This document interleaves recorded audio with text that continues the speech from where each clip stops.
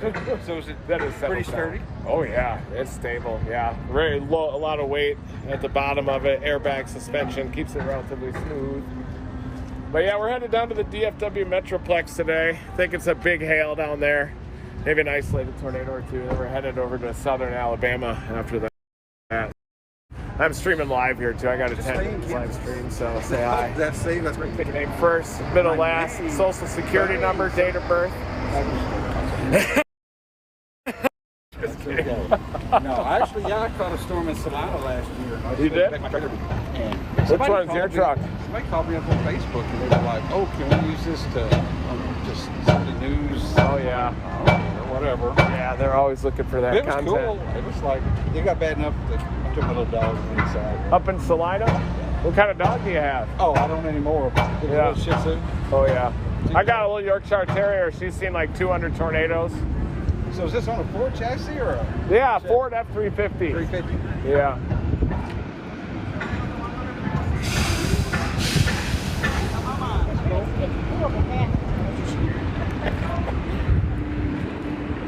Yeah, here they come. Here's Jordan and Sierra coming in for the OU gear today.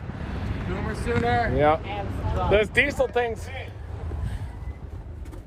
The diesel's going a little slow. The diesel pump's going a little slow, but I'm going to go take a leak if you want to talk to the stream. I got it. Yeah, it'll be pumped by the time I get back. I'll handle it. No, it'll be. Oh, yeah, it's good.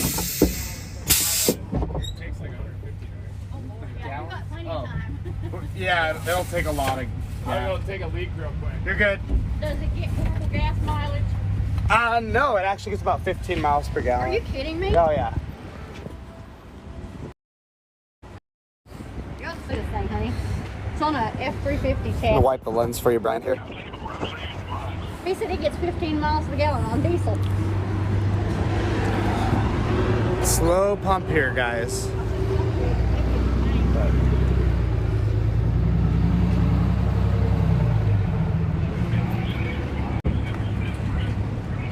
It is. It's awesome. So, just so you guys know, if you're curious on how much it costs to fill this baby, normally it costs between $150 to $200 per tank to fill this thing up. But clearly we're not even close to that yet because this pump is slow, super slow. So, but we have Team Dominator 3 here, Sierra, Lindsey, Jordan Hall behind the camera, and Reed Timmer is inside. We're gonna be in the Dallas-Fort Worth area today, covering the threat, possibly even a tornado or two, maybe, but it's going to be mostly a hail threat today. Little isolated potential for a tornado, but like I said, it's very isolated. And then tomorrow we'll be possibly in southeast Alabama, in the Georgia, Florida panhandle for the threat tomorrow. Storm Prediction Center does have a 5% tornado threat down there. NATOcast has put like a 15 hatch, so there is some possibilities for tornadoes and severe weather in the Dixie Alley tomorrow, so you're going to want to stay weather aware for that too. But yeah, we're going to wait for Reed, try to wait for this thing to fill up. It's taking us time per usual. This too, you can see. Actually, hey Sierra, do you want to help me clean the windshield? With a... Oh, hold on, my phone's yelling at me. And thermostats in the home app. Siri thought I was talking to it. There we go. But the front windshield's actually all pitted out from the tornado intercept that we had in Nebraska. Actually, grab that one. We'll take that one instead. Look. I can't reach. Oh, okay. But yeah, We'll grab the big one. Harder to reach. of course.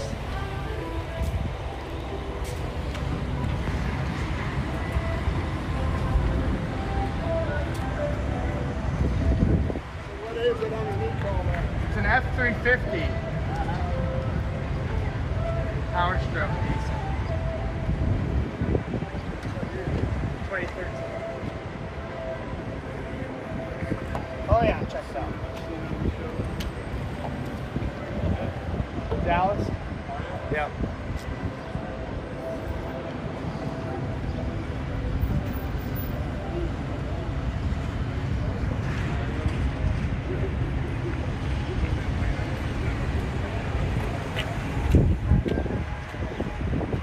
Hard to clean this thing. It's so high up here. I know, I can't reach it up there. What's that? The hail will clean it for the most part later, but anything's better than what it was. Ooh, look at this satisfying squeegee action. In Texas? Yeah. Potential of some big hails.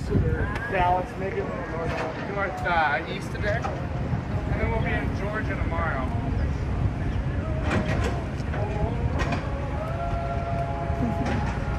So judged for this squeegee job. Yeah, I think Stream's probably already judging you. Look at that. Look at the streaks. It's terrible. It's hard from down here. People don't understand how hard it is from being this low. He's having to explain a squeegee job. I got the meatloaf. You got meatloaf? Meatloaf and green beans, yeah. Wow. I've already had 2 Brahms burgers this morning. Wow, you are proteined up. No lack of protein. Yeah. Ready to roll. Good? Yeah. All right. I'll move my stuff out of your way. My Zaz? Yeah, my cheese sticks because they didn't have the Zaz. I got Celsius as well. Oh, wow, we are loaded up on Celsius. All right. When we shut the door, we got to make sure everything down here is clear, make sure there's no people, and get our button on the side. There we go. You want to see the meatloaf? Yeah, let's take a look at that meatloaf. Flipping steely. Wow, what a loaf of meat. That is very meatloafy. Beautiful. Does it smell good? It smells good. Yeah? Really good. Fantastic. Jordan got some pizza or breadsticks, whatever these are, and a new mount. Got a steely mount. Steely mount? What's that? Why steely? Because it looked good. Because it looked good. You want to watch me take the first bite? Yeah, let's get in on that action. So proper with his knife and fork. Okay, ready? Wow. Good. That looked awesome. It looks delicious. I'm just sticking back here with my water and my coffee.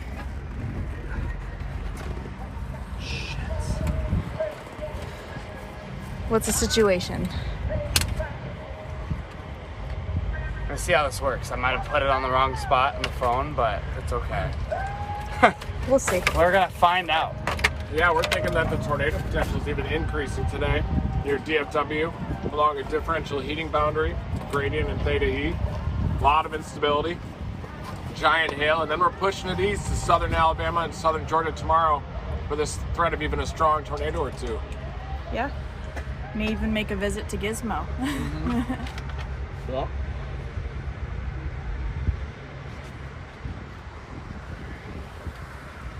Once we get rolling too, I'll even pull the stream up and read some of your guys' comments live. So that's something we can do on our way down there as well today, I thought about. So, Wow. Yeah, that's a we can good get that idea. done. We're here for the people today. Yeah. Oh, we're always here for the people. But especially today. I'm here for the meatloaf. How's your green beans? Have you tried those yet? Not yet, but I wonder if they have seasoning. they look good and plump. They do. They really do. You can tell they're steamed, not boiled. This isn't as good as my mom's meatloaf. Well, it can't be. I'm sure it's still made with love.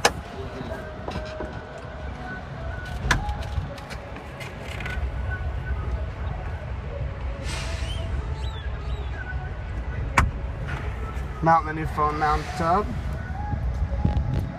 How's the gas? We should do a check-in on how the fuel's feel. 32 gallons. How are you? Let's take a look at the gas. Oh yeah. We are at 32 gallons, $117 at the moment. Little expensive to fill up the dump. We're heading down to Dallas, the Dallas area. Yeah, Texas, I see you down in Texas. Oh yeah. I wouldn't be You get surprised. lucky here on Could this be a year. big hailer up here in Ardmore even. Where y'all from? Norman. Norman? Yeah. Well, you are in the spot of it, aren't you? Oh yeah. I'm surprised more hadn't taken a little bit more of a hit this year than normal. Mm-hmm. Got my view was battered up there last year, just crushed. So. Mm-hmm. All right, well, very cool. Yeah. I just wanted to stop and ask. Of course. You have a great day. Hey, thanks. You too. Yeah. We're gonna do a fuel update. 33 gallons, 122. We'll probably get it about, I bet you it'll probably be about 185 or so. How's the meatloaf? How's the meatloaf? So I'm onto the beans now. Onto the bean? Yeah, we're good. Not a lot of flavor, but good, you know. Good.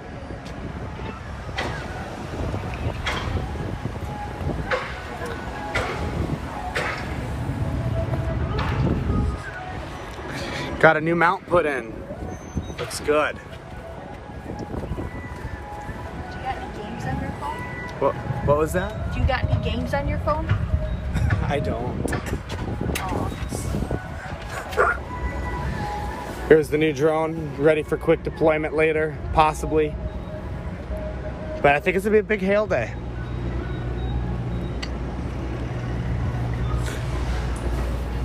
Probably good. Think so? We're probably fine for. Just cut it now. We gotta hit the road. Diesel's slow. That diesel is slow today. Slow diesel. All right. Give it a love, Pat. We're ready to hit the road.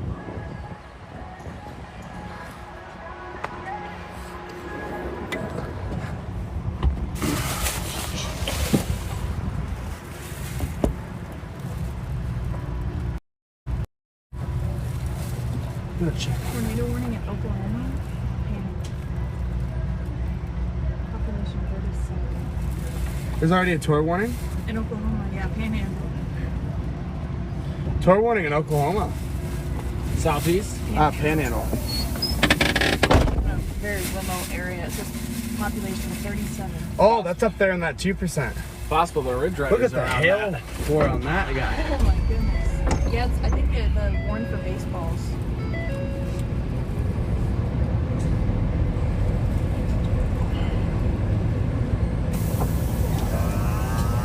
Radar indicated tornado. Sounded like a cow. It did sound like a cow. The door shut. Like, It was like, boom.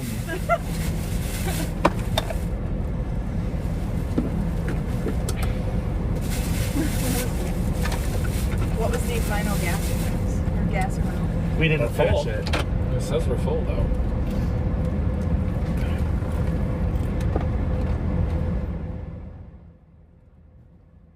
Hey guys, welcome to the stream. We're going to go back to them in 1 second, but I wanted to give you an overview of the day. This is the overview of the day from the SPC. There, you can see there's the enhanced risk around Dallas. Also YouTube, I don't know what that 7-minute delay was. That was weird. Sorry about that. Anyway, there's this enhanced risk around Dallas, and then you see there's this, there's the, you know, we have the slight risk in a much larger area. But you heard there was a tornado warning all the way here, right? And so actually what we have today is we do have a camera there. We do have the Ridge Riders there.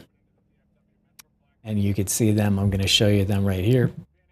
There they are. So we're going to cut to them today a little bit. That's Connor and Ben Williams, Connor Croff and Ben Williams. But going back, so these guys, we could see where they are if we go to this here.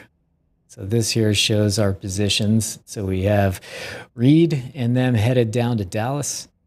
You see the right here in the panhandle, you see Connor and Ben, and they're closing in on this tornado warning storm. And look at this hail core on this thing. So they're probably going to get quite a bit of hail soon. So, you know, we're definitely we're going to stay with Reed most of the time, Reed and Jordan and Sierra. But we will go if these guys get into some action. You know, they're kind enough to share their stream with us today too. So, so now we're going to Bert Stull. again. Bert Stull and Chris Kinder. $100 for diesel. Somebody else get the other 40. Never stop chasing. Thank you, Chris.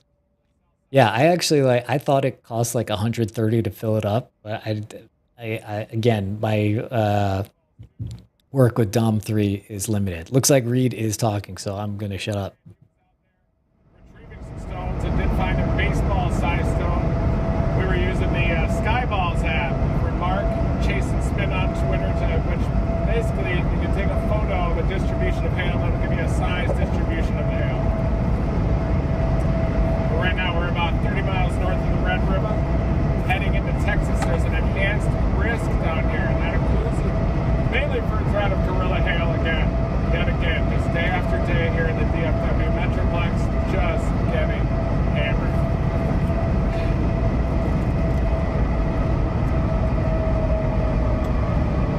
Did you get a gallon of water?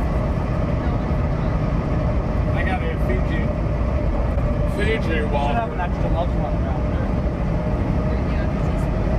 Perfect.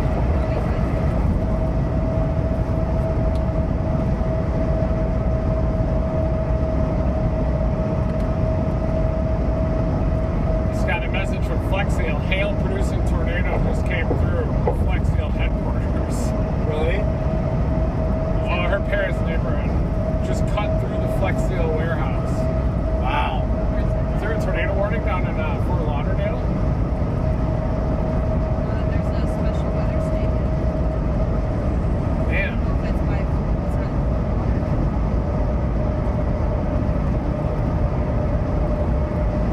it's what Fort Lauderdale is. Wow.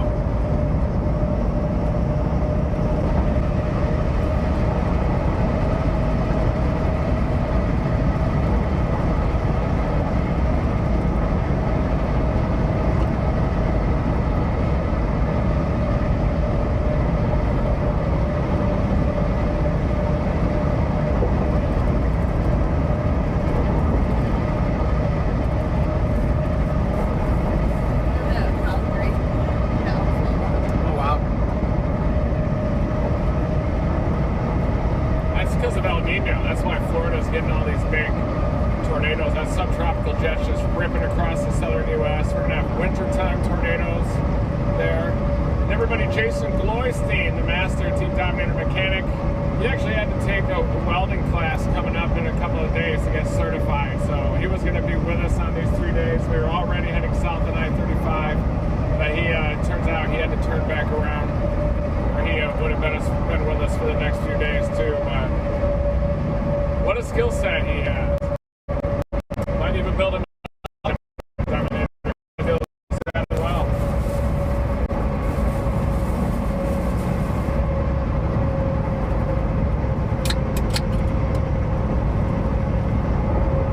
Pinky's out. 1 and 2 Celsius for the day. Can't exceed 2.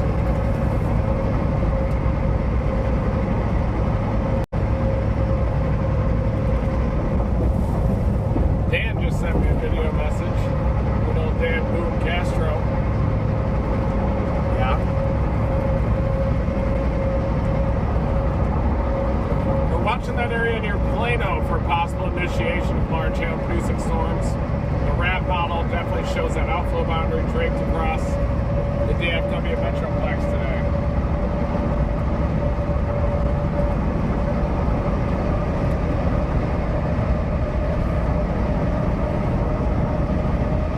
Populated area to chase in the Dominator, that's for sure. Yeah.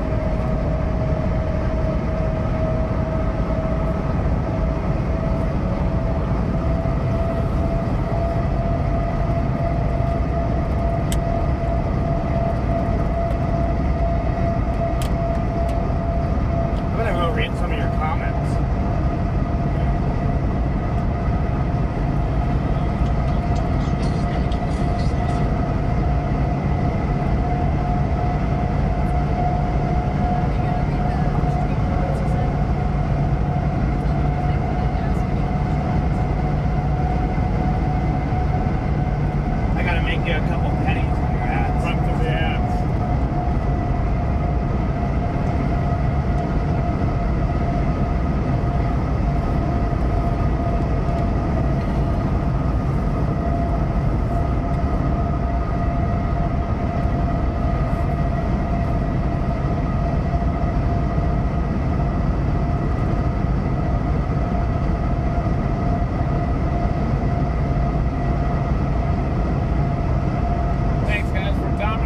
like button too. That helps us out big time.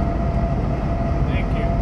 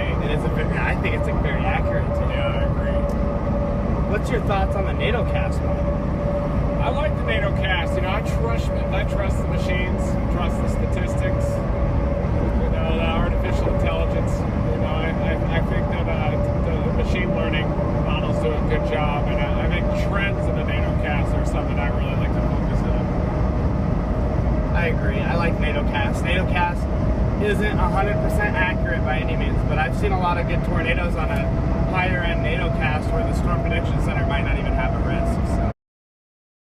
Anytime you involve a human, you can involve human emotion and everything too, and I just trust the machine a little bit more. Michael Kirby asks, where are other tornado hotspots besides the United States? La Pampas in Argentina and southern Brazil. Eastern South Africa is a big one. Another southern hemisphere zone where a northerly wind or northerly low level jet is needed, and you chase the left split, you're chasing ridges instead of troughs. And also Bangladesh is a big hot spot, southern periphery of the Himalayan plateau. Oh man. Do you plan on retiring anytime soon? Me? Yeah.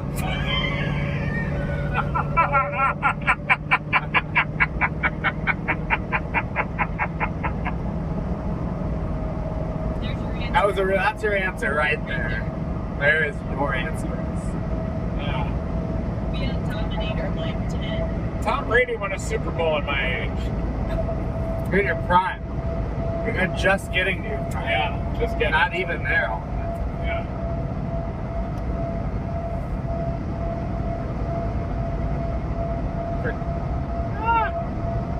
It's hard to keep up with some of these. For Jordan and Sierra, what storm got you guys interested in studying meteorology? What got you into it? Talk to me about it. I don't know if there was any particular storm. Just always, you know, I was actually really scared of storms when I was younger. But at the same time, you know, I'd be really hyped, really excited when they came through. And I was really sad when it, you know, storms would pass by. I don't know. I mean, both my parents were always big into weather, and I think I just passed it along to me. Was there a big tornado or anything when you were younger, or a storm that you were scared of that might have excited the interest? No, I do remember my first ever hockey practice when I was a kid. They told us to get off the ice, and I had no idea what was happening. And before I knew it, you know, I took off my skates, and I noticed that I was completely alone in the ice rink. And so I kind of wandered off to go find my parents, and I ended up finding them outside. There was tornado sirens going off, and my parents were actually filming trees falling over out in the distance across the parking lot because it was such an intense thunderstorm. And it turns out that actually everybody had been taking shelter in the locker room. So somehow we didn't get the memos. We were just outside filming the storm while everybody else was inside taking shelter. So I always remember that. That was a fun day. I think the movie Twister got me into it, and then seeing a couple tornadoes in Montana, and then watching Storm Chasers when I was younger with Reed, and it's kind of what got me into it. But Chris Kinder donated $100 and said, "Here's $100 for diesel. Someone else can get the other 40." And then somebody asked, "What's the reason why Florida never gets hail despite those big summer thunderstorms every day?" Actually, the Flex Hill headquarters just had a hailstorm come through minutes ago, shredded right through there, downed a bunch of trees, big microburst. They had a hail producer. So during these El Nino years, when you have a strong subtropical jet across the southern U.S., you can get big hail in Florida, and that's exactly what's happened this year, this spring. Even tornadoes down there near Fort Lauderdale, Miami area. You know. Geographic commented and said, "Reed, to what extent are boneless wings really just chicken nuggets?" Yeah, they're just chicken nuggets. Yeah, boneless wings. See, Was there some of those with us last night? No. I have a different opinion on that. I feel like chicken nuggets are more like blended, more chopped up and blended, breaded. The chicken wing where you just extract the bone and leave the meat there, is it considered a chicken wing, boneless chicken wing? I guess. But yeah, the ones at Buffalo Wild Wings are definitely Yeah, that's probably like, human. I mean, who knows what meat they are? Yeah. Right, like chicken wing. it's just there's something definitely different between fast food chicken nuggets versus boneless chicken wings and Buffalo Wild Wings. Although they are in the same species. Nothing causes me more gastrointestinal issues than Buffalo Wild Wings. I was gonna ask- You were saying Burger King, but Yeah, I was going to ask you that this morning. Just how the Buffalo Wild Wings treated you. not great. No. How about you guys? I felt fine. I had a little bit of stomach pain yesterday right after we ate, but it felt better by the time we got home. Seminoles asked, "What chase did you feel most in danger?" Me? Yeah. The May 12th intercept a couple weeks ago. I think so too. You say that? No, I'm just kidding. Because of the vehicle, we have full faith in the Dominator 3. We do. especially after that lineous intercept, it felt so solid anchoring into the ground. But I would say the Canton, Texas EF4 tornado in 2017 when my car got lost power in a ditch, and I was going to evacuate the car and try to find a drainage pipe or something to take shelter in, and that was the closest I've come to potentially getting losing my life. But thankfully I just tapped on the gas, popped right out on the road, and drove through the northern side of the tornado, barely escaping the core flow with a radius of maximum wind, which probably would have not been survivable in that tornado. Did you feel scared on the night before 99? No, I never felt scared. I was just like, wow. Pumping adrenaline. Yeah. Running on foot, filming. Even under the overpass. I guess when I started sliding down the overpass embankment, I felt a little worried, but that's when I said, Rick, help! Yeah. Not that he would do anything. But Weather Chasing Jason asks, what's everyone's favorite chasing snack besides a bean burrito? what's yours? What's your favorite snack? Gosh, it's a really good question. I usually get a good gas station piece of pizza and a Celsius energy drink. I loves hot dogs. Loves hot dogs. Loves hot dogs with sauerkraut, onion, and mustard. So it smells really good in the morning. And then Celsius. I like this meatloaf from Flying J. It's a really good meatloaf. I noticed you didn't mention the green beans. It must not have been that good. Yeah, the green beans were great. Andrew asks, what is the next version of Dom, and what would you do with your next build, since tech has gotten better since you built Dominator 3? We're thinking maybe a sports car version or even a pancake shaped like a flying saucer where you kind of lean back in it. We were also thinking like 6 different pods that can connect together and then separate when you're approaching the tornado, and you all kind of have this little individual pod that's able to go inside the tornado. Really, we got to get our miniaturized sensors going again, launching rockets and all that too, but we're hoping to maybe get that ready to go for next year. And right now we're confined to measuring microbarometer data. I did try to scramble and get an anemometer for the roof of the car, talk to weather flow with my buddy Don, but I think there's just too much conflict of interest. People don't want to work with Team Dominator because we're just so dominating. Yes. Mia asked, where in Montana am I from? She's in Billings, and how did we all meet? I grew up in Columbus, Montana, and then I went to high school in Baker, Montana, out east. And I think, when did we meet? 4th of July, 2019, Chugwater, Wyoming Day? Was that, I think, that first real interaction? July 4th. July 4th, 4th of July, 2019, after a tornado in Chugwater, Wyoming. Yeah, Jordan was right on that thing, like a couple hundred yards away. And I was a little further back. I made a road error, but I was all proud of my shot. And then I saw Jordan's, and I was instantly jealous of his angle because he ended up going south of 925 and got right up next to that July 4th Chugwater, Wyoming tornado. But that was a big year for the high plains. Yeah, it was. And then me and Sierra met actually on Twitter. And that all came to fruition this last year. It's been amazing. So, weather Twitter. Tornado warning in the Texas Panhandle now, northwest of Stratford. The same storm. Doesn't look that good on velocity. Might be in a radar hole. Radar indicated baseball size hail.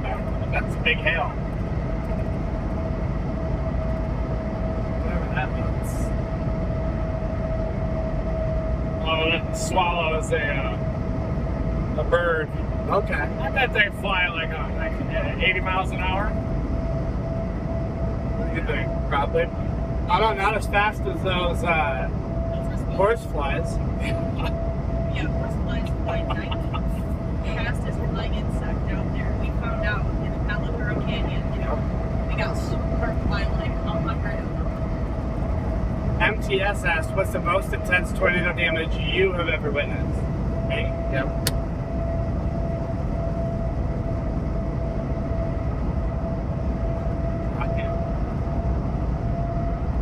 Tool. You guys have a separate group chat? What the hell?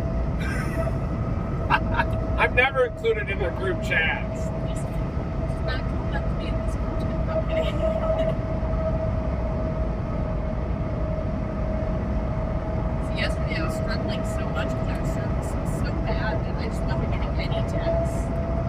is the most intense tornado damage I've ever seen.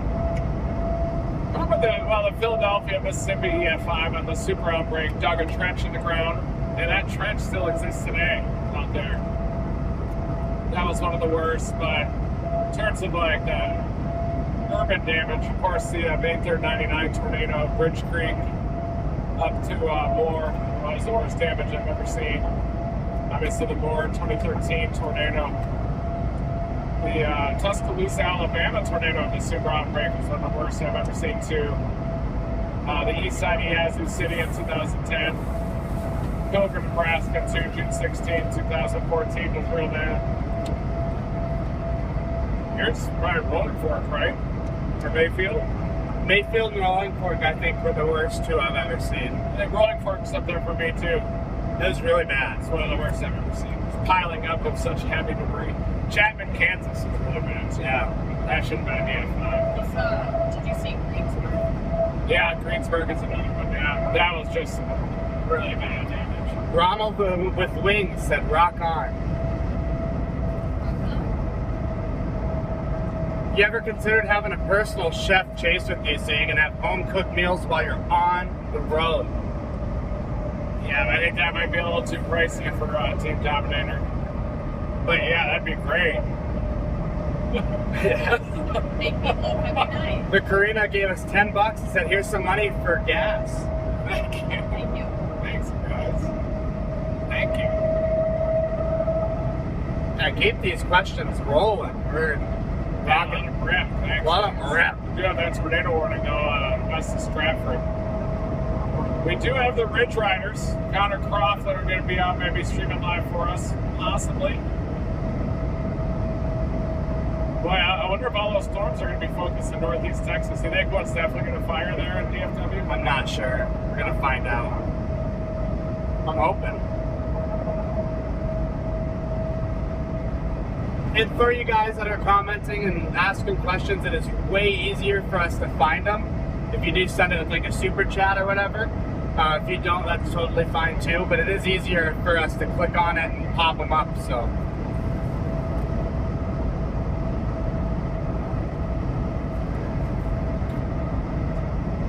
So you get another question.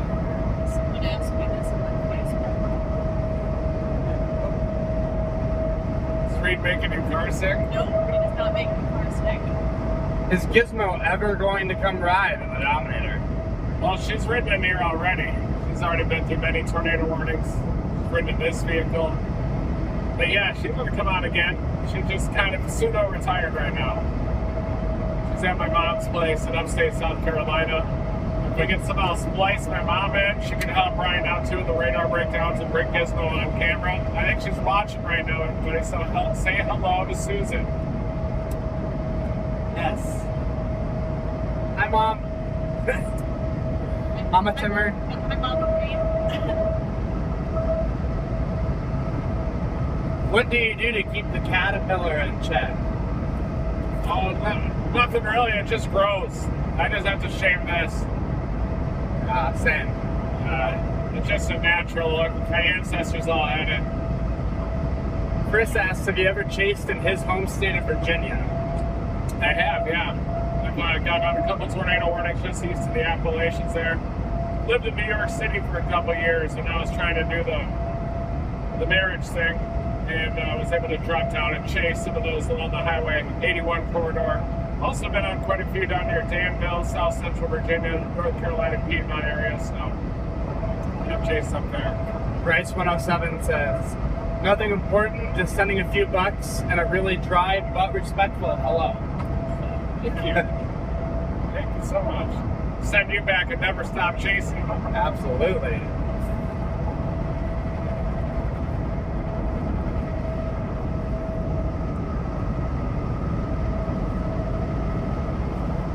There's probably only a few states maybe you haven't seen tornadoes in, right? You've seen tornadoes in pretty much every state. Yeah, there's a lot I haven't, including Michigan. I knew Michigan, yeah. The person who asked about the cooking thing, the chef, I've chased in every state. the professional chef question before, Bree asked, said, my service is free. You buy the food, I cook. Oh, wow. Okay, then yes. You're welcome to come. That'd be huge. Are you ever in a bad mood? Oh yeah. Oh yeah. Oh yeah. I usually wake up in a bad mood almost every day. We've heard a few choice words yelled from the hotel room before morning. Would you consider coming back to Australia to chase cyclones? Yeah, but I've never been out there. I want to go. You've been there, right? Did you go? Uh-oh. That always does it. I would totally go. Yeah. I'd go anywhere on the planet to get a typhoon if I could afford it. Yeah, I want to do Philippines too. Yeah, Start doing Southeast Asia a little more. Jennifer says, what's the funniest memory you have of storm chasing? Funniest? Funniest.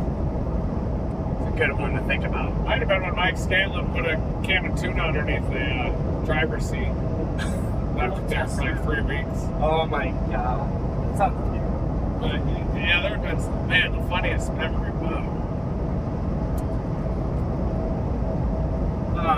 Man, probably getting stuck in the mud there before the Bennington first tornado too, and those guys came out with trucks and the Corvette engines and handles of whiskey and connected chains up to the car and trying to pull us out, snapped open their back window. We were out there for like probably 10 or 12 hours. It wasn't funny at the time, but lots of funny things happened. Crapped my pants many times. Reed, you've seen it all. Is there another milestone that you're shooting for? Yeah, I want to get all Dominators out of the field and start building more Dominators, but I really want to get our field science mission fully operational with all the sensors and the rockets, and that's kind of my goal long term, is to get this full-scale field science mission going that's all self-funded, and all of that is made possible by the Team Dominator members, subscribers, and people like Jordan and Sierra, our team here, because a team is capable of accomplishing so many more things than any individual. I agree. How is Howie Bluestein doing? You had a thermal class with him way back in 1980. Yeah, Howie's doing great. Still exercising a lot, still storm chasing. I think he still even has grad students, still teaching classes at OU. So, and he's my favorite professor at the University of Oklahoma. And yeah, I took all of his classes: mesoscale meteorology, convective storms, dynamics too, all that. Great guy. If it's going to end up being east south of I-20, even. I mean, I think one would develop near DFW eventually. I need to look at satellite. I want to know if there's like blue sky down there. Yeah. Look at the satellite. Are you coming into Alabama tomorrow? And thank you for the Twitter follow, says Hayden. Yeah, we sure are. We're going to try to go to Dixie Island tomorrow. Well, the instability is pretty far down near Abilene right now, but it's just 4,000 K. What's your favorite Dominator? Dominator 1 and Dominator 3 are tied for different reasons, so probably Dominator 3 now, though, since I got that intercept. But Dominator 1 has been in 4 tornadoes directly. Dominator 2 has been in 0 tornadoes. Dominator 1 actually had its biggest direct hit June 20, 2011, and Joel and I were in Dominator 2, and we overshot the tornado, and then Dominator 1 took the direct hit with Kevin Martin in there, and there was actually a dead horse that ended up in front of the vehicle that day. It's insane. So it said, what will the El Nino do to the Arizona monsoon season? I think bigger, badder floods, probably some more hurricanes in the late season. I think it'll be a delayed onset. Probably August, September, it'll be the big monsoon out there. I think anytime you get that warm water in the eastern tropical Pacific, it'll only energize monsoon season. It'll just behave a little differently. A lot of it will probably be those remnant tropical cyclones that move inland.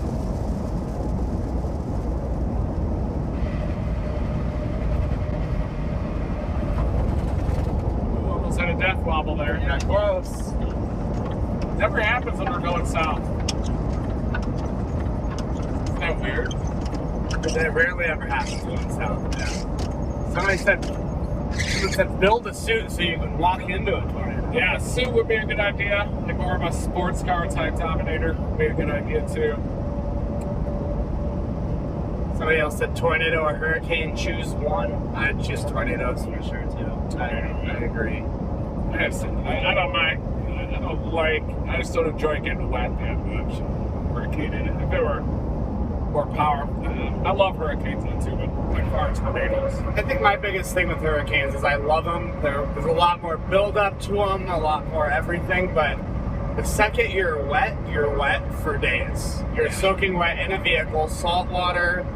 Don't matter how many towels you bring, you're going to get wet. You're going to sit in your vehicle, you're going to stink. There's no power, there's no food.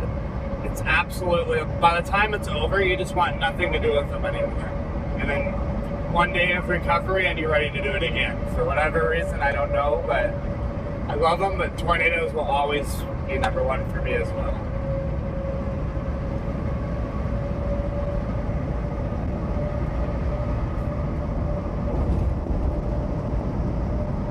Sierra, your girlfriend. Yep, Sierra is my girlfriend. And an amazing storm chaser too. Jordan is Sierra's boyfriend.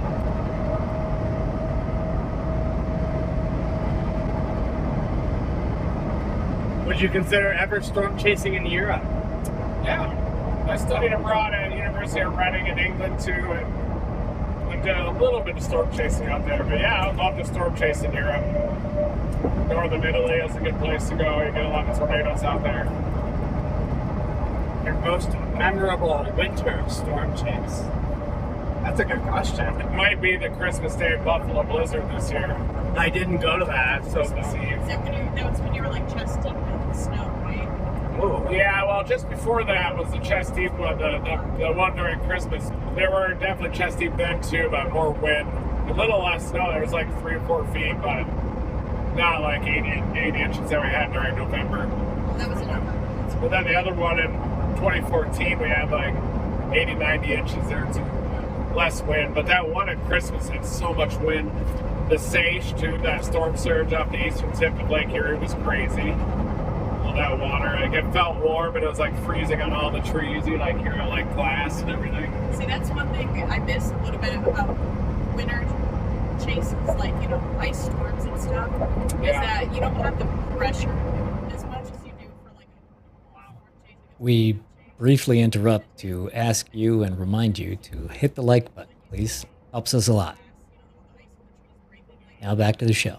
Power lines, shaking, and you get to kind of just observe and have fun. There were like 80-mile-an-hour winds too out there. Yeah. But whenever I went outside, it was so cold. The wind chill was so brutal. Like you could feel that it was deadly. It was probably one of the more intimidating storms I've ever chased to. Get pulled into Lake Erie. Yeah. Is that a sounding for tomorrow? Today. That's today. Where is that? Is that near Shreveport? Right there. Oh no. Do you notice any physiological effects from the pressure changes in or near a storm? Oh yeah. You can take that one. Yeah, when we had our May 12th intercept in Spalding, Nebraska, the pressure change inside that tornado actually left us all with like a concussion effect. We're all very kind of like dazed and confused for the next few days. Drove in circles the rest of the day trying to chase. I mean, you can feel when you're, inside the tornado, just a really intense feeling physically. So, your ears pop, it's really loud. You have the vehicle shaking, your adrenaline's going, so it's definitely really intense physically. And then afterwards, you're left with a lot of brain fog, and, which is probably partly due to the adrenaline. But, it's a very unique feeling. I myself had my hands buzzing afterwards, and my knees were feeling weak, and just really weird symptoms, even though, I was, really excited. So, yeah, definitely brain fog symptoms too. I remember several times just forgetting what I was in the middle of doing. Brushing your teeth, stuff like that. What causes thundersnow? I saw it once and it was gnarly. just a thunderstorm that happens in an environment that's cold enough to support snow. And when it's a thunderstorm, it's producing really heavy rain precipitation rates too, so that's why you get very heavy snow during it.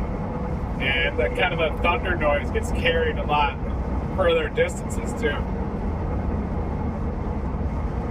It's a nice belt of shear there from the DFW to Shreveport. 920 Ripper. Yeah. I wonder if we're going to get a storm in the DFW Metroplex. What do you guys think? Good. Need a storm to go up. This cloud cover, this Cape cloud cover.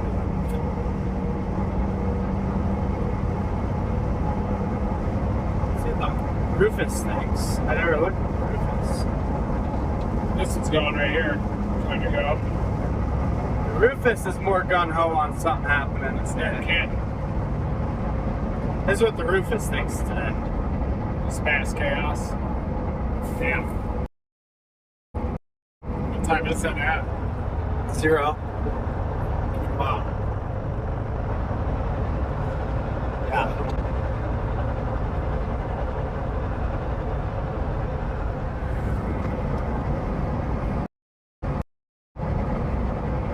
That's a new convective alignment model.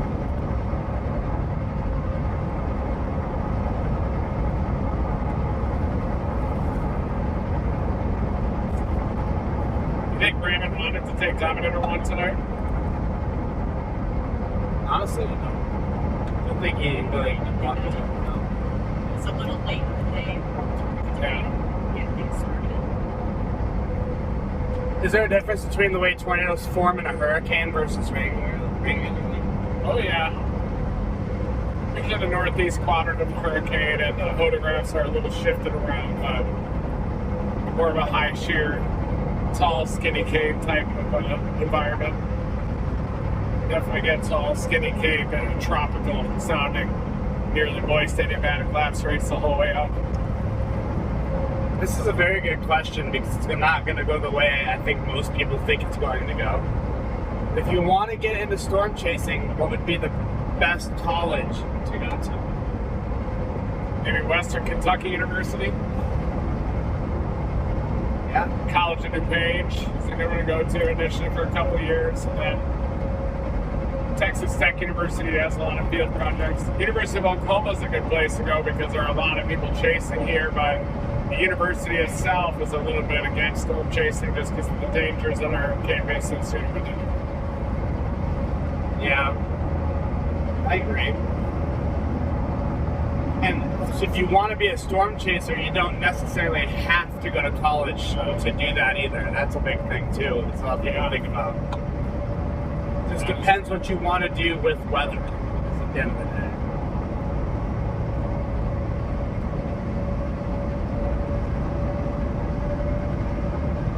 New tornado warning in the Texas Panhandle.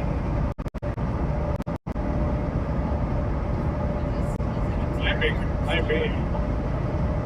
Oh yeah, it's observed. It's observed. Observed tornado in the Texas Panhandle. Literally dead center of that 2%. Confirmed tornado. 18 miles west of Stratford. Damaging tornado baseball size now.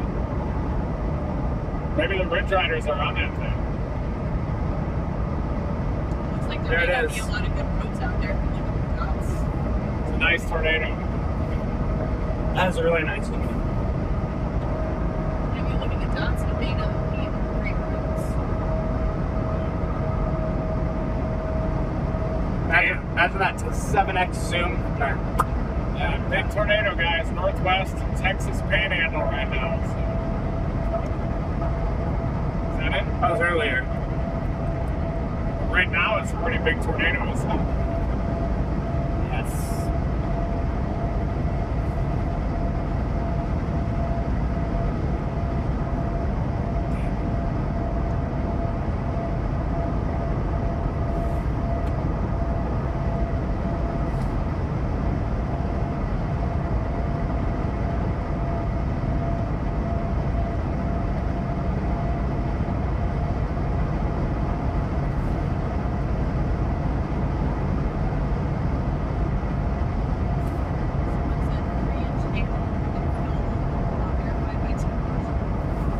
Do we get a channel up there?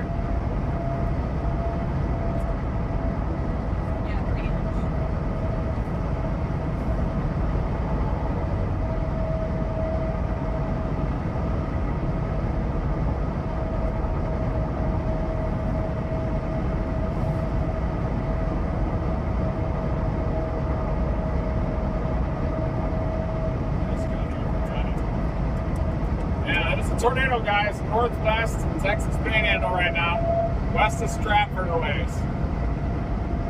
North of Dalhart. Confirmed tornado.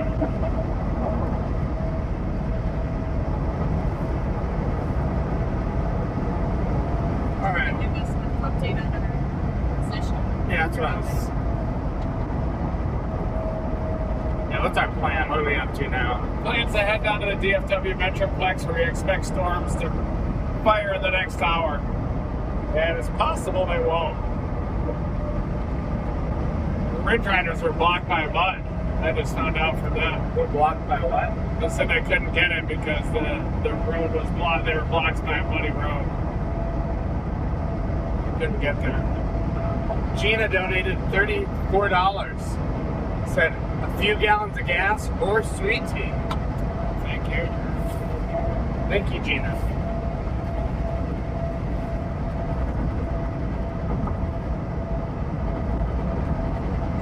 Scatters like a hill. Texas. So that storm is cycling. See if Blake Brown's on it.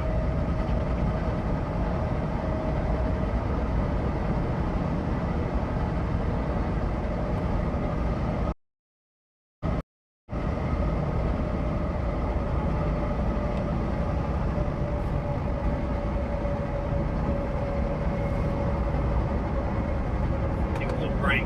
Yeah.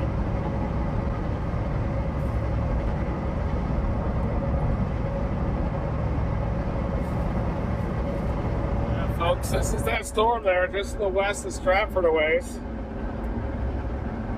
Due north of Dalhart. It's going to pass just east of Dalhart, though, and miss Dalhart. Blake Brown is on his way. Oh, look at that storm moving southeast. Probably not much that's going to stop that thing. We could have been on this. We got to get to Dixie tomorrow, too, so we figured we would chase Dallas, chase the enhanced risk, and then blast east.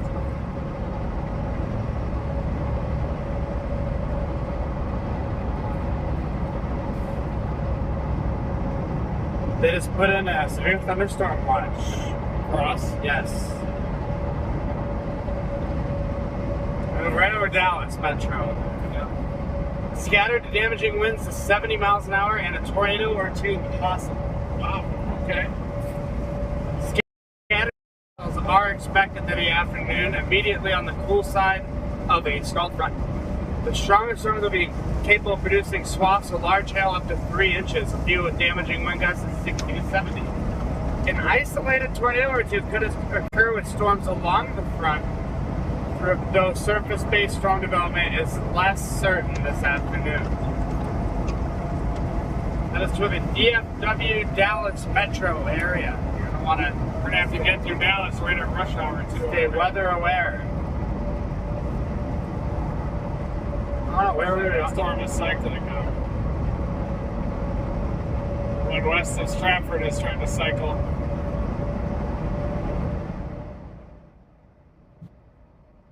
Quickly building on what Jordan just said there, so we do have the watches in effect right there. It's a new severe thunderstorm watch.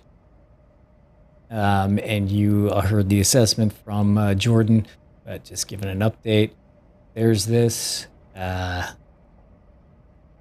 This is where they're headed to. Again, there is a tornado in northeast in the panhandle of Texas. And the Ridge Riders did get stuck on a dirt road. They are off of it, as you can see here. And if they close in on this, we'll go to them. But for now, back to reading them.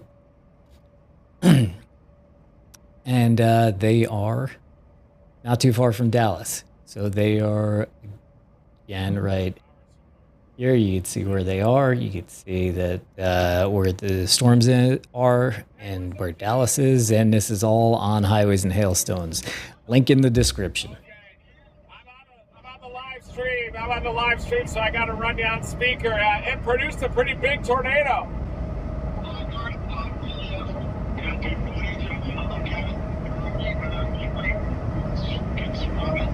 Did you get some video of that thing? It looked like a stovepipe.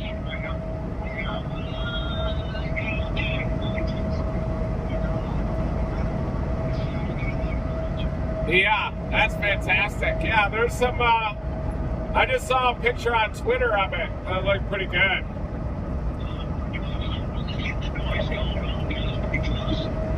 No, they were pretty far back. The photo I saw. What's that?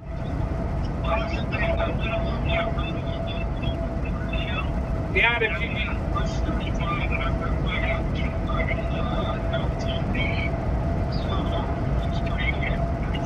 I can't wait to see the video.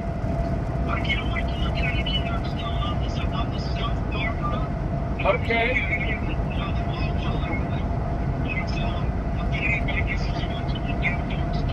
That sounds great, Johnny. Nice work. Yeah, really.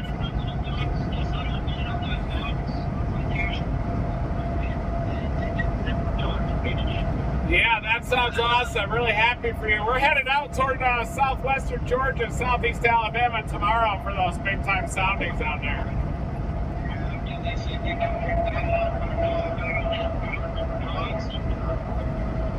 Hard for me to hear in here. What was that?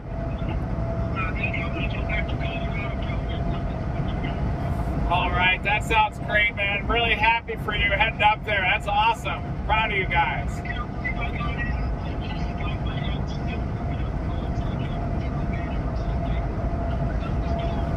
Nice work.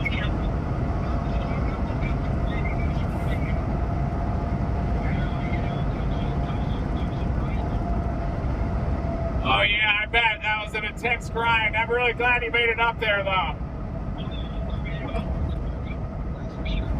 Nice work.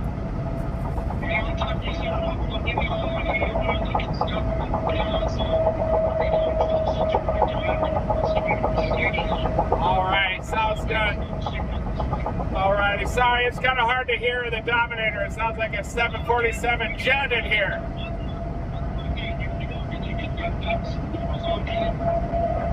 What's that? Oh yeah, we got it welded this morning.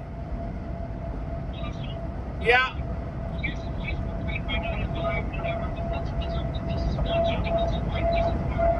What was that?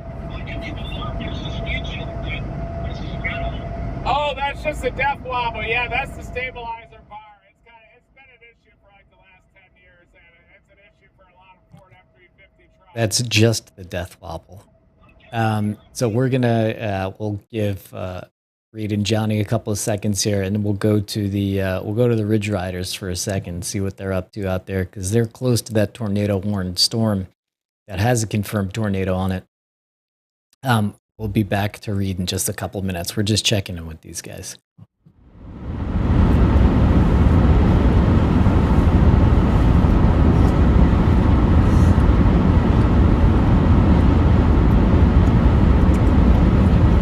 How far?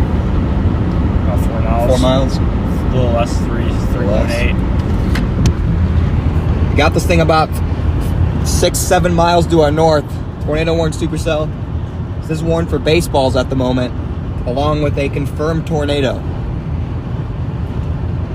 We'll have to be getting in here, getting in this. Yeah. Still chugging. Looks super rain wrapped though. Yeah. We'll see what it looks like right there. It's just raining right now.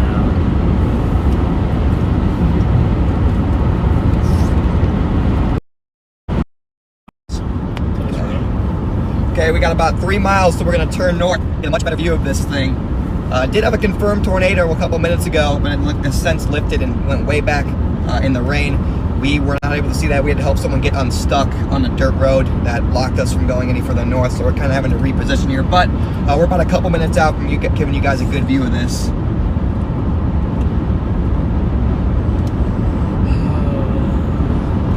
How far the road? How far the little road, man? 2.4? 2.4. Yeah. So a couple.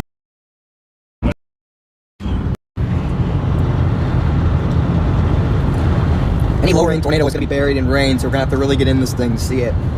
That's very rain wrapped. Very rain wrapped. What's it look like on radar? Yeah, it's it might be trying to form a new mezzo. Yeah. The old mezzo kind of went back into the rain. That's good. Trying to form a new mezzo. That'll give us a chance to see it. It won't be rain wrapped.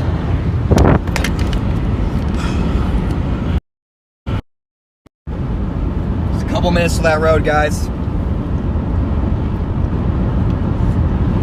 So what is it? 3-inch hail on this? Destructive hail? Yeah, destructive hail. 70 mile per hour winds. Gonna have to be careful to not get too far in this, otherwise our windshield's gonna be gone. Yep.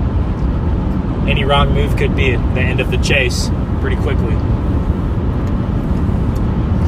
Some nice inflow coming in. Look at that dust. Yeah. Coming up there. Dusty inflow. How far to that road? About a mile. Mile? Yep. Take us due north, and then we can take it back south. Yeah, we'll have to take it back south. We'll have another good road south from here, and then we go east to Cactus. Okay. See that? Yeah. Because look at that wind getting. Other than that, it's a lot of dust. Grassland. Suck into this, guys. Half a mile. Half a mile. Yep. Down here. Continue onto FM 807. We'll have to make that turn. Should get a good view. Where's my turn? It's up here. Hold on. Yeah. Past right this. up here. Past this up here. You got to turn. All right, should be your next road to the left. Turn left onto FM 807. Yep. A lot of influence. Guys, again, we're gonna jump back to reading them for a second in a few minutes there, but these guys, Connor, and Ben are closing in on this storm right here. This thing has had a confirmed tornado. If we look at it right now, it looks like the rotation is a little broad, but this thing has big time hail on it. And these guys, I think they chase slightly differently from Reed. So I don't think they really want to lose their windshield. But anyway, we're just giving you this view, giving those guys a couple of minutes, reading them a couple of minutes, and we'll go right back to them. We promise. Super rain wrapped.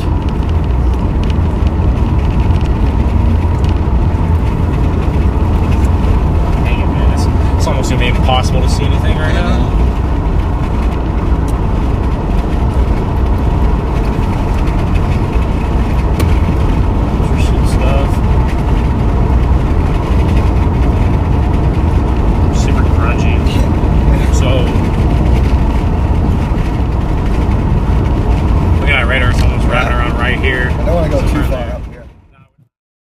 Yeah, the Ridge Riders actually, it doesn't look. I thought they were streaming on their own channel here, but it looks like they're just streaming to us here. But still, you should go to. There's a link in the description now. There's Chasing with Connor, and Connor gets, he's seen some stuff this year, so definitely chase, follow them, and keep an eye on Connor and the rest of the Ridge Riders. Here's a look at HP Beast. Once again, any tornado is probably going to be buried in that rain.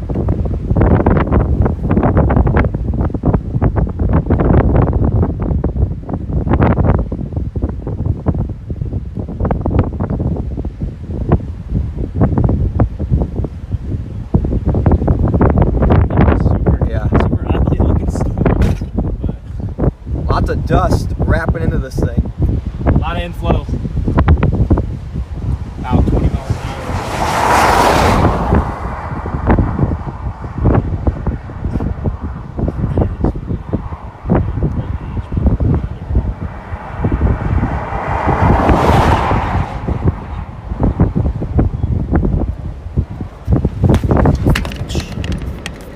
Can't discern any rotation. A little left to right in front of us. Yeah, a little bit. It looks like it's gonna be just bare. Yeah. Maybe it'll clear up at some point. Yeah. I'm sure Brian's already showed you the radar, guys, but here's our exact position in comparison to this storm. And any tornado is just going to be back in this rain.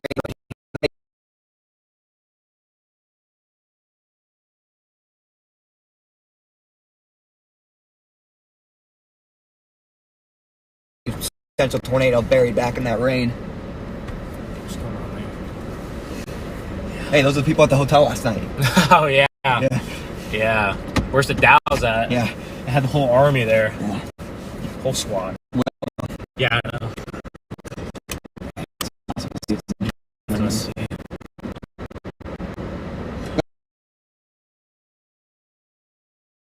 Side air.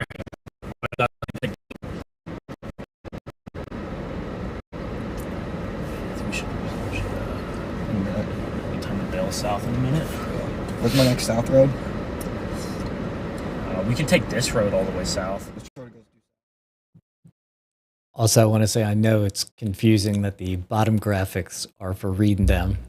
Tried to get it all done in time for the stream, but what are you going to do? But I'll try to kind of disable them just so people don't jump on the stream and it says Denton, Texas, and there's a supercell and they're like, oh my God. So I'll work on that. Not seeing anything. Really HP, guys. Unless it hits you. Classic High Plains HP beast. A lot of these setups in the past couple weeks have just had these really big HP supercells, and this is no different. Classic HP look for the High Plains. Yeah, we're gonna have to go south here another couple miles, then we'll get another view of this when we turn back to the east. Looks like on radar it's trying to wrap up. Yeah. See it? Yeah. Yeah. Once we get east, we should get a better look into that hook. Oh, yeah. It's headed right towards Cactus. It's going to slide. Yeah. Slide. I go for the hail intercepting Cactus then. Gas intercept too. Gas and hail. We have 51 miles. Need a gas. Need some gas in Cactus. Gotta get some gas in Cactus. Anything back there? Nothing you can see. Just looks just super grungy. Some dust getting kicked up too behind us. Yeah, I was wondering what that was. It's like just the leading edge of that storm. Yeah, can I go straight south on this road? Just go straight south right here? Yeah, you should be able to, just straight south. Whoa, wait. Actually, you're going to have to turn and then... Which way? Hold on, I got you. Right or left? Hold on. Starting route to turn right. And then you can go south left here. See where yeah, we're see where going. Yeah. Here, Ben.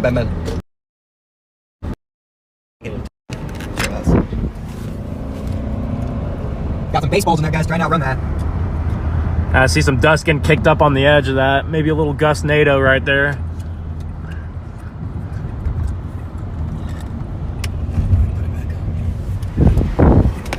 Just lock. Okay.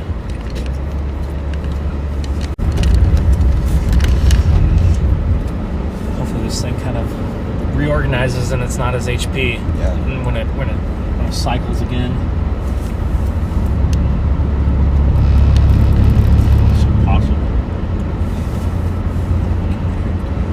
All right, we're repositioning south, guys. Repositioning south about 2 miles, then we're gonna take another left. Should get you guys another view. We're trying to get into the notch, okay? So the notch is where that tornado would be, in between the RFD and then the base and the core of the storm. Might be the only visible spot. Trying to play that slot right in there. It's typically the only area you can see these really HP tornadoes.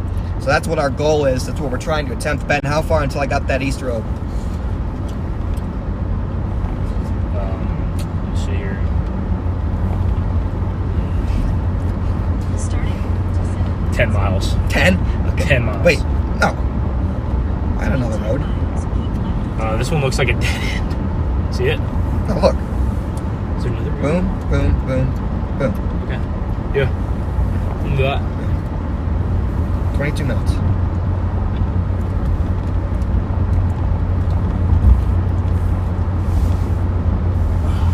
Yeah, so in 1.3 miles, we're going to turn left, and I'll get you guys another view of the storm.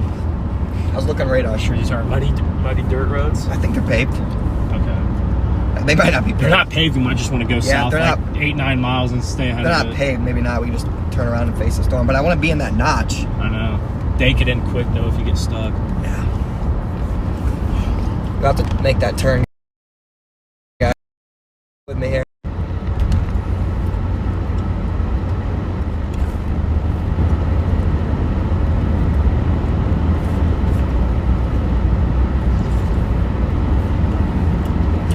was going to be somewhere, it'd be right back in there. I think so. Yeah, on the southwest side of the storm. Where exactly are we in position with the storm? No, I think it'd be directly to our north. Yeah, directly to our north. Yeah. So Which when we is make this pretty turn, much right there. make this turn. Guys, just giving you a quick look in on Reed and them, so you could see that they're still driving. So we're gonna come back to them soon enough, but it looks like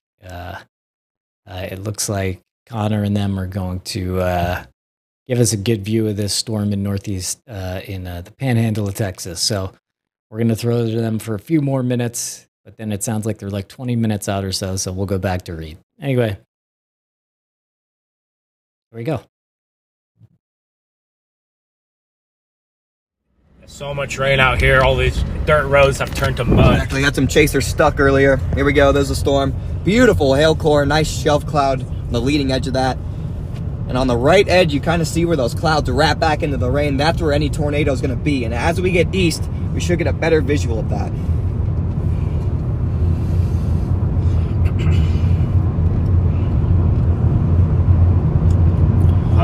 South. Yeah, another road south in not too long. Yeah. Well, how many miles to that south road? I'll look for it. 5. 5 miles till I can go south again? Yeah. Whoa there, buddy. Stay on the road there, Chief. Swerving in the grass. Swerving. Man. Too busy looking at the radar. Gotta use your eyes when you're storm chasing. Too many chasers on the radar. Yeah, look at that white core, guys. Unless there's a gas station canopy. Destructive hail in there. I want no part of that. We don't have our safety glasses, so or our hard hats. Come on, guys. Come on. Chaser. Yeah. Slow chaser. Let's go 30 miles an hour. Yeah, come on, guys. I'm trying to get ahead of this thing. The RFD's coming. Just wrapping around the back. If we get east about another 4 miles to that road, we will have a better. Right. All right, we're gonna jump back to Reed and them, and I'll keep an eye on these guys, and they'll be communicating with me. So when they have something to see too, they'll share it with us. Well, let's hear what Connor's saying. Exact same type of storm. Just over and over. It's just a classic HP high plane supercell up here in the Texas Panhandle, into New Mexico. Just really seeing the same storm. Could be associated with El Nino. Yes, this spot has been very busy with the El Nino transition. Just the same type of storm, HP. Tornadoes really wrapped in rain, difficult to see. Dust too. It's very dusty out here. Lots of dust.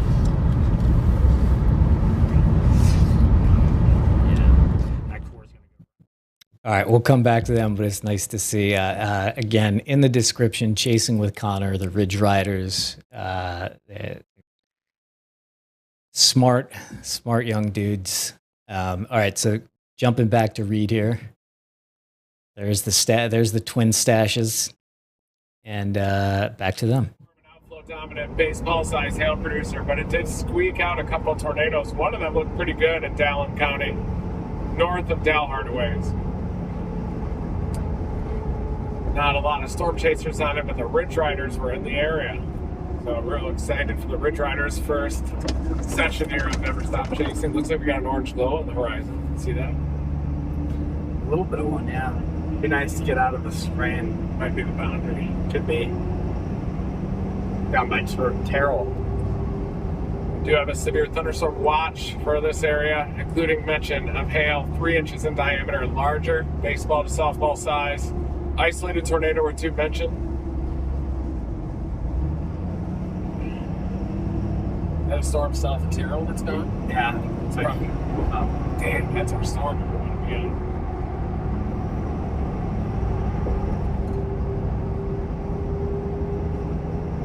There's already a storm going up south of Terrell, Texas right now. Our goal is just to get through Dallas in one piece during rush hour. It's chaos here. A little bit of rain north of the boundary, but I'm not too concerned about us staying in one piece. It's more so that everybody else staying in one piece. south of Kaufman, there's a storm going that's starting to split.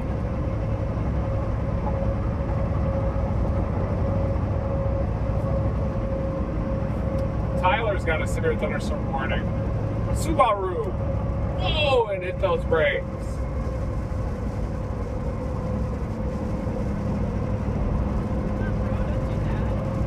What? Don't do that.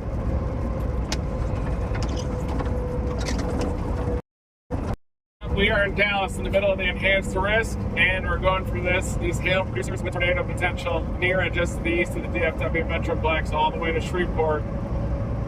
And then we're going to be targeting southern Alabama, southern Georgia tomorrow for a big, unusual, significant severe weather threat in Dixie Alley, southern Alabama into southwestern Georgia. There it is. Gotta wake up a little bit. Loosen that energy. Hey, stopped. Yeah, there you go. It's all about that frequency. You really got to handle that. Where's the out? Really quick. Can't do it with the hand, with both hands on the wheel. Should have wrist moved. Arm, wrist, not a can't have any motion in the wrist.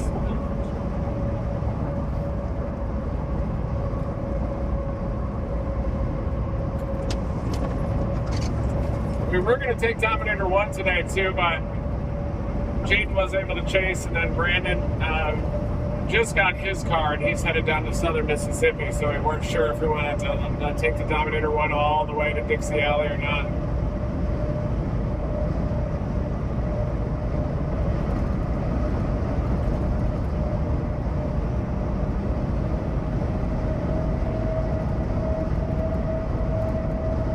Skies are starting to get a little brighter here over the Metroplex right during rush hour.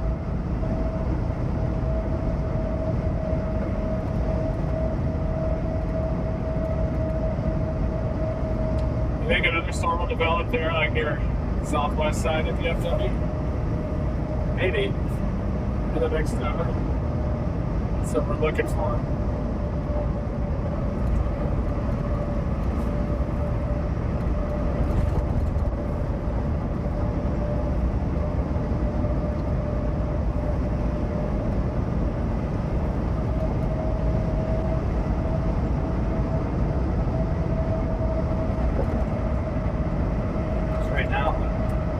Pretty good.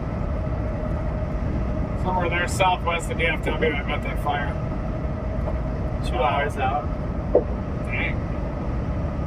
A lot of tornado potential. I mean, it just needs something. It's not any good storm. Should we go to Claiborne instead of Terrell? 35E? Should we go to Terrell, do you think, instead of Claiborne? Oh, what lake? This is Lake Louisville? You guys think we should go to Terrell or Claiborne instead of Terrell? What do you think? I don't know. I don't know if anything's on fire down there. Yeah. That's what I'm worried about, is something actually convecting. Yeah. Whoa. People are nuts. Yeah.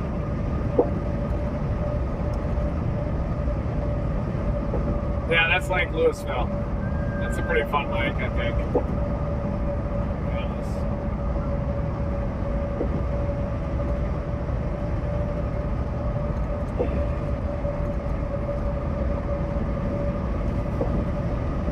We are in Louisville now, headed toward the east side of DFW, but yeah, maybe the latest HRRR might have one down there. HRRR's been being a little off still. Yeah. I don't see any ectotops right now, except south of Terrell. We can get that storm out east of Terrell on 920 pretty easily. The Rufus just explodes supercells, right? Southwest of DFW through the Metroplex. I'm looking right now to verify.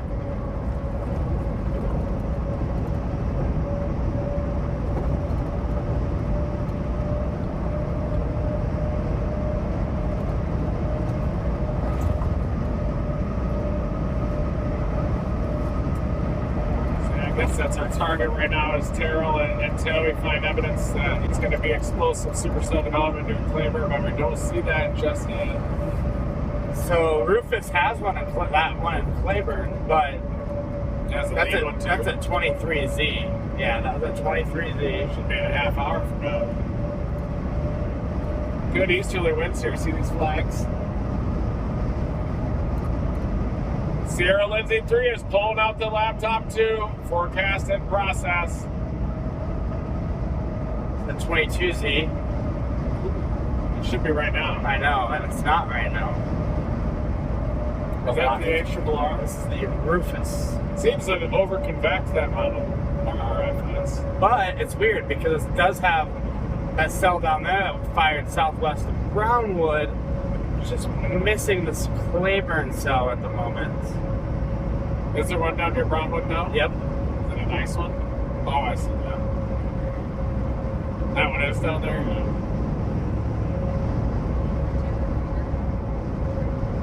Huh? It's in the my backpack pocket, side pocket where you put a water bottle. That's got a little outflow. Yeah.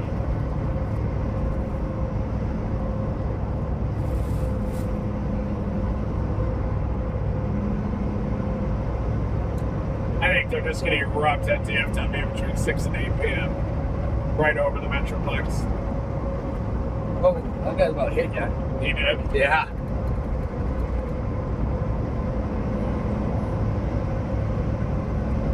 Is he trying to spin us out? No, he just got a little close. Riding in this left lane's kind of hard. Yeah. When you're in this thing. You have to hug that wall usually there. People eat you alive.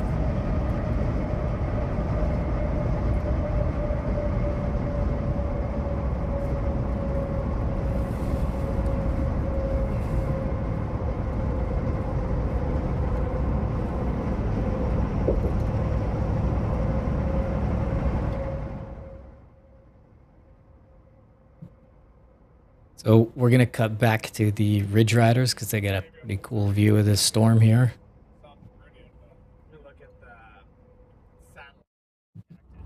Gotta refuel cactus. Refuel, get ahead of it, and so we can never stop chasing, right?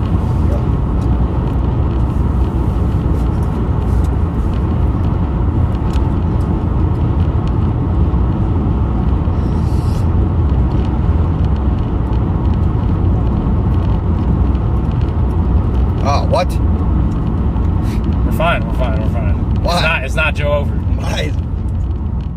Wait, jumping back to these guys to reading them for a sec. I'll zoom out so it's not so bouncy. Cell down here on the left side is one of my Brownville. Definitely blowing up. But what we're watching, our big problem is we're caked in cloud cover up here, harder to see. But I wouldn't be surprised to see a cell pop up. So we do have a little bit of surface winds here, good easterlies as well.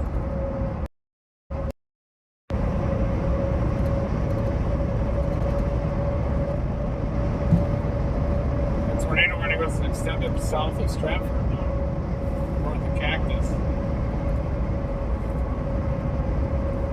Confirmed tornado is at 5:31, 4 minutes ago, located 7. All right, so I'll just show you what Jordan was just looking at. Well, first, remember the Ridge Riders are up here. They're on this big cell here, which has this. This is the anvil cloud. That's the storm right there. Reed and them are down here.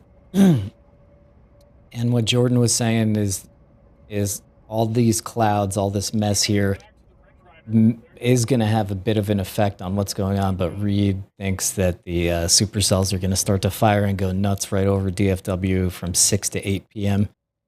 I'll, you know, if the Ridge Riders get close and we're seeing something interesting, we'll definitely throw to them. But back to Reed. These cells that are east of Dallas already, I guess that's what it's showing at 22. Yeah, those are the ones that are just a little misplaced. We can catch that one south of Terrell, I think, on I-20. I agree.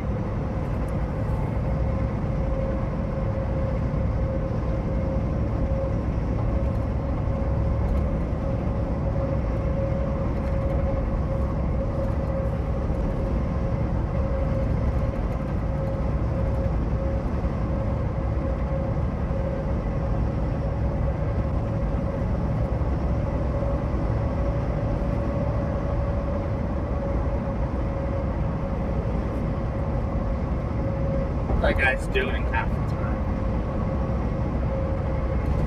I don't think that was a tornado over there. That one near Felt. One in Allen coming. That's it.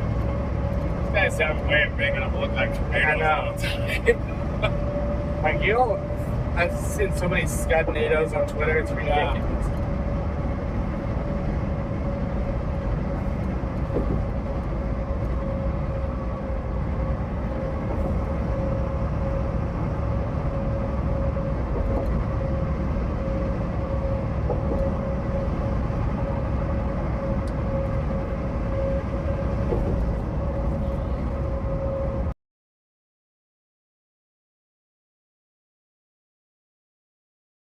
Banking on storms developing a little later, maybe along this theta E axis, or a theta E gradient, moisture gradient.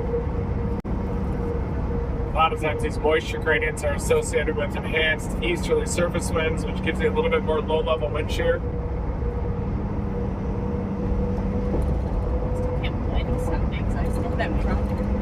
Are you trying to do it on the Rufus? Yeah. Rufus is subscribers only. That's like that with any obligation part. At least you get European mountain access. Oh, I'm going to take that. It just changed. Oh, wait, Rush hour, look at all these cars.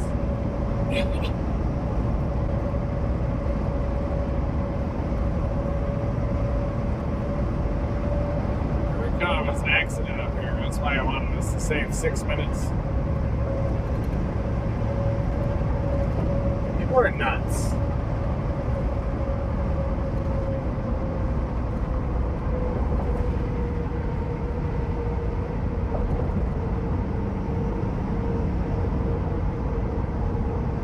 A little darker over there. Yeah. There's a storm fire. Elevator storm, maybe.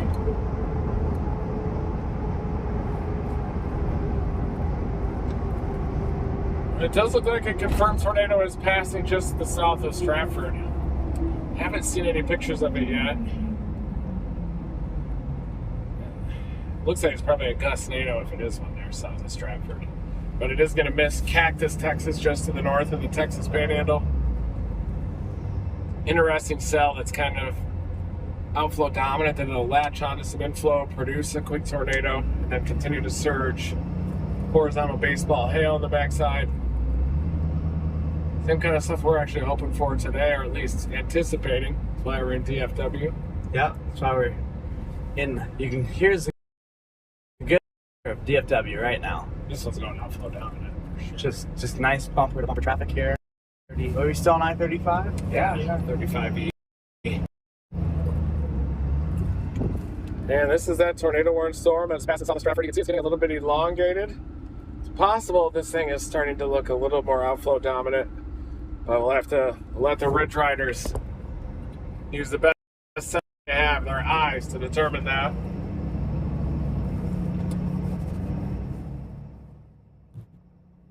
And with that, why don't we, let's see, how's their signal right now? Fires right over DFW during rush hour. Stand by. Looks a little pixelated, but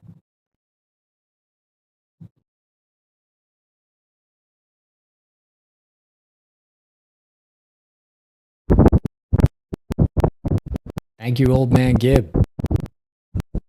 Much appreciated. Come on. Just tantalizingly close here. There it is.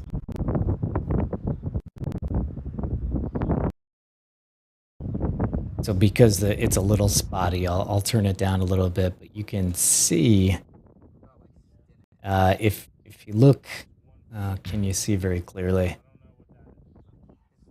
Yeah, you can see a little bit of greenage in those clouds, and that's because this thing has a whole lot of hail on it. This That's all hail. And that's a big hail core. So the hail observed on this is 1.75 inches here. Let's see if it's stabilized.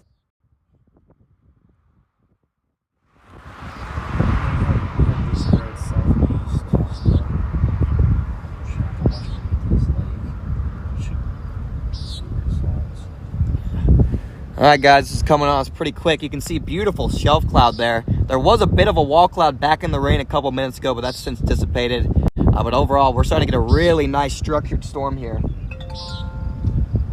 2 outflow dominant right now. Yeah. For any tornadoes, but you can it is see still warned, so it could also wrap up. And what you're looking at right in front of you is what we call a shelf cloud, leading edge of the storm. Okay, that does not pose a tornado threat. But if you look way back in there,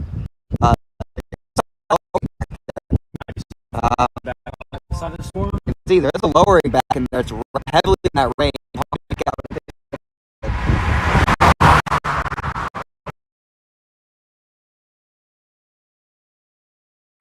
Got some hail coming in right behind for us. But yeah, this is an interesting feature in there. Hard to even make out. Yeah, hard to make anything out. No, it's hard to see left or right. Yeah. Overall, that's probably your mesocyclone. Shelf cloud on the leading edge. Good motion in there. Alright, we're gonna head south and get gas. We're low, we're down to 30 miles, so maybe a hail intercept. that is our priority now, is getting gas. About 10 miles south here we can get gas, then we'll be back on in front of this thing. Oh boy. We'll have a good view of it too. Yeah. 10 miles to the south. Look at that, guys. Interesting feature right there. Really interesting. We're in that notch we talked about. We talked about it where we're going to get. We're in the notch now. A very interesting feature. Are your roads coming right up here? Yeah. Man. I bet this guy's going to the same place. Yeah. It's too much. Nice little lowering. Some pre-frontals trying to get right there. Yeah. Maybe. Alright. The road. Stop sign right here. Okay. Just turn right. Really interesting feature there, guys. That is likely a wall cloud right there that you're looking at. Look at the core. Look at the big uptick on the hail core. Intense uptick on the hail core. We do not want to get caught in this, guys. Lots of lightning. What the? Ooh. What the heck? What was that? Railroad? Railroad. Wow. All right, guys, we're going south. We need gas. Miles. Somebody might get slammed.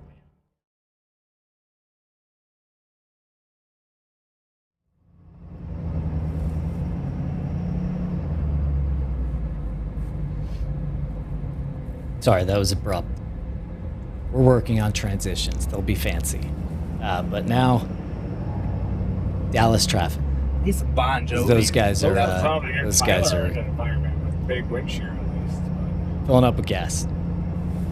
One might be moving into that environment, so you can see some of this wind shear in northeast Texas. Out east of Dallas looks pretty good, including our target storm right near Terrell that's headed in the direction of Canton, which we may not be able to catch. We're probably going to need something to develop behind that again.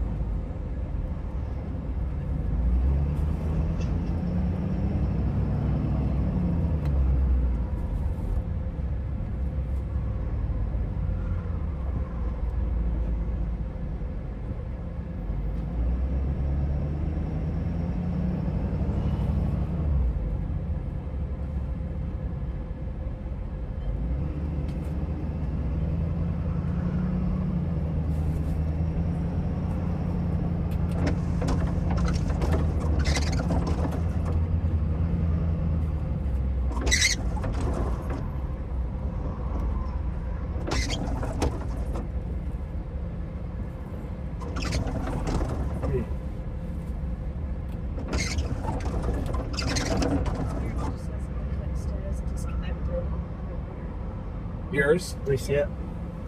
Yeah, take it off the charger. Is it dead?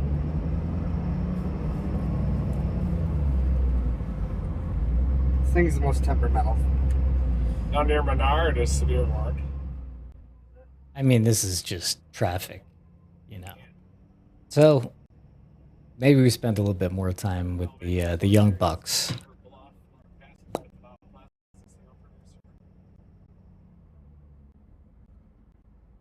Kind of hole right here. So about 75 over 60, 73 over 59. What about instability? Okay. Still gonna run. Just 1,000. Is it moving into better or worse? About the same. Same. It's just diving with. There's a little tongue of cape. It's about the same. There's a cold pool down south and east of Amarillo, so once it hits there, it probably will weaken. That's at least a few hours away.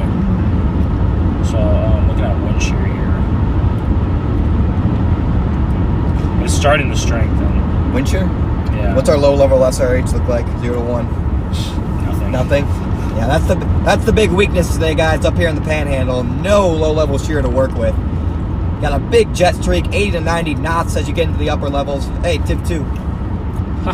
And absolutely just no low level shear in the lowest 0 to 1 kilometer, and that's why we're talking about a big hail threat rather than a tornado threat today.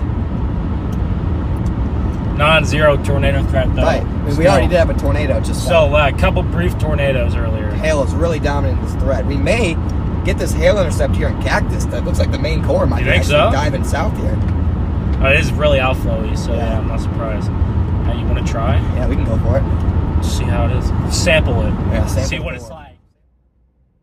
We're watching the storm just to our east near Terra. All right, Reed and them have flipped the camera around, so here we go. Might end up on it near Tyler. Henderson, Texas, not near Carthage. Looks pretty interesting, but we're still banking on this development. Probably southwest side of DFW. South side of DFW. Almost through the traffic. You're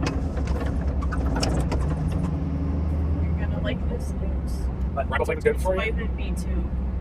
It's a water-soluble vitamin that your body likes. Oh, nice. That's good then. More riboflavin, the better. Helps the body metabolize fats and protein necessary for healthy liver, skin, hair, and eyes, and help physical function.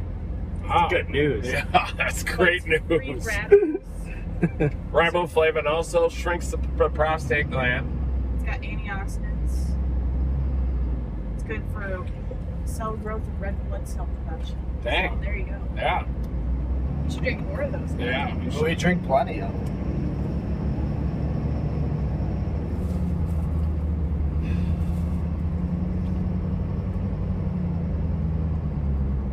$15,000 feet. That Canton one looks pretty good, doesn't it? That right split is starting to maybe starting to develop a little rotation. Has it? It's a lot of lightning. 2 to 300 0 to 1 kilometer shear in that environment too.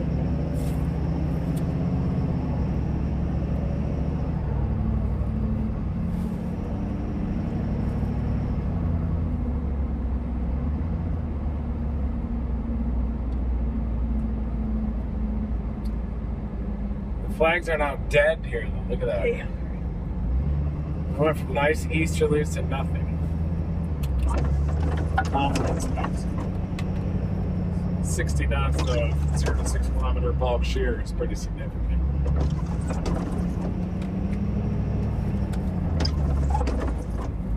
.7 miles.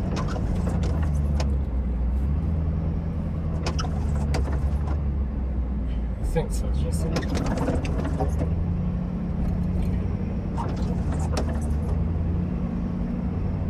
definitely needed to get out of town before the before rush hour, I guess. Yeah. It's okay. We're getting there. Yeah. Trying to catch the second wind here. Yeah.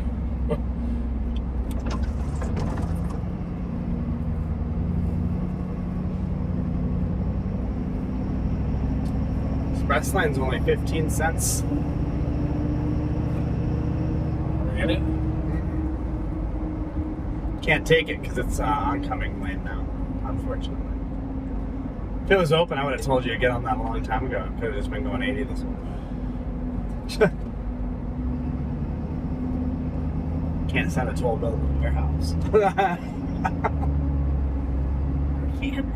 Or can they? I'm sure they've tried. We're gonna catch him. Like the mailman keeps going there. He's like, I don't see a slot. I'm done. The Canton cell doesn't look too bad now that it's got wood on it. Yeah. They're watching this storm near Canton. We're about an hour out of it. It's producing a lot of lightning, and you got a left split and a right split. The right split is starting to develop some cyclonic spin on it.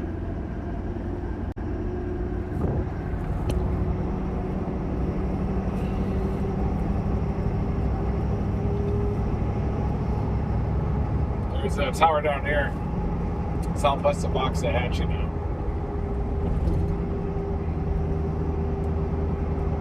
Could be the first sign, guys.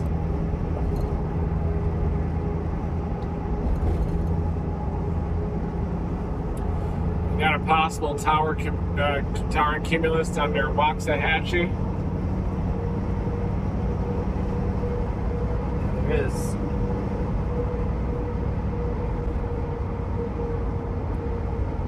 Currently at 5,000 feet. Nice. It's quite a bit. It's almost a mile.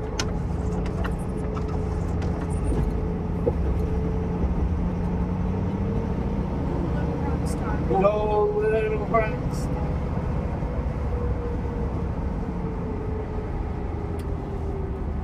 Let's see some kind of. Oh, wow. Damn. You're good. Jeez. I hate when people do that so much. Yeah. There was no need either because that guy was just going slow. Yeah. Gotta get out of the slow lane, the fast lane if you're gonna drive like that. Oh, left split is near Canton is at 50,000 feet. Be a hail producer just east of Terrell. Yeah, there it is.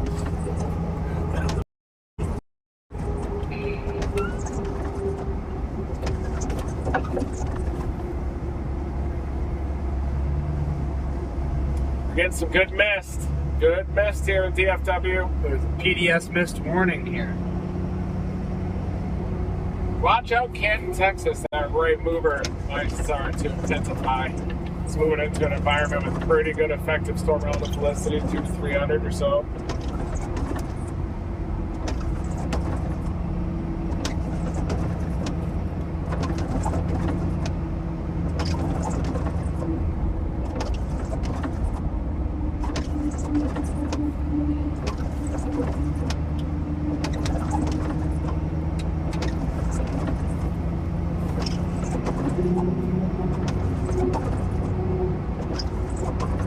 There is a tower up to the north, southeast of Louisville. Do you see that? It's got like 40 dBz now, which is grass. North of us.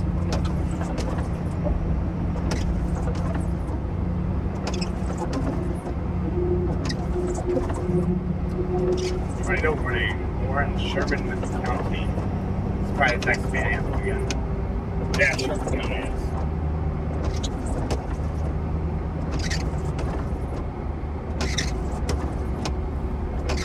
Outflow dominant. Well, decent looking cyclone still. Doing the panhandle magic thing. North of Cactus, northeast of Cactus now.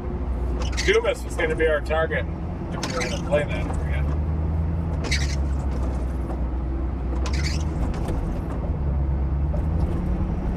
I think that's long line. I like that can a lot.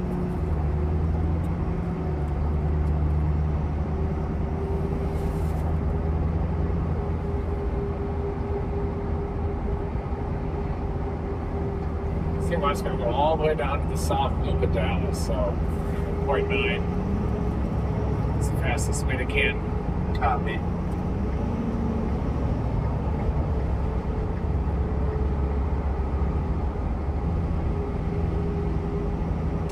Canton, Texas. Here we go.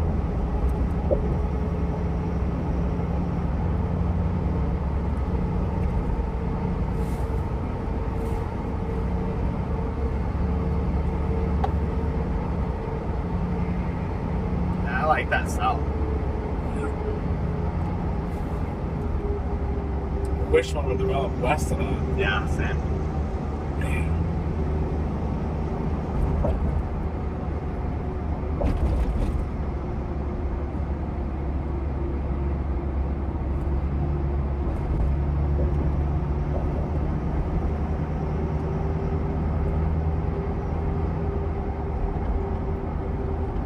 Meso-analysis has still got one. Where's that at? Right here. In 2 hours. Basically in Canton, isn't it? Basically in Canton. Yeah, in 2 hours. Yeah. Might be our area, I think. Might be our big play. Take a look at our wind shear here, effective wind shear.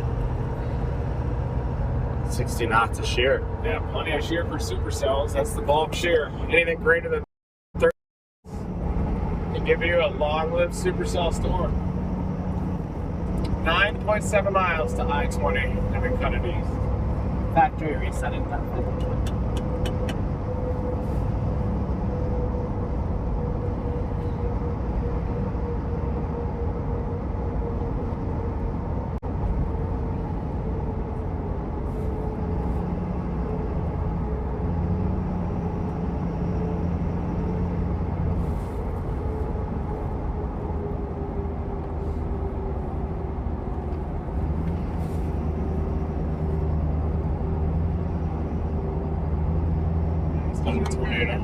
Like 5 minutes ago. Uh-oh, right here. There's an MD. In the absence of meaningful large-scale ascent, beef polo production. Top this air mass appears to be the primary mechanism for anything aircraft development. Guys, we're going to jump to the, well, they're having a little bit of interference, but they have a pretty good view of this storm that just got an additional tornado warning here. That over there.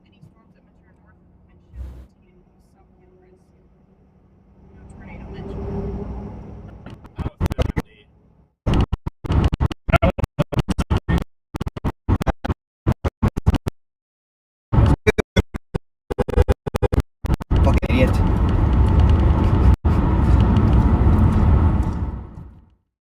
Language. Gonna have a chat with that young man.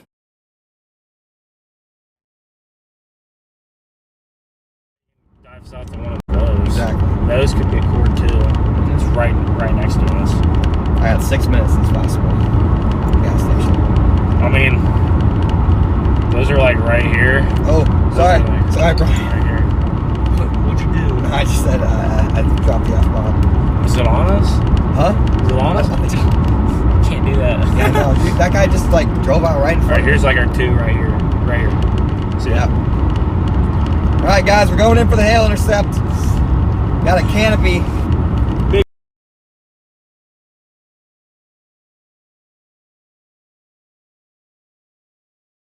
There we go guys, big shelf cloud. Leading edge of the storm.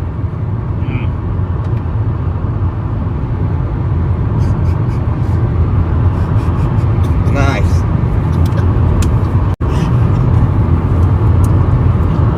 Big shelf, beautiful storm. This thing has 2-inch hail in it. We got a gas station canopy coming up in about 5 minutes. So as long as it's not packed with other people hiding from the hail, we'll go for the hail intercept. If not, we'll just keep chasing the shelf. If not, we'll just keep chasing this beautiful shelf cloud. Really hoping that we have a spot open under this canopy for this hail intercept. Too many other people will have the same idea. Right.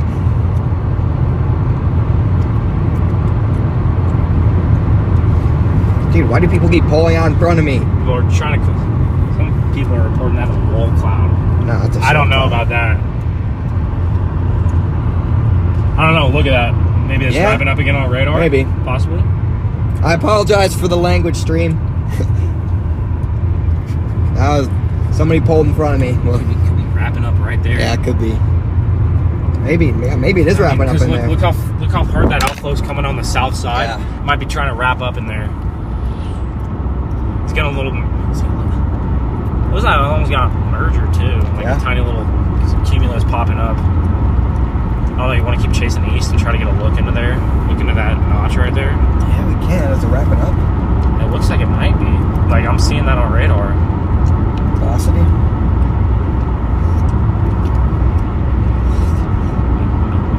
Velocity.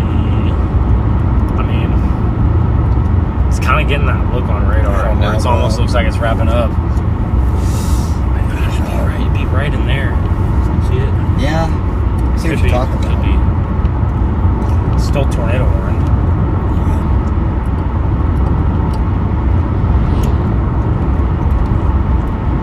How far to the gas station do we have here? We're almost there. Yeah. Got 3 minutes to that gas station, guys.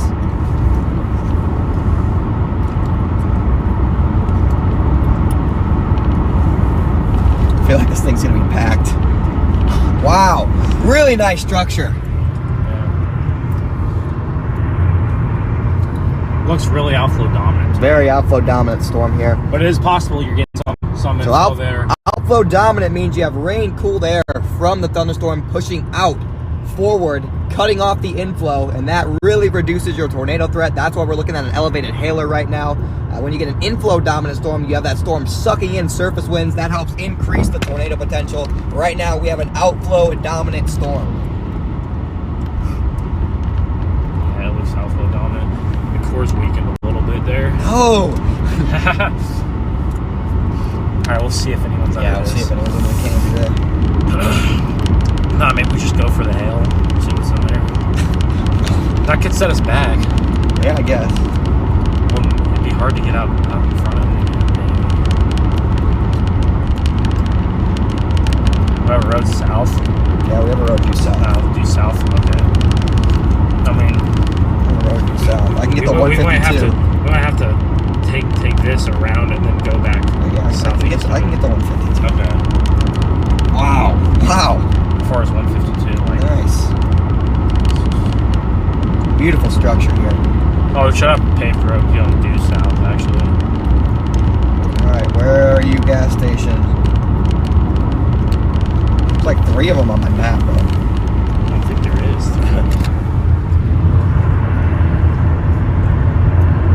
Very nice. Shelf cloud developing there. Looks like it kind of fell apart in the last. Yeah, I bet if we were ahead of it, it looked better. Let's check out this gas station real quick, and if not, we'll get blast ahead of this thing.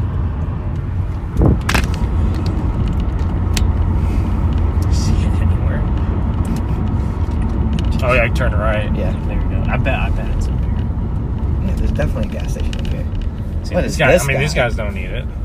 What the hell? Whoa. What? It happened. Is that plexiglass? I don't know. Like blocking his window? Wow. I don't know what that was.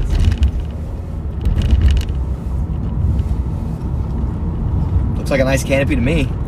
Yeah. Oh wow. If it's there's not people under it, let's go for it. Dude, I can already tell there's people under it. Yeah. All right. Well. No room. No room under the canopy. Oh, that other one over there. Strike one. What about that other one? The diesel one. Yeah, we can get to the diesel one. Let's do it. But then get back ahead of it. Yeah. Or siren's going off. Yeah. Got the sirens going. Diesel one before that guy does. No.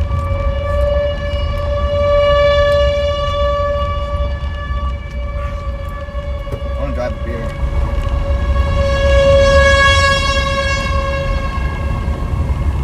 It's coming fast. Yeah. Do a U-turn in a minute. Do what? U-turn? U-turn in a minute. Alright, let's.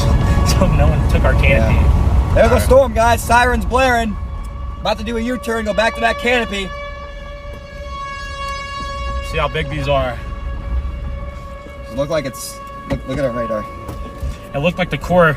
Looked like core weakened just a little bit, but still could be 2 inches. Lime size, maybe. I don't know. kinda, That's a beast. Yeah, that's a good core still. We like did weaken slightly, but Yeah.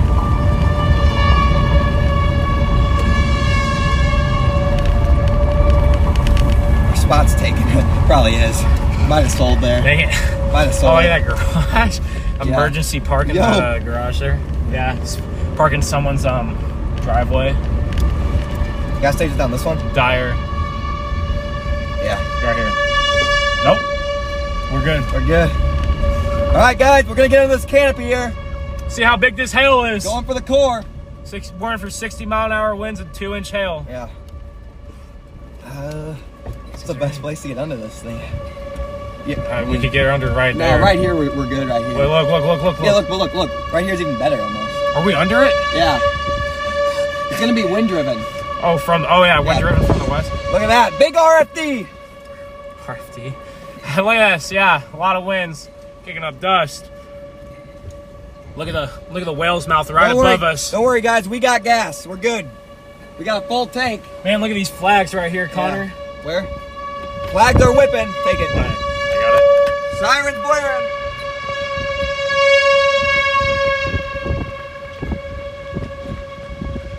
Lots of dust. got it. A lot of dust. Whale's mouth just overhead.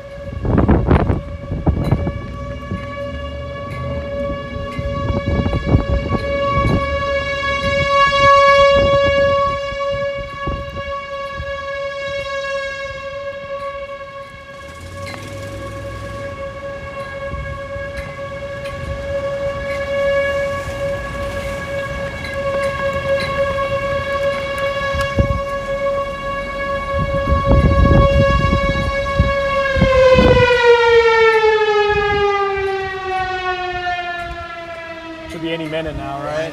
Should get cored any second. Any minute. This thing's right on our heels. Here we go. Yeah, there you go. Here's our position exactly. Deep dark core purple is about to fill in right over us. Probably gonna get golf balls. Man, look at this. Intense RFD. Outflow winds.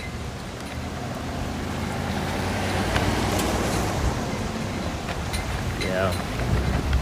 We'll see here if they get any stronger.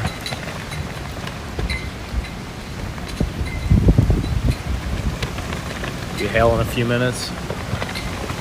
Yep. See, rain curtain's moving pretty fast here. Yep.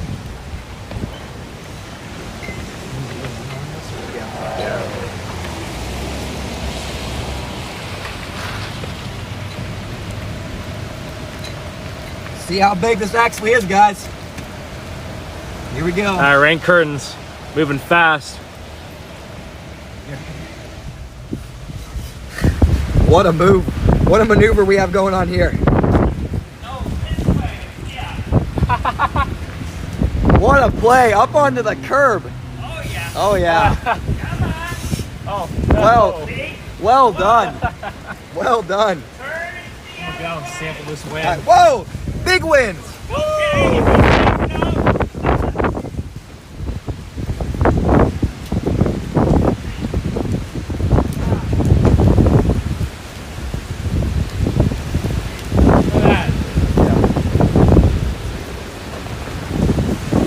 Just start getting the hail here shortly. Oh, yeah. That's 50 to 50 miles an hour probably. Look at the flagpole. Yeah. You can take it. Yeah. I got it. Very cold outflow.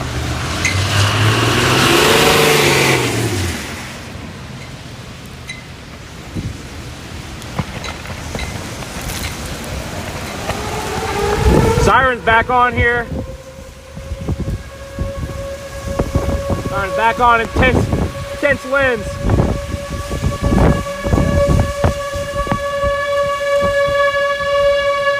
Gas station canopy is shaking.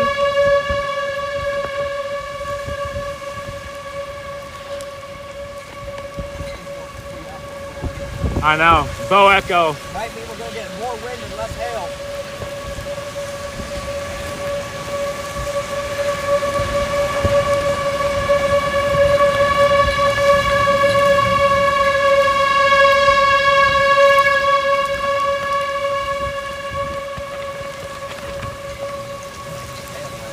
I know. I'm not seeing any hail yet. Oh, little peas coming down, little peas. Core's really weakened, guys, unfortunately. Yeah, Cora's really weakened, but a lot of wind here. Oh man.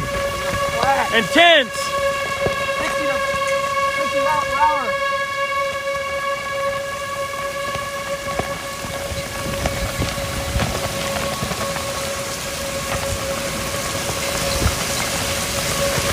Wow. Now, lights flickering a little bit. Oh, that one went out. That light just went out. Yeah. Strong, severe thunderstorm.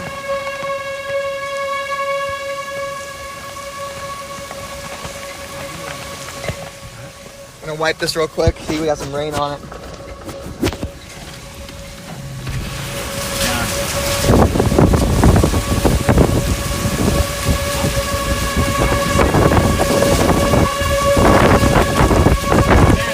The rain's really coming. It got soaked in like 2 seconds. Yeah. Man, a lot of widespread 50, 60 mile an hour wind. A couple lights went out.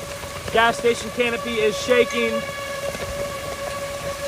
Easily 60 mile per hour wind with this. Yeah, the For a weekend, less hail. Yeah. You think so? Let's go for it. I'll keep it. You find it. I'll keep videoing.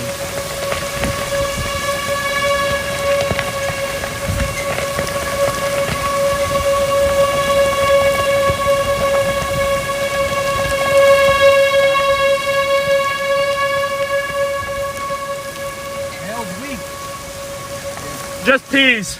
Peas in here. We're gonna get back out ahead of this thing. We're gonna attempt to drive through this. Kind of a core punch, but just wind. And get back out ahead of this. Man. Oh, purples always don't mean big hail, man. Right.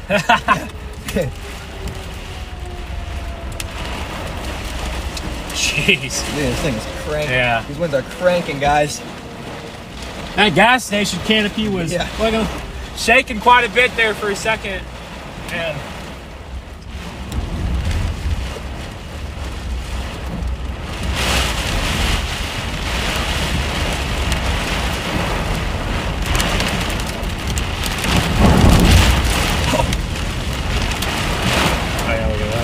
yeah, nice show. yeah.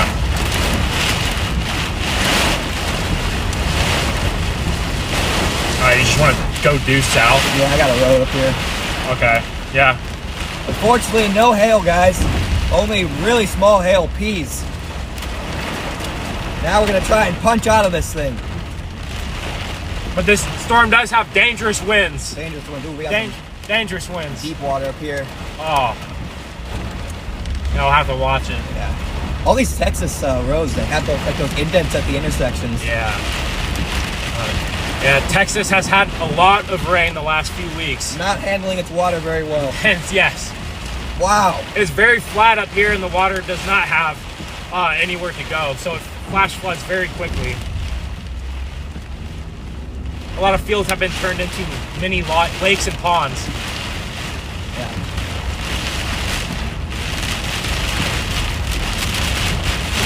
Yeah. Oh, nice little wind bag. That RFP at the front, guys, was packing 60 to 70 miles an hour. Enough to make lights flicker. Yeah, just jumping in to show you guys. Well, first, 1 second here. You can see by Jordan is looking at radar right now, and they're seeing how that's developing. But back to the Ridge Riders. So they are on this storm. They are right around, just a little position update here. There they are, and so they're northeast of Dumas. They're in Sunray, and so this storm is headed towards Stinnett. There's a tornado warning, so you should get to shelter. The real danger that these guys are saying is there's just monster winds on this, as you guys saw. Let's see if we could get details on how fast the winds are. I think they said 60. This is moving at 30 miles an hour.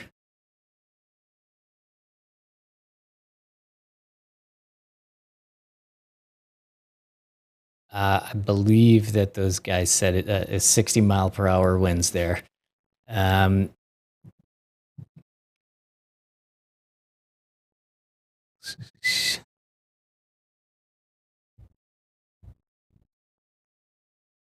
Just happened there. There we go. We will. I'm gonna check back in with Reed and them in a few minutes. I'll leave you with Connor and Ben for a few, and be right back. Already making it out of this, guys. I can see some light at the south side. Yep, it's not too thick yet. Already making it out. Great intercept right there.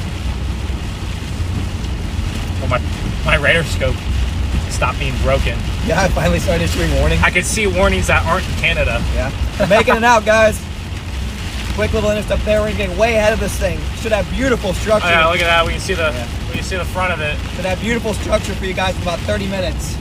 This will continue chugging along southeast for the next 3, 4, even 5 hours here. Look at the shell cloud. You can see the back of it. I know. Really low shell. Yeah. Wow. Always fascinating coming from the back side of these. Well, the next towns in line here are Stinnett, Borger, Panhandle, White Deer, Pampa. Pampa's going to get impacted. Pampa's going to get hit. Allen Reed. And eventually it starts moving down to the Clarendon, Wellington, Memphis area later tonight. Pampa, Texas, be ready. You got 60 mile per hour winds and some small hail coming your way. Very, very heavy rain. Roads were flooded after about 5 minutes. Storm is about 53 miles away from Pampa, so you probably got an hour and a half. Hour and a half until Pampa. Look at that. Pampa. Look at that shell cloud. Yeah. Really low. But you have a bunch of dust blowing on the front. Another big population center about to get impacted by this is Dumas. The worst of it is to your north and east, but still could light. You're still in that severe thunderstorm warning, so still could be dealing with those winds, 60 miles an hour, some smaller hail that we just intercepted. Very heavy rain. Very, very heavy, blinding rainfall.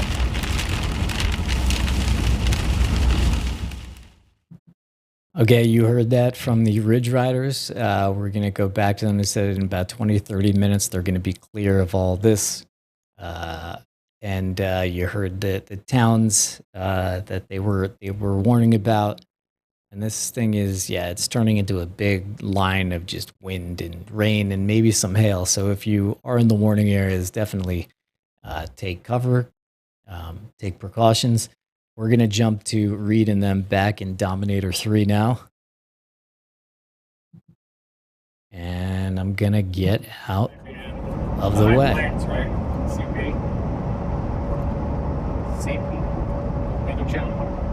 Oh, yeah, I think so.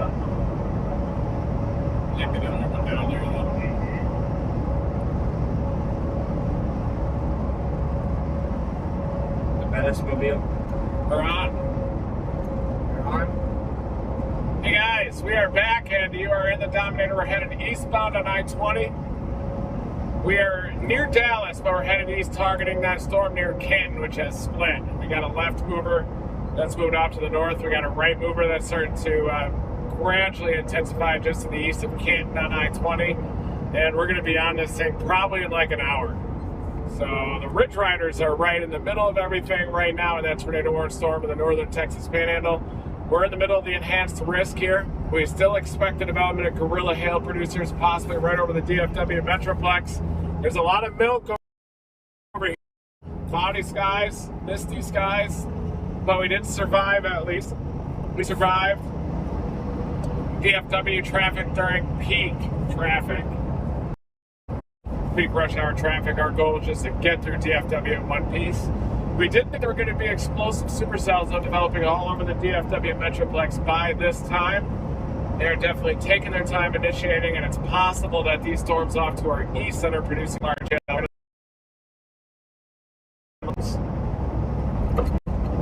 Weird pattern though, this El Nino pattern with a strong belt of westerly winds like 50 to 70 knots across the southern U.S. He's got a Modelo. Oh my God. Sorry. was not ready for that. I wasn't either. I just glanced over. I was like, oh my god. I go like this. And he goes, I'm like, oh my god.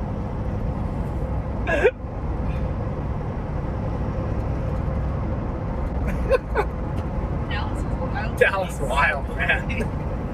Well, yeah, we're targeting that storm northwest of Tyler, but it's moving east at like 37 knots, so it'll probably take us over an hour to catch it, but we're hoping there'll be some new supercell development, maybe near Waxahachie, south or southwest side of DFW. This is where the enhanced risk is.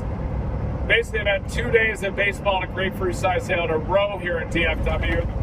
We had to fix the Dominator 1 and Dominator 2 before, and then we deployed Dominator 1 and Dominator 3 down here in Texas. Now, though, since we're going to the Mid-South, we decided to leave the Dominator 1 in Norman. Brandon Topic is now headed east toward Mississippi. We got the Ridge Riders now because they're in the high plains in the northern Texas panhandle. And this is kind of the first glimpse, bringing on a few different teams as well. We're going to be bouncing back and forth. But we're obviously hoping to be on some monster hail producers as well out here in the DFW Metroplex. I mean, hell, we got the Dominator 3 down here during rush hour. I didn't get a lot of sleep last night, which is good. But we're just headed eastbound on I-20 right now. Tomorrow looks huge. All hands on deck tomorrow. So really we're trying to get to that southern Alabama to southwestern Georgia target area. If we did get up to the high plains there in northwestern Texas panhandle, we'd probably be out of position for that potentially historic pattern tomorrow, with a threat of tornadoes stretching from southern Mississippi, including the I-20 corridor, to southern Alabama, all the way through southern Georgia. Stay hydrated. Stay hydrated. Yeah, that's kind of interestingly. Notice how the is dominating out here near the I-20 corridor. That's the left split, that's the right mover. And that left split is producing a lot of lightning, a lot of hail. That one's dominating, not even severe yet. But the right mover has kind of been suppressed a little bit along the I-20 corridor, moving off to the east toward the Tyler area. We're just heading eastbound on I-20. There's the milky skies. These milky skies are really preventing a lot of instability from developing along this. We got a new mesoscale discussion. Do we now? Right over DFW. Expires in 45 minutes. Got it right here. Oh yeah, weak shortwave ridging is currently noted across north central Texas, ahead of the next shortwave trough advancing into the southern high plains. Expansive low clouds extend across much of North Texas through the Arctic, north of a surface boundary that is drained from Tyler to near Stephenville to San Angelo. Modest cape extends atop the cooler boundary layer, modest mixed layer cape. In the absence of meaningful large-scale ascent, weak low-level advection atop this appears to be the primary mechanism for new updraft development.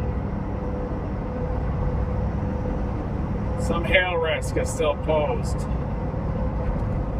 we might have to end up catching these storms near Tyler, maybe.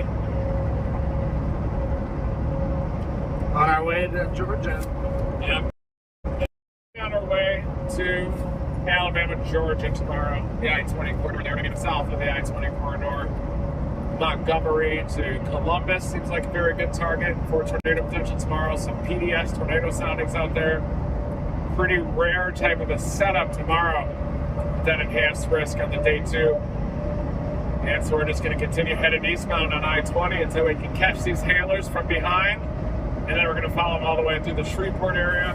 Eventually we're going to rocket all the way across northern Louisiana into Mississippi, Alabama, as well, and Georgia. So thank you, everybody. Remember, it's very important to never stop chasing. It's more important now than ever before. Almost hit. Don't want it. I don't want it. I think it's that loose door that causes it. You think so? Yeah. Could be. I really do think the stabilizers are out on this front. Sweet. Thank you. Passing I-45 now. We're only 45 minutes to the west of Canton, and then we're going to catch that storm that's northwest of Tyler. It's moving in that direction. You basically have this warm frontal zone that stretches from Stephenville to Tyler, and any storm that's able to anchor or be on that boundary will have the potential to produce a tornado. I don't necessarily believe in the whole latch process onto a boundary, but I like it when it destabilizes for a long ways north of the outfield boundary, and you get that belt of easterly winds, good bulk shear north of that boundary. And that's when I've seen some of the biggest tornadoes I've ever seen, like Bennington, Kansas, Chapman, Pilger, Moore. 2013 was like that. El Reno tornado was like that too, north of the boundary. The first Bennington, Chapman was kind of like that as well, with those easterly winds destabilizing all the way up. Going over to the panhandle again. That storm's starting to look better again. That storm might be starting to produce even some larger hail as it heads towards Stinnett, Texas. We do have Blake Brown that's also chasing, getting on that. Sorry, I'm not good at timing the there's also a blender going downstairs. I don't know if you hear that. I'm trying to give you guys a little bit of context. Sorry, I'm cutting off Reed. I apologize. You know what? He's still talking. Boom. North of Delhar so far. It looks like a nice tornado earlier. I'm not sure if that one west of Felt was a tornado. I've seen it called a possible tornado, and it didn't look very laminar up there. I think that the only tornado so far was in Denham County.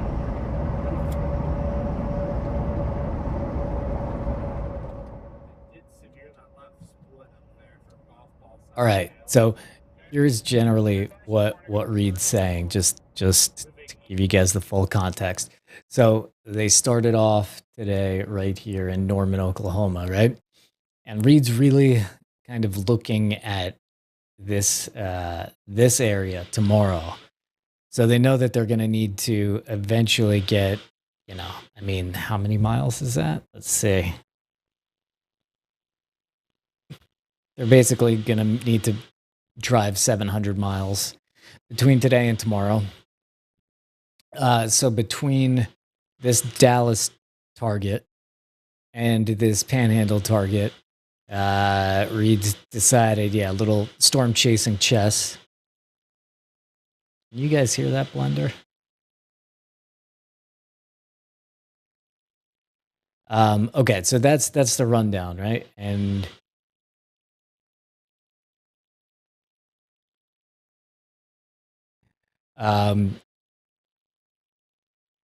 it's like a joke blender downstairs. Okay, so let's check in with the Ridge Riders really quickly. We're gonna go back to reading them in a bit, but Reed was saying it's gonna be about 30 minutes, 45 minutes before they catch up to their storms. So let's see what these guys are up to. Look for something south. Look for something south, like before Stinnett. It's gonna take a minute, I think, to get out of that. I can get us to the only way is going like this and then down to Sanford. There's one down by and if you guys are wondering where anybody is at a given point, you could look at the description. In the description, there is a link to this page, which is Highways and Hailstones, and you can see Reed's exact position. You can see he's on the southeast side of Dallas. They're closing in on these storms over here. But then you also zoom out, and you can see the Ridge Riders are right on this storm, or they're giving us a visual of this storm. Obviously, so they're headed east here. So in the image above me, the storm is everything's backwards. Storm is on that side for you guys. So we'll go to them in a second here.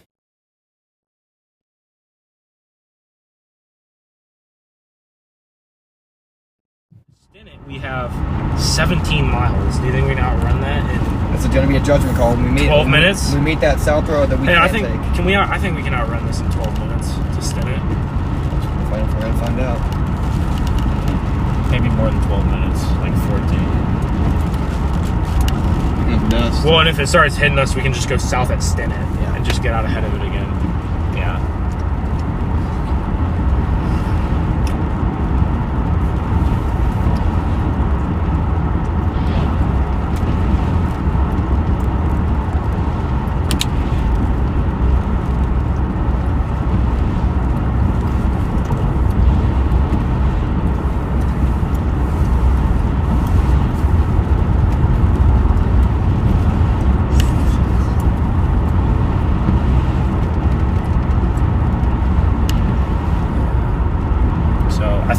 I think we can beat it to Stinnett and then get south. I'd rather go east to Stinnett though. You want to go east to Stinnett? We can't. We should. Yeah, we have a road, but we don't have much road options because there's a river. Oh, see okay, that? So what are our options to get past Stinnett then? South to Borger. South to Borger, and then at Borger we can go east. There's a road from Borger east. So try and get to Stinnett, intercept, go south to Borger. Yeah. And then get ahead of it, like near Pampa. Or like Skellytown, Pampa. Yeah, go north there. Yeah, we're kind of. There's like a little canyon or like a little valley there with a river, so we're kind of out of luck on roads. Yeah. Just get ahead of this thing.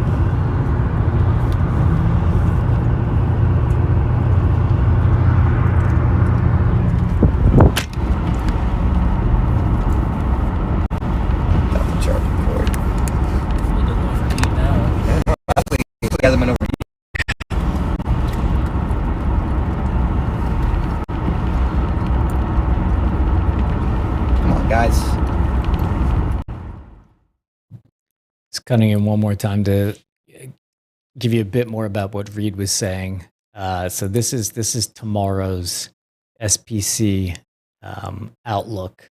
So you can see there's an enhanced risk for severe thunderstorms here. And then if we look at the tornado parameter, so that says 5%. And again, that's not 5% chance that a tornado will happen somewhere in here. The 5% chance, it's much higher than that because there's a 5% chance that any given point in this circle will have a tornado within 25 miles of it, which is complex. I'll see if I can come up with a general percentage for you. But anyway, back to the riders of the ridge. Wrap up behind us? Yeah, it is. But there's an outflow boundary ahead of it. Huh? There's an outflow boundary ahead of it, looks like. Well, that's all the way on the... Yo, that prefrontal looks interesting. Out. Too. Yeah. I mean, if we went to Borger, we'd be right on that prefrontal. Yeah. Problem is... Like, where would that be? It is outflow. Be right back. All right, we'll go back to Reed for a little bit here. Sorry, guys, this is juggling. Subtropical jet connection systems are definitely unusual. Our storm near Lindale is intensifying. Is it finally? Yeah, it looks good. Yeah, I think that's what the HRRR is kind of picking up on. Is these two supercells developing and tracking to the southeast. Pretty decent photographs as well. So, still a chance today. Yeah, it could be that storm over Lindale. Or we can catch on here a Longview or Kilgore area.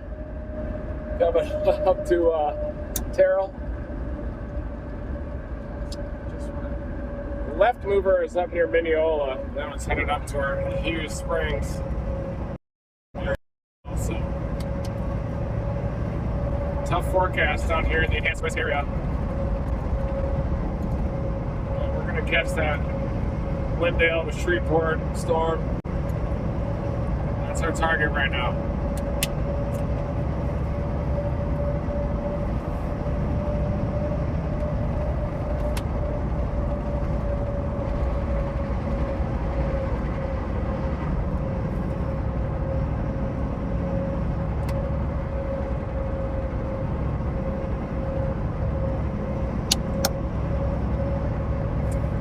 Still a tornado warning in effect for the Texas Panhandle.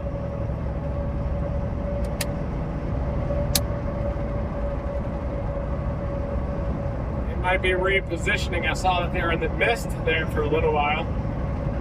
Might be some better cell phone connection also that far north, but right now we are headed off to the east on I-20. We're targeting that storm near Lindale right now.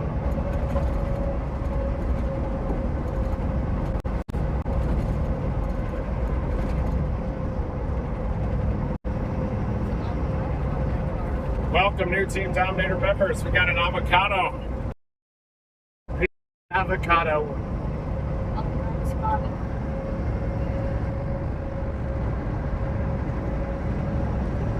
It's not the mint mobile, that's the avocado mobile. It's like half.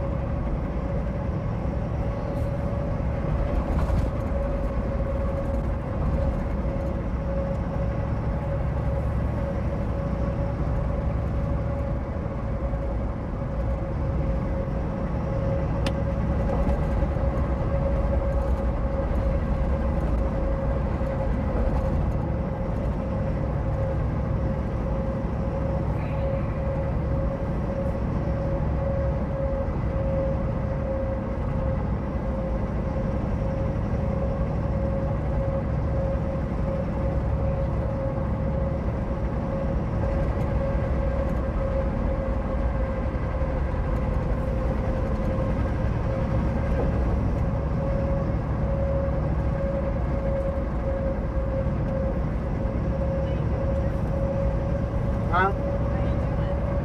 I'm alright. How are you?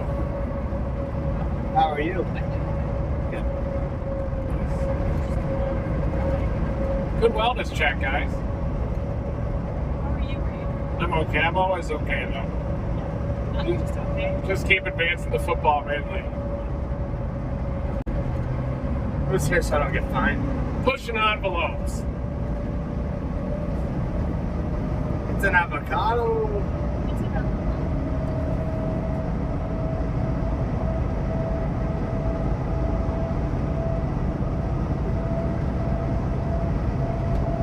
Waving at you.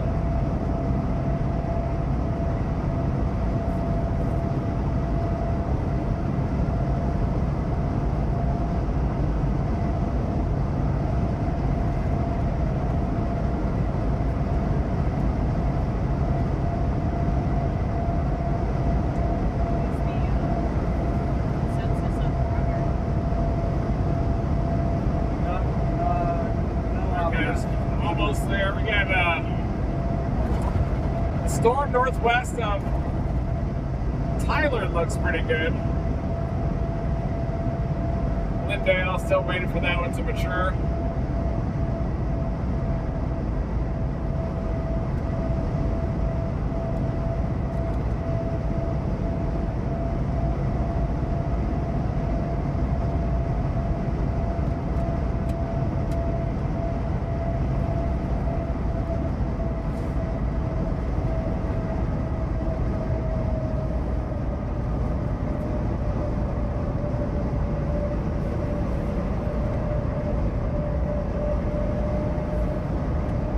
Like 78 miles from Tyler, so a good chance we're just going to be in the milk this entire time unless the storm develops here on the southeast side of DFW, tracks up to the boundary we can intercept. But the models do show a couple of supercells developing near I-20, 0 to 1, 2Z, and those are storms that we're banking on with large. We were thinking storms are going to develop right over the DFW Metroplex, but so far the milk has prevented storms from developing over that populated area, right in the heart of the enhanced risk zone.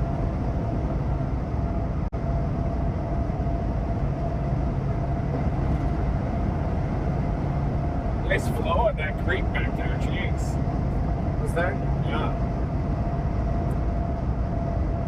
Just past that creek, and we did see quite a bit of flow on it. Maybe. Starting to develop east of us a little. Oh yeah. Terrell. I have a little bubbler right here over Terrell. Yeah, so we're watching Terrell out toward Canton for the development of a storm right here. This is where it's going to have to happen, and it'll probably be elevated.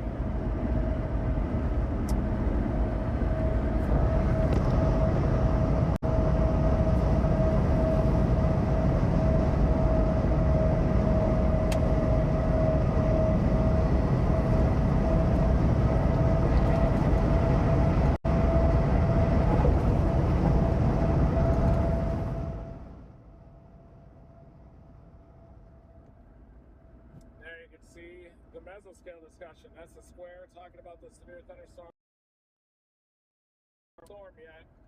yet. Yeah. Sorry. Let's go to this.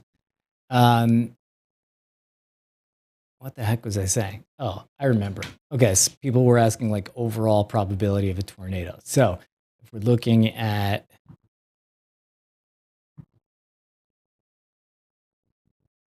this, so 5% in an area of 54,085 square miles. There is roughly a 76% chance of a tornado.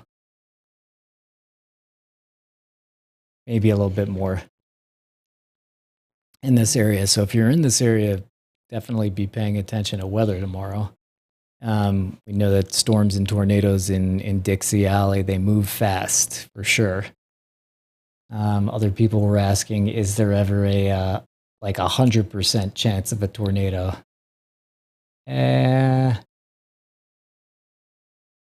If you get over 100,000 square miles and a 5% chance, there's around a 93% chance of a tornado. If it's a 10% chance, 80,000 square miles, it's 99%.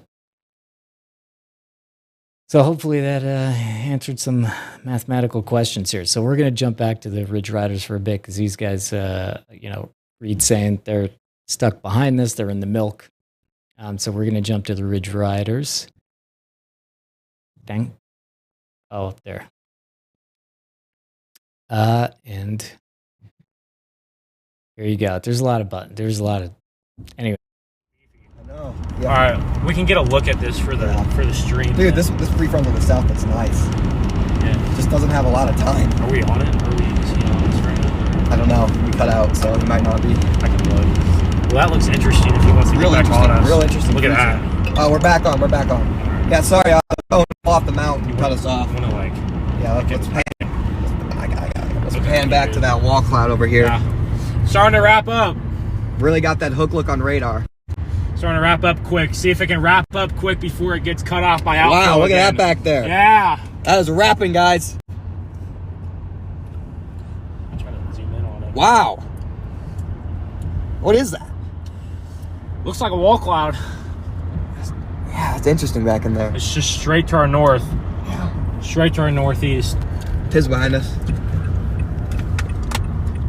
Want to get a quick look at that, and then we can blast out again. Yeah. Get south towards the border, see what that other one does. Look at that. It's picking up quick. Yeah. Oh, sorry guys. We're back. Only about 20 minutes from border. That is a suspicious looking lowering back there. Right back in the rain.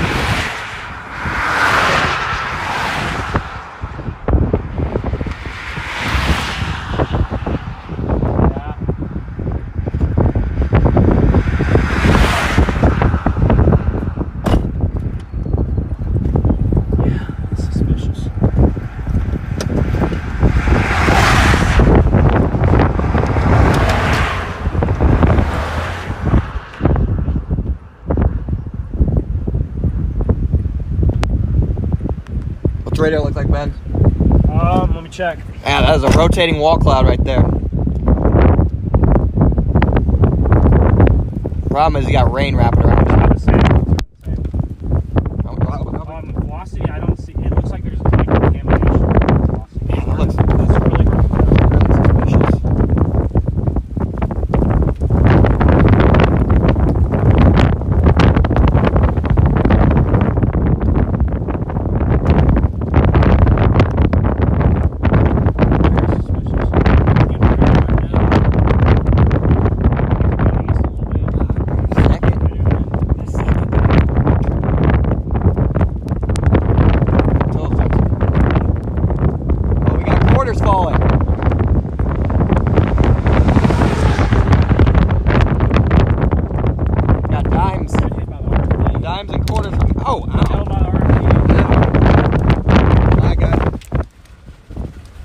RFD wraparound and quarters.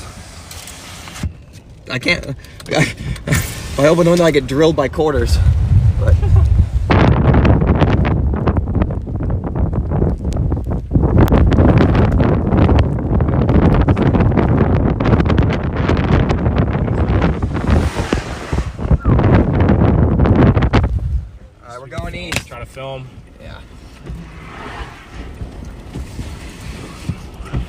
want me to try to film off the back? Can. The back left window there. All right, we got a blast. You still thinking that pre-frontal is the move? I am too. I think that has the best potential long term. Problem is, I don't want to go into this hail, really. You can't see it anymore. Yeah, you can't see it back there. When's my south route? Soon? Yeah, we're getting a little bit of hail there, some pennies. I think the core's gonna pass to our north. Pennies and quarters, and they were in the RFD, rear flank downdraft, wrapping around the backside of the mesocyclone. There might be some big hail coming north of Stinnett, though. We got some quarters right here. Yeah. Might be some bigger stuff in here. If there is, we have to let it get ahead. Oh, wall cloud for a quick minute, and then it got wrapped in rain.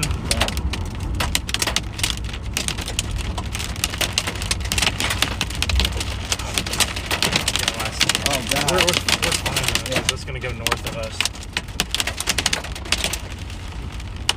It's gotta go fast. Yeah.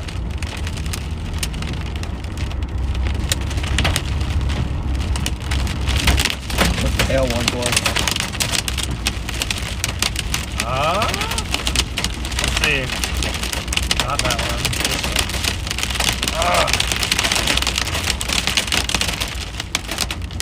2.5 inches. Woohoo! That's baseballs right there. Big boy hail on this one. So you not want to get caught in that. I'm out of focus, guys. We should be missed by the biggest core. But here, we're gonna get blasted by RFD. Yeah. So we gotta go. Should be some bullet hail, maybe. Yeah. Bullet hail. Quarters slamming into us, 50 miles an hour. See these rain curtains moving fast.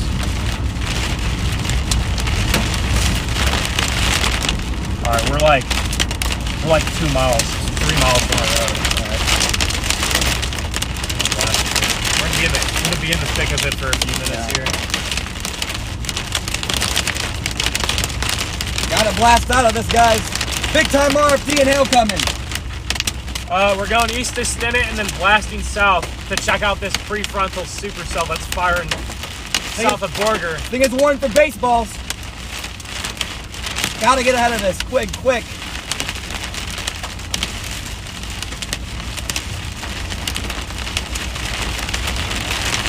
A busted windshield can end your day very quickly. Not what we're going for. Not what we're looking for. There we go.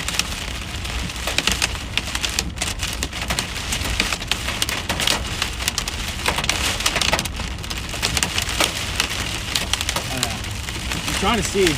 My road. What I can see on the ground. My road, Ben. Coming up. Hold on. I'm getting it. About 1.6 miles. We're close. Got quarters slamming into us here. Right now, only about quarter-sized hail. I think the biggest stuff is just north.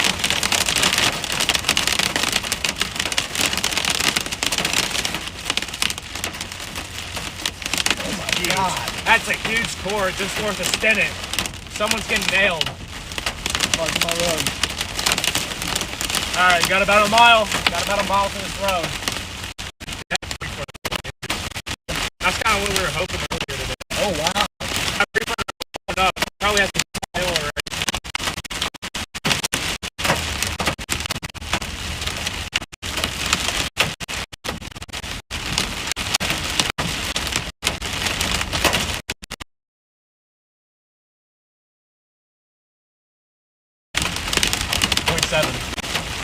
Feel like we're not getting in the ground. I know. About a minute we go south.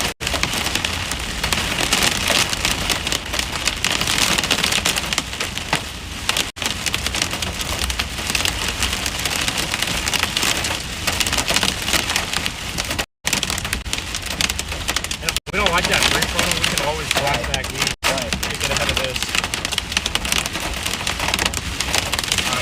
Quarter mile. Alright, take the right. And then merge here and then just go south. Here? Yeah, right here.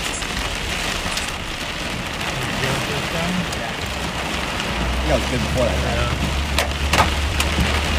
Alright, we're blasting south.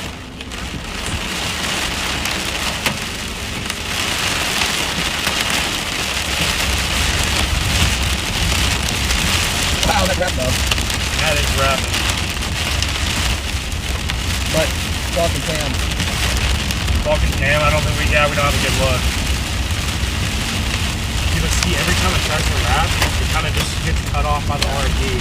Look at that surgeon on the backside. Oh yeah. Look at her swung to the south. Interesting look. Right. It's gonna get caught fast, that's the problem. Yeah. Really fast. That's like 5 minutes to get over there. Never know. Do something funny in a hit. And then if it just gets swallowed up, you just go to the go to the Oh my god. whoa! Big hail! Wow! Big hail coming at us. Golf ball. That's a golf ball right there. Rogue golf.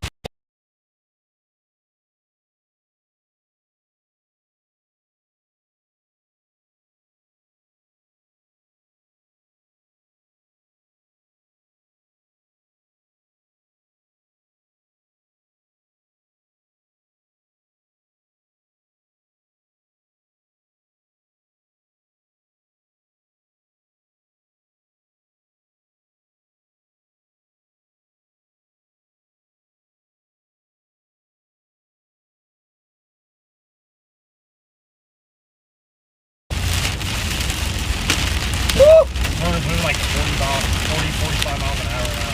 Yeah, I know. I'm going 60. Some road golf balls, guys.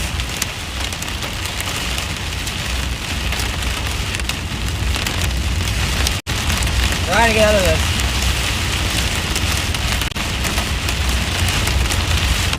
Oh! Looks like a little less than ping pong, maybe a couple ping pong there. Yeah.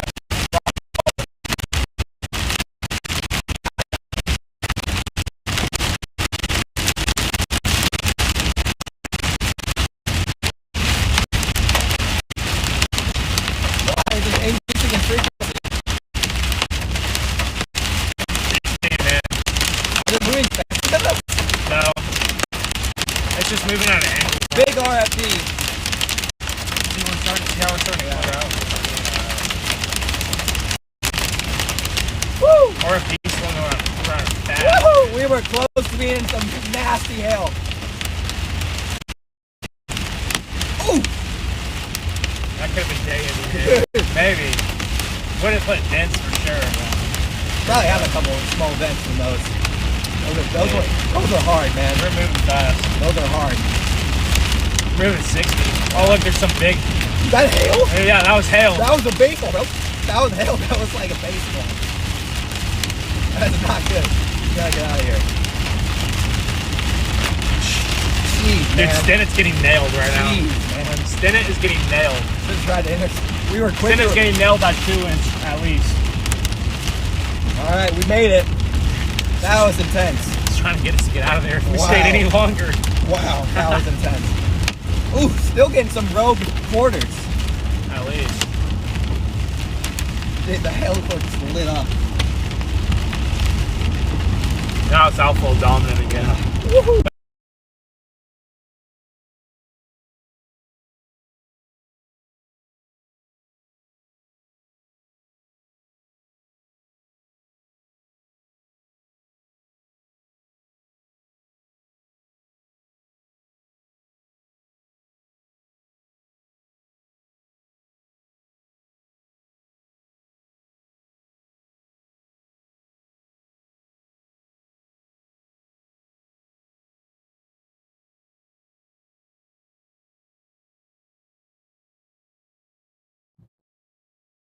So this signal sucks right now.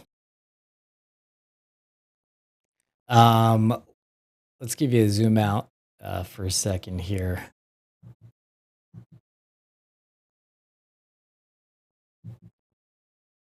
So again, we're ping-ponging between a couple streams right here.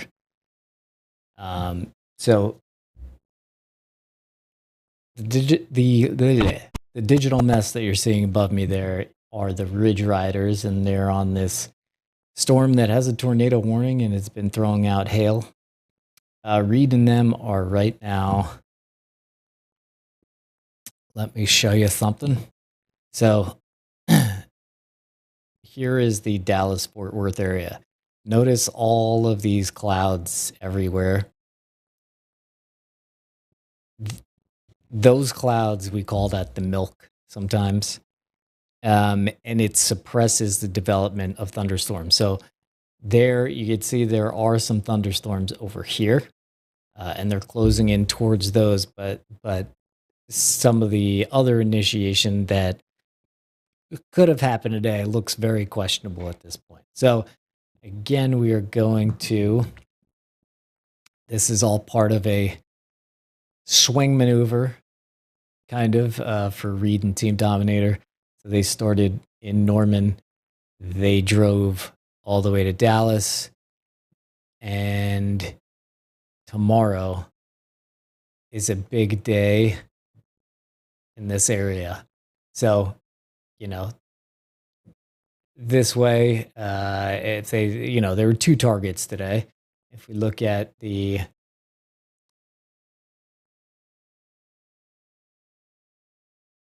so here, look at that. So this is the SPC warning area for today. And you can see the 2% area, that's where the Ridge Riders are.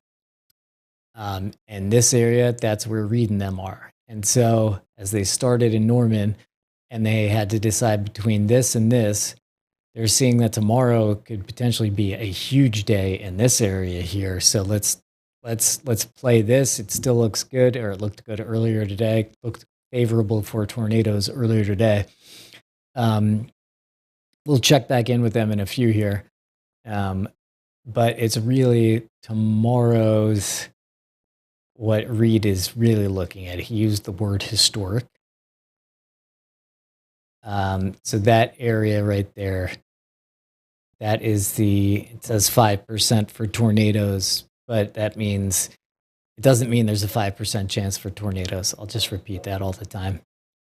It's an enhanced risk for a very large area in Dixie Alley, which, you know, Dixie Alley chasing is different too. So that they'll, you know, Team Dominator will have covered probably about 2,000 miles and probably about 2,500 miles in 4 days. And then they got to drive back to Norman too. Stand by 1 second here.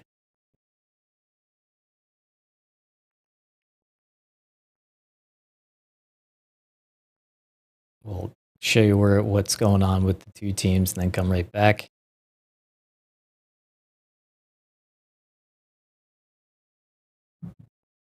So you can see there's some exciting traffic. Well, what the hell is happening? Heck is happening here. 1 sec. Everybody looks okay. Okay.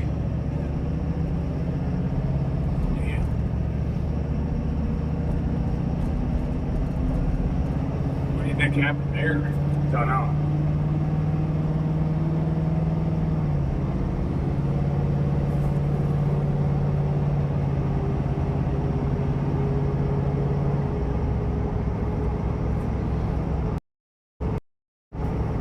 So we are out here in the milk, as you saw in satellite imagery, targeting that elongated enhanced risk that's going to be down south central U.S. tomorrow, including like Meridian down towards southern Alabama to southwestern Georgia, but we were definitely targeting the threat of hail. Producers here in the DFW Metronix were in the western edge of that elongated 2% area that Brian was just breaking down, just past an accident back behind us. So we did pass an accident back there. Everybody did look okay though. Every time the vehicle walked down, so. And we're at Dominator 3, heading eastbound on Interstate 20. Really feeling tomorrow's setup in southeastern Alabama and southwestern Georgia. A multi-round outbreak possible, including the threat of tornadoes. Maximize over southern Alabama into southern Georgia, the Florida Panhandle. And then another round of hailers comes in, southern Mississippi as well. And that could impact the I-20 corridor near Meridian, Jackson to Meridian, even southern Alabama. But what a rare setup tomorrow. You ever seen Dixie go this late? Dixie in June, mid-June at that. It's pretty out of the ordinary, if you ask me. Usually we're down there January, February, March, and then in April we started transitioning into the southern plains. And right about now we're usually up in South Dakota, Black Hills, Rapid City, eastern Wyoming, and we're going to southern Alabama, Florida Panhandle. It's crazy. It's kind of nuts. Doug, have you ever been in the bayou? Oh yeah. Yeah. Yeah. It's been on the I-10 corridor and I-20 corridor. But back in 2014 was when we were chasing Dixie out. This is the first time since 2014 it's been down here. Maybe we could get some beads down there in New Orleans. Yeah. We're in Van Zandt County right now, Brian. You may remember the day before the super outbreak, we saw that multiple vortex tornado here in Van Zandt County, and then the next day we saw the EF5 tornado near Philadelphia, Mississippi, that dug the trench in the ground. That trench is still here today, Philadelphia, Mississippi area. That was an EF5, April 27, 2011. That was the super outbreak. The day before that in Van Zandt County, though, we had a multiple vortex tornado. 3 days in a row of tornadoes that day, April 25th, April 26th, and April 27th, 2011. And in April of 2011, over 700 tornadoes were reported. That's the most active month in recorded history for tornadoes. And we're in a weird pattern right now. We've been in a weird pattern probably since about May 12th, right when that closed low moved through. We got the tornado intercept in the Dominator 3 on that day. The storm was moving east to west, an unusual storm system in itself. But ever since then, we've been kind of in this El Nino pattern where you have an energized subtropical jet, kind of weird low level wind shear. You have to choose between the high plains or more in the central plains area. Now the forecast models, the 18Z models are coming in, showing kind of a weird setup for tomorrow across southern Alabama. What do you think about that? A lot of moisture out of the Gulf. It's going to be interesting. I think it's really interesting. Very interesting day. Could go upscale, but it could also just be a bunch of little beans down there with the isolated tornado potential before it grows upscale. So we're going to find out. I mean, we're going to be there. Yeah. You lose if you're just not there. It's the hardest part of the game. Yeah. Getting out the door is the hardest part, isn't it? Yeah, we rolled into Norman at 5 a.m., got to bed at 6 a.m., and we're already back down in Texas on our way again. So. Same place we were yesterday. Just did a quick pit stop back in Norman, and we're back in the same spot. But I agree with Jordan. If you don't show up, you never know. You know, it's never going to happen. So you have to show up, even if it's not always guaranteed. Well, we thought we were going to be in hail producers right now, though, in DFW, didn't we? No hail producers yet, but we're still moving to the east, eastbound and down. And there is the setup for tomorrow. That's southern Alabama. You got a cluster of supercell storms, but sometimes with these subtropical systems, you don't get much of an elevated mix layer, and you end up with milky skies like this. We got these milky skies with a deep subtropical connection. But we're trying to catch producers that are congregating here in northeastern Texas. They're actually towards the Shreveport area. That storm in Stinnett, to me, looks like it's a little bit outflow dominant. It's pushing out. There you can see it. That tornado warning kind of in the east side of the warning. There's Stinnett, outflow dominant storm, a lot of lightning. That's the one that the Ridge Riders are on. We're out here in East Texas. And there is a number of severe thunderstorm warnings just ahead of us, but most of these are the left splits. I wonder if any of these will go down here or that one. I hope so. See these kind of down to the west. You got near Tyler, the west of Tyler, we got some bubbles coming. So far, most of these have just been clustering off to the north. That's a little bubbles. Yeah. Bubblers. Little bubblers, about 15,000 feet.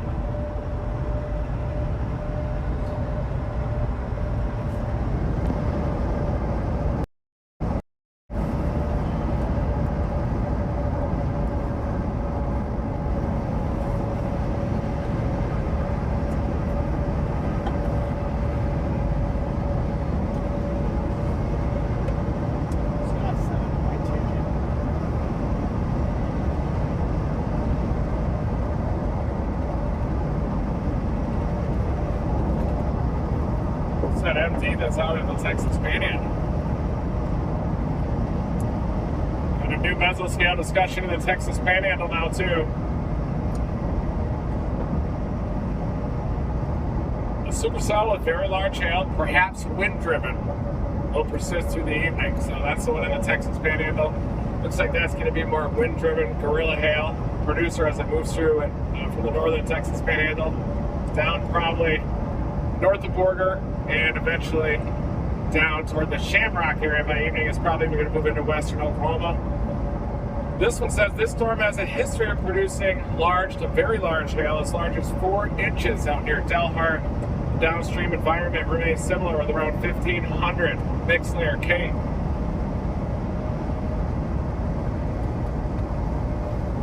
Effective shear around 70 knots. So that's what we're getting with this deep belt of easterly winds up in the lowest kilometer or 2 above ground level, flipping around to westerly aloft. Those are the basics of high plains, deep layer wind shear, being up 50, 60, 70 knots up there. You add that easterly surface wind at about 10 knots, flipping around to westerlies, 50 to 60. Service announced is still trying to say we're getting storms within the next 2 hours. It's trying to pinpoint storms out here. We're not done yet. We're not done yet. No, we're not. Yeah. This is the RAM Meso analysis available on forecast tools on the Storm Prediction Center page, and it does look like a couple of dominant supercells develop in the next hour or 2 near the I-20 corridor near Tyler. Just might be a little bit too milky out here.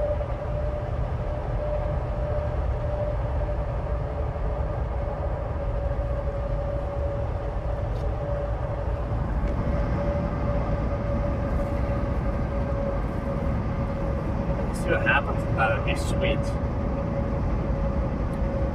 The problem with these milky skies is it's just difficult to get a storm to develop. This one could turn right here, though.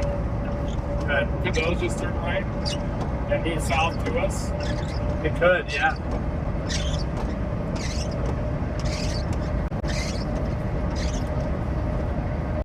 Yeah, we are also thinking that these storms to the north of I-20, up near Odessa to Mount Pleasant, Texas, might turn off to the right and eventually approach the I-20 corridor by the time we get near Shreveport area a little later on. Shreveport, Marshall, Texas. You can see that these warnings are showing more southeasterly storm motions with the hail producers. That means that those are probably right movers. So Cotton Valley, Minden, very fast moving storms. Look at that, moving incredibly fast. That's how you can tell that they're a little bit elevated too above the shallow stable layer.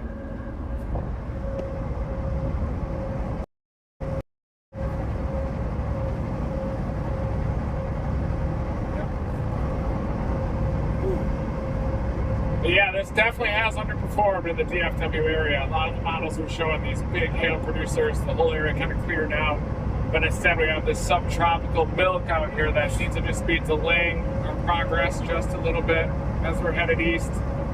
We'll be in Shreveport in a couple hours, and our goal is to target Meridian today, stay in Meridian, and then work southern Alabama tomorrow into southern Georgia. Ahead of that lead wave, there could be a nice low level jet and a potential there for even a strong tornado or two.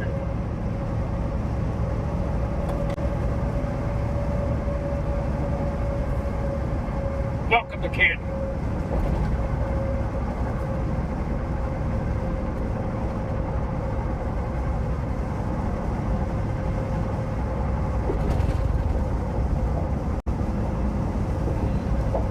Just need a good bubble there. That's all we need. All right, we are going to check back in with the Ridge Riders as we're talking about the milky skies that you see right here are interfering with supercell initiation a bit. But let's see what the Ridge Riders are up to.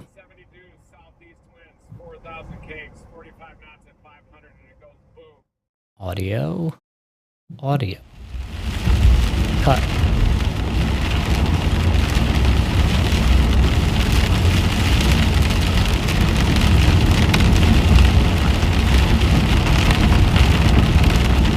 Alright, just gonna go straight.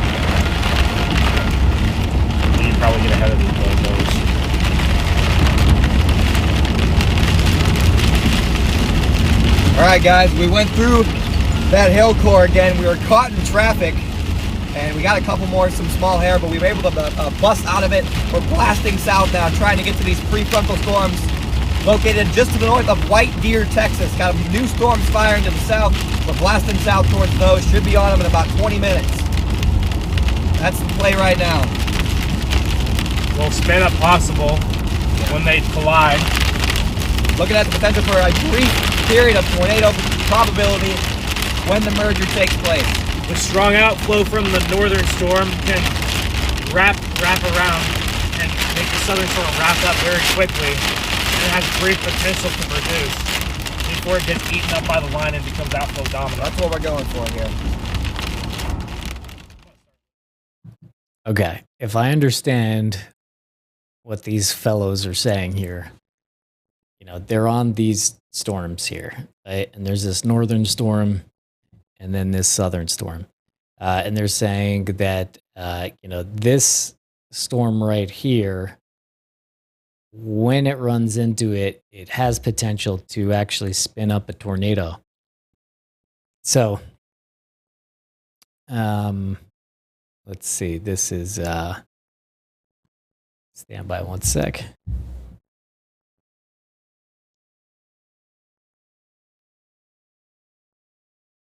So this is just severe warned right now, as I'm seeing. I see a tornado warn on this software.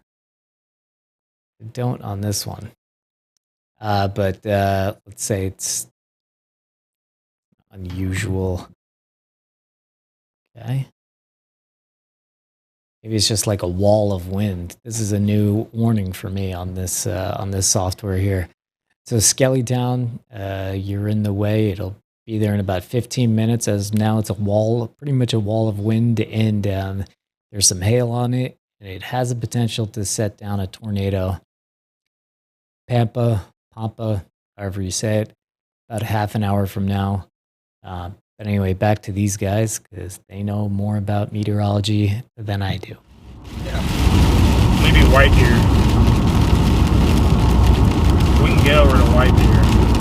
All right, guys. And then we have options. Look at this collision about to happen between the back storms and the front storms. When that collision occurs, sometimes you can get tornadic circulations on the forward flank of those southern storms. That's what we're trying to get in position for, but we can't go anywhere east until White Deer. So we're going to kind of out of position here to the big canyon. We're not really able to penetrate that canyon until we get near White Deer.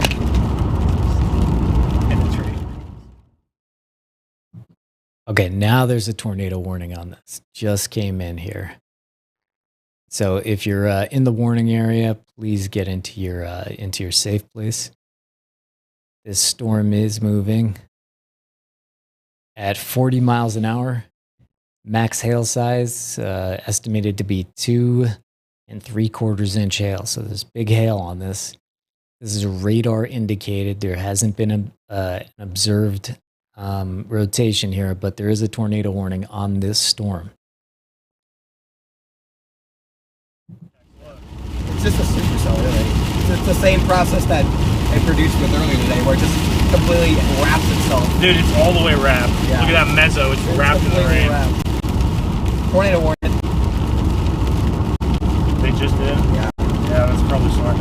We have no shot of seeing that. I don't think it's going to do anything, though, looking at it. Anything that you can see. Better pace of the storm. Yeah. That's rough. It's not ideal.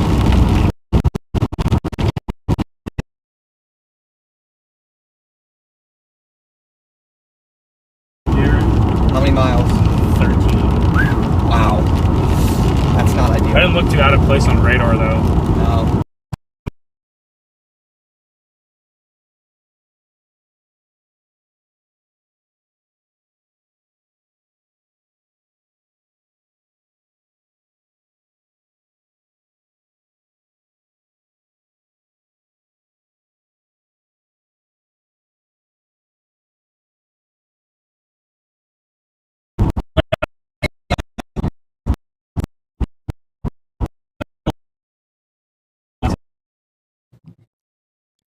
Right, so we're having a little interference here, just to let you know, checking in.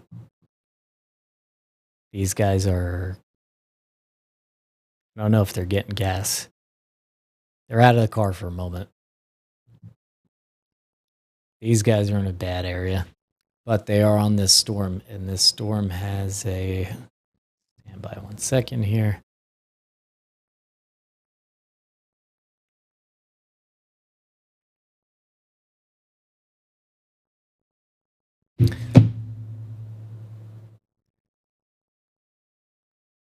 Okay, now they're back here. Wow. Silly. That's silly. Wow. That's nuts. I don't even think there was any roads to that. No, I don't think so. Nothing. That's... No, nothing. It's literally in the canyon. If anyone's gonna get it.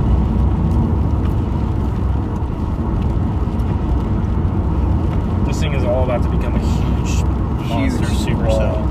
Bow echo, squall, whatever you want to call it. Not quite a squall, but...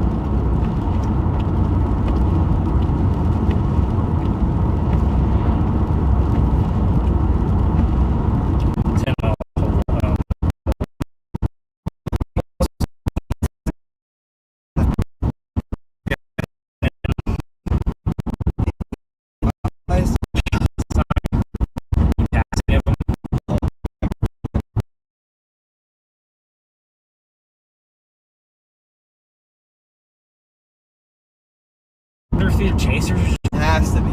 if these are chasers, No way there's this many people on the road. these civilians. Problem is when one person goes, You everyone get them has all on to. the side of the road.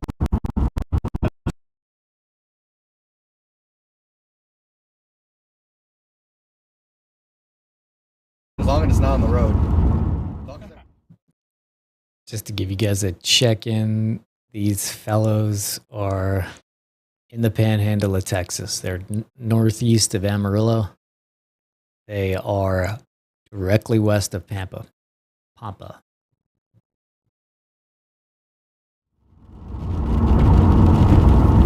Yeah, but dude, that vortex there's no way we're gonna get to that. No. Not at all. We're just gonna hope one of these brief. No roads. It's gonna produce a tornado, rain wrap tornado in.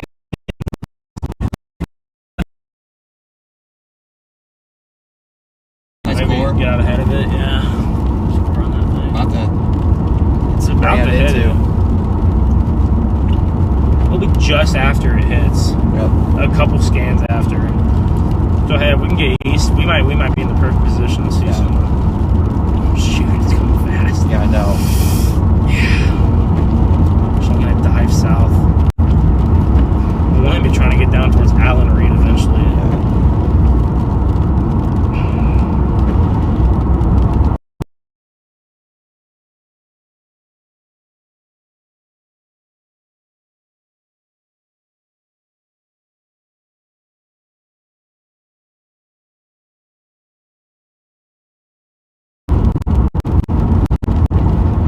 Not making much progress going 50 miles an hour. No. So we're really not really behind.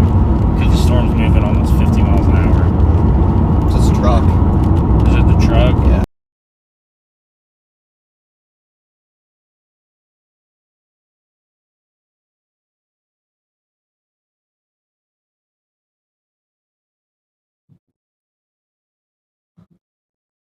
So this is radar indicated. This is a tornado warning. Radar indicated, no confirmed tornado, but if you are in the warning box, get to your safe place.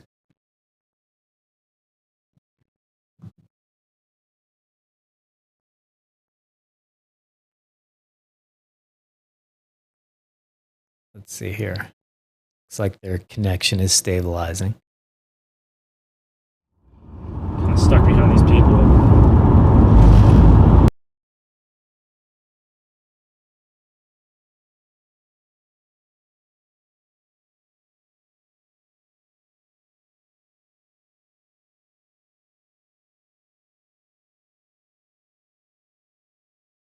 This looks like too. It wraps if it I'd rather be there to find out. wraps up. Yeah. chance of seeing some. Look at how rain wrapped that circulation is to the north. Really, really rain wrapped. You're not seeing that unless it hits you. Yeah. So dangerous right there. It'd be fine if there were a good road network. Yeah. True that.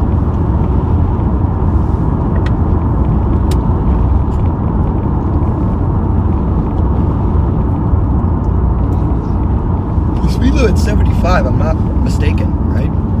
Yeah. Speed limit's 75 and we're going 55 miles an hour. Just great. Why am I getting... I thought that crinkle of the water bottle was hail. Yeah, I was like, why am I getting hail here? This looks so trash. That's not it. It's trash, man. That is about as high base gets. I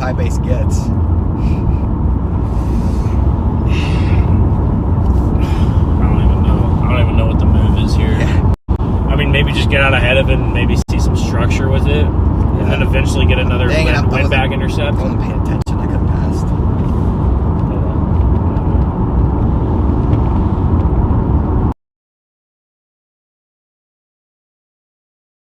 Buy the premium stuff. What? I said streaming with Larry's broadcaster, and I didn't buy premium yet. Oh, did it almost stop?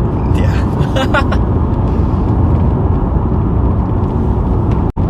Get him. Get him. I want to see over this hill. Yeah, you're right. Then I can get him easy. Is this the guy that was going slow?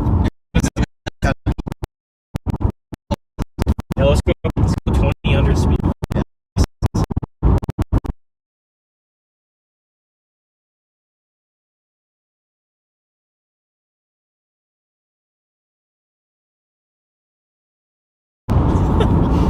And the look he just gave us. Wow. The look he just gave us. What are they doing now? You look mad. Like, bro, you're going 20 below the speed limit. People are not going to like that, man. With the storm coming. I don't think he was a storm chaser. No, you could tell he wasn't.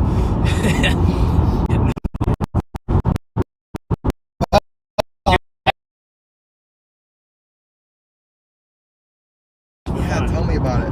4 miles. 4 miles? Like 3 minutes. Look, show that to me again. I want velocity. It's going to wrap up fast. Oh, that's going to produce, bro. Gosh, dang it. We can get on it. We can get on it. We're good. We're good. We can try to get on it.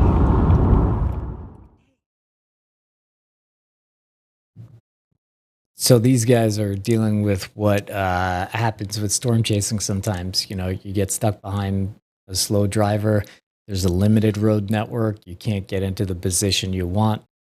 They're going to try to safely get back into position. But it was sounding like they think this thing may be more favorable for a tornado. So definitely if you're in the box,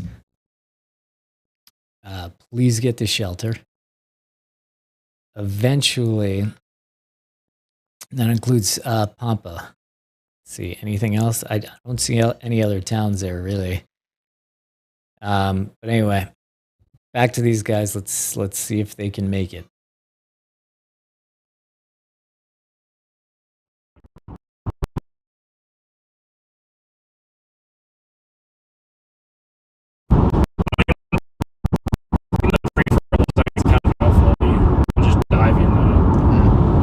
When that merger happened, you just don't know. Yeah.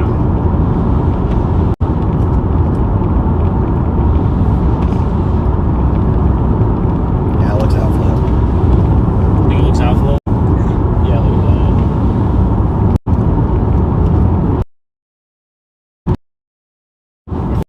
It might just be to get out ahead of it. Just get structure in it.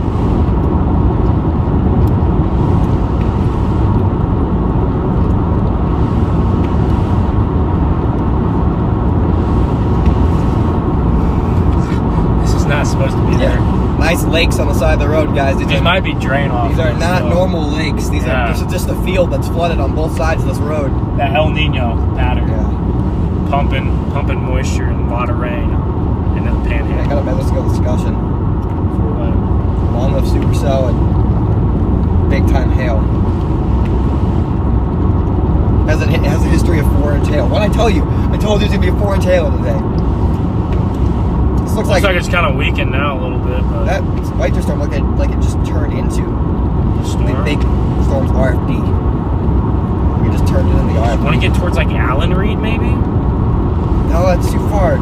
Is it though? Too far south, I think. For now. I mean, eventually. Eventually. At first, I want to get to white deer. White deer, and then we can drop south from there. We can go south to Groom. Yeah. Grom is the only east road, and White Deer is north to Tampa. We don't need to do that. Oh, dude, there's a massive shelf above us. Really? Yeah. How far to my option? Look at that. Oh, whoa! Massive shelf cloud. Maybe we should just get ahead of it. Big Will's mouth. I think this is the front of the. This is the outflow. This is front of the outflow boundary. It's kicking up.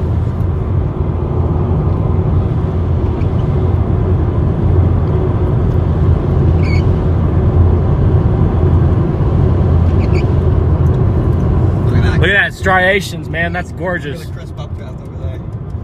Crisp updraft too. That's a crisp updraft. Yeah, outflow dominant. Big shelf cloud. This is gonna be gorgeous. There's inflow over there. There's a little bit of inflow, yeah. See? Oh yeah, you can see some streaming in. I put it back on front. Give me my next road option. Got lakes here. Next road option. 3.5 miles to White Deer. Or we just keep going south and get out ahead of the squall. Yeah, I know. If you want. I think that might be the play. These things will be photogenic. Keep it on the shelf. Where's my road? 2.5 miles. Unless you want to keep going south toward Conway. It's getting too far east. We have to get east. Then we can go south. Yeah. And look at the contrast between the blue skies and the strided shelf cloud. It's incredible. What a shot. Looks good. What a beautiful shelf cloud.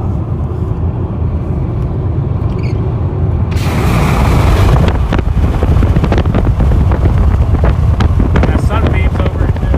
Awesome.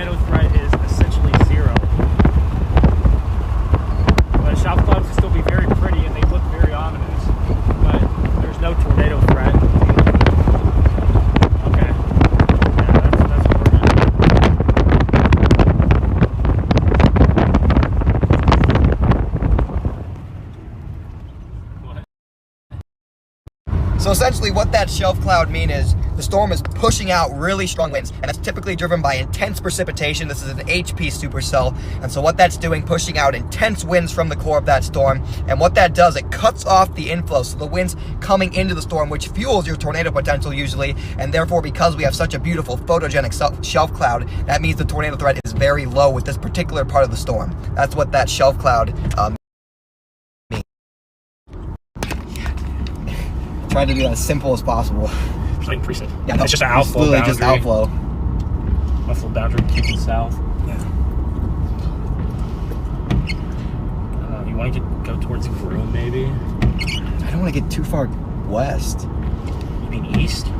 Groom's east. Yeah. Give me a second, Brian. It's due behind us.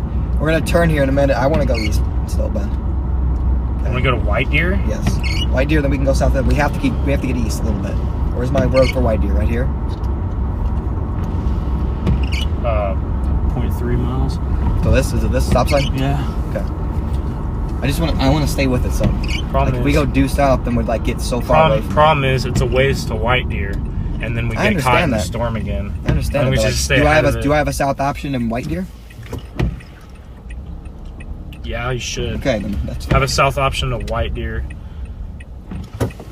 That's fine. White Deer and blast south. Yeah. White Deer blast south. Oh, look at that. Oh yeah, now I got it for you now, Brian. Wow. It's like sunny on the back side of it. This is a shelf cloud along an outflow boundary. There's no precipitation, almost no precipitation behind that. That is incredible. Wow. Are you serious? That's nuts. Look at that striation. That is nuts. Woohoo.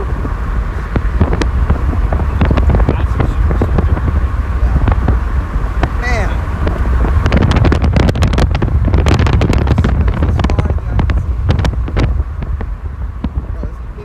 Is this the road, bro? What are we doing? No, we're good. This is the road. This is the road. Yeah. What the heck, bro? You got me doing some crazy stuff. 900 feet. We do.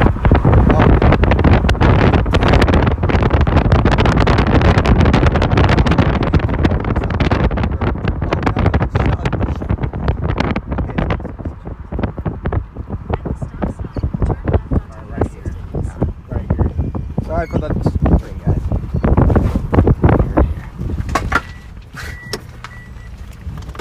Get you guys a good view of this. Sorry, it was shaky there for a second.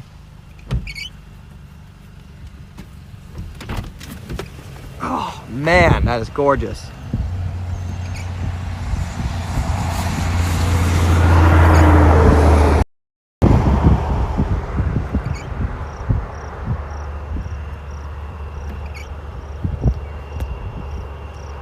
Look at that prefrontal getting eaten up too. Yeah, I know. It looks pretty good. Yeah. I'm gonna blast here. Can you hold the phone? Hold the stream. I got it.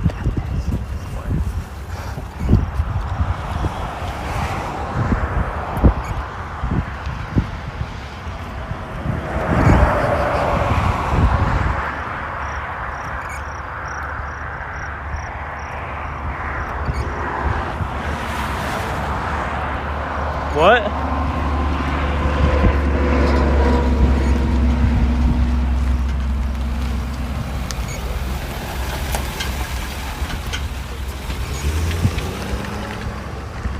A lot of dust getting kicked up. Strong outflow winds. Look at that.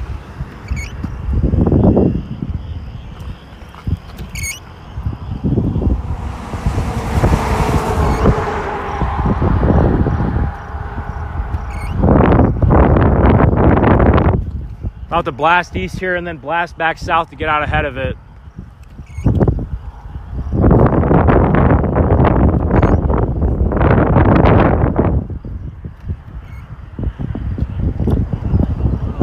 A lot of dust getting kicked up here right on the leading edge. All right, there you go. You ready? Let's go. Yeah.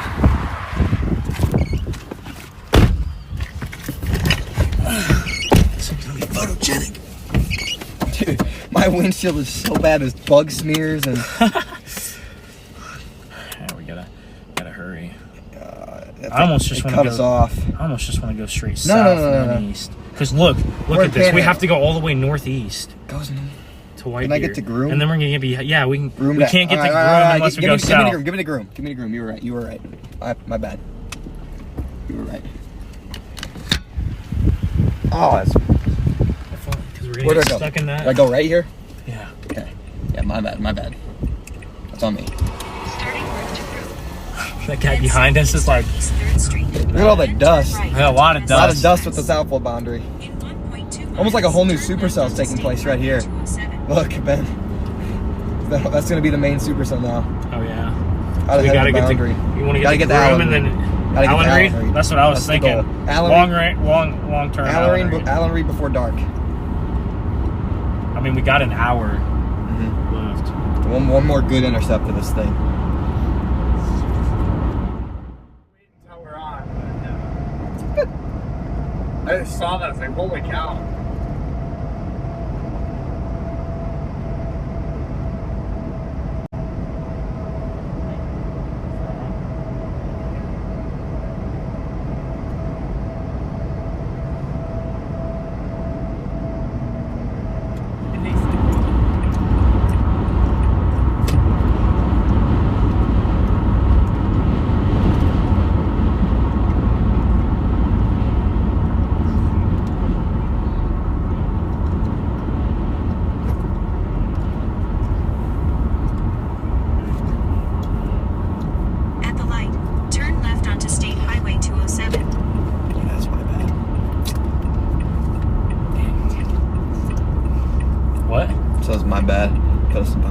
day.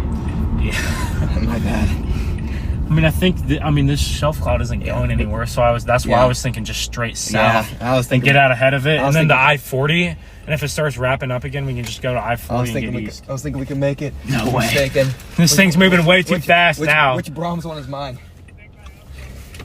Trying to eat a burger real quick. How many did you eat? 2. So did I. Which is mine has 3 Brahms, so I guess it doesn't matter really. This is mine. Okay, mine's back there. I can grab that. Just grab me one burger out of it. Oh, it's freaking yellow. Distracted chaser. Distracted too. You're just trying to get some. They're the reason Congo lines happen. Trying to get some food in there. I'm starving. It's like a cold Brahms burger. Then we got to dip it in that sauce though. Yeah, I mean, I don't have to. Put that back.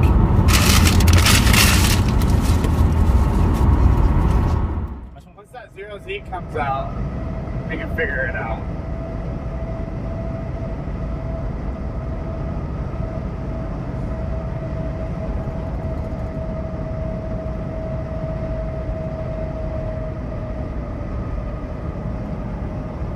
We're up, guys. Send a happy birthday. Here it comes to Jessica. What's her last name? Ward. Jessica Ward. Here we go. Ready? All right. 1, 2, 3. Happy birthday to you. Happy birthday to you.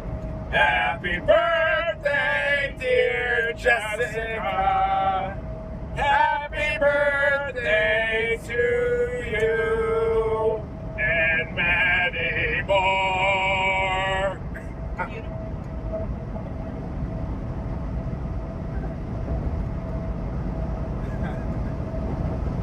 There it is.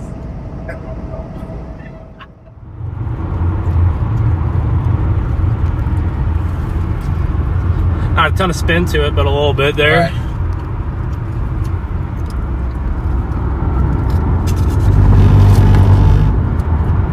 Here it is.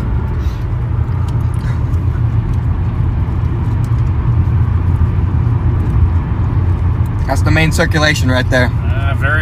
Very broad dust Very natal. broad week. Very broad dust natal there. Something you could run through. Baby could run through that. I put it back.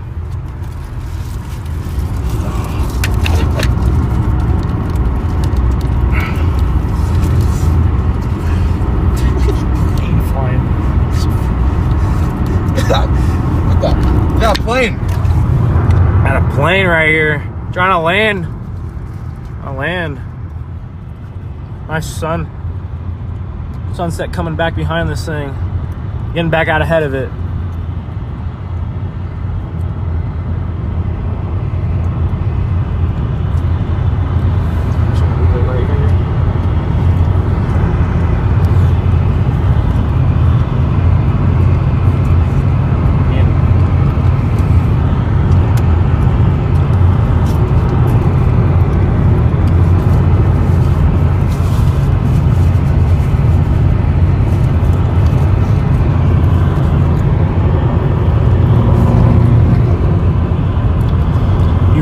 You rarely see them like this with blue sky right above.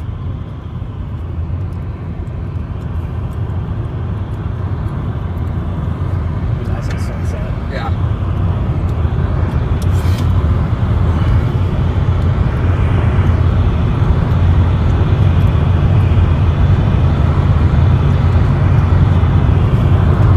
How many miles? Here. My view's just as good. Wow. Yeah. My arm is getting tired. Yeah. It's just that's why there's blue sky above it. Guys, there is no precipitation with this outflow boundary. It is just a shelf cloud with dust until you get far off to the east. This is one of the most incredible shelf clouds I've ever seen. It's not associated with a thunderstorm. It's associated with an outflow boundary that was projected south by the thunderstorm. That intense RFD we were talking about, intense outflow. That's what's causing this beautiful photogenic shelf cloud with almost no precipitation behind it. I want to reach Shamrock, get back out ahead. Yep. We're trying to get ahead of this, guys. It's going to be about 30 minutes, and then we'll be back out ahead of the storm. Get back into that hail. Still think we have a small chance of a tornado as well. on the leading supercell near left fours. Yeah. Headed down towards Allen Reed and Shamrock. I will say that burger just like cured my hunger. One little burger. That's what I need. I'm feeling great. I'm gonna eat one.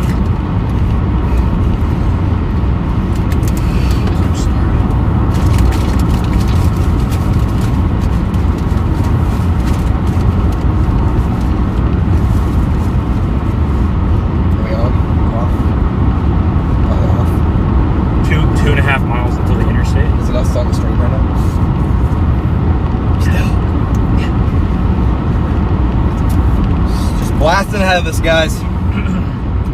Gonna turn left here in about how many miles? About 2 miles, trying to get back to the main supercell. And once we turn left here, I'll give you guys a nice good visual again.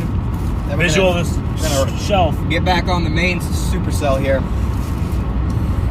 Had no roads east, had to go south. What a beautiful day. I know. Great storm chase so far. That's a nice shot.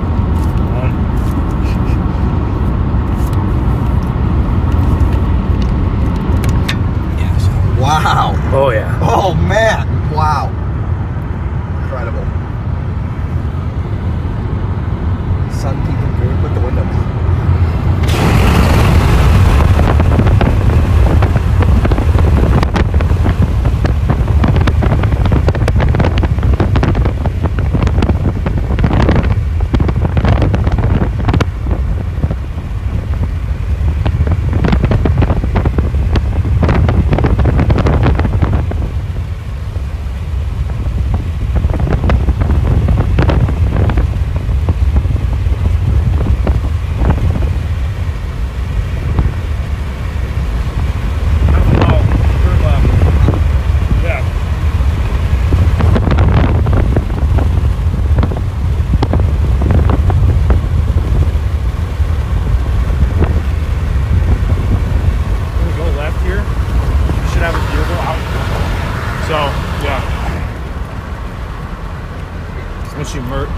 Once you get merged, just let me know.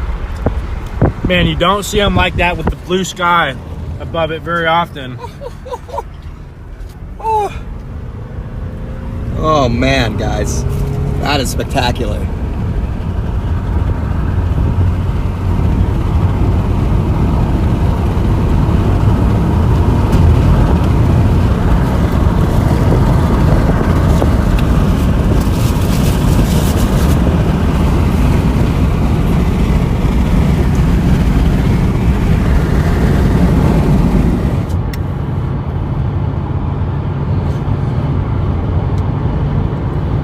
Spectacular display right here, guys. Notice you see the cloud tops on the right there, okay? That is our actual supercell that we're trying to track down. And then your beautiful shelf cloud here is just the outflow boundary trailing that supercell. This is the most impressive outflow boundary I've ever seen. Never seen a shelf like that on an outflow boundary.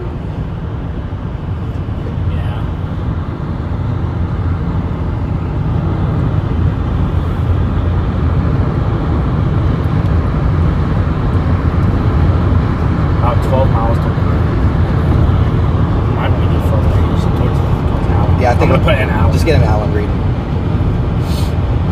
That is incredible. See if this thing wants to do something before dark.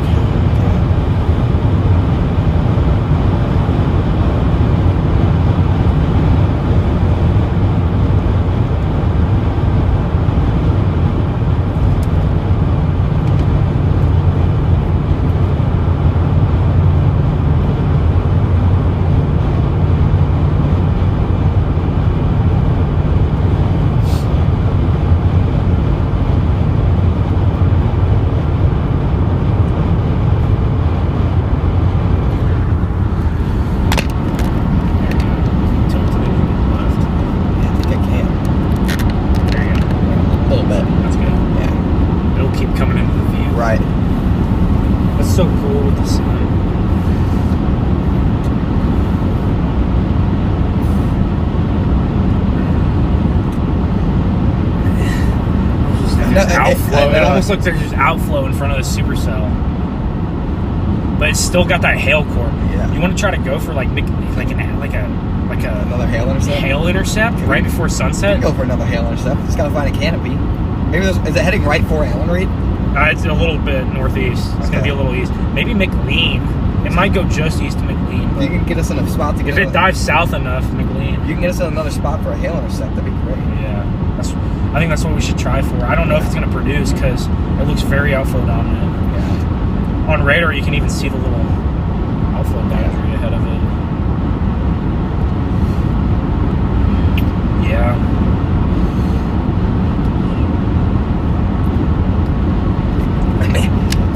Let's give you guys another good view of this. Just wow. Look at that. Look at that. Yeah. This thing is building another hail core, guys. We might go for another hail intercept here. Look at that. I know the last one wasn't very impressive. Maybe we can make up for it. That's some good wind. Yeah. It was a wind bag, right? Yeah. We were expecting golf balls for the last one, and we got peas. 60-mile-an-hour wind, peas. Yeah.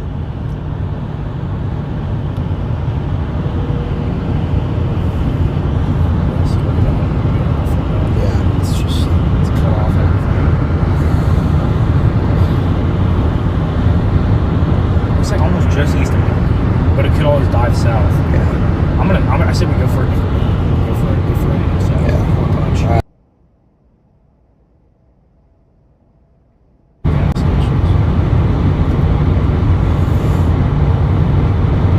Happy birthday, Jessica. Happy birthday. It's Jessica Ward's birthday. No, this is not going to produce a tornado. The outflow boundary is now ahead of the storm. Even the main supercell to the front So has got overrun. The tornado potential is pretty much zero with this, guys. This is just a beautiful storm, beautiful structure, and it does have some large hail we're going to try and intercept.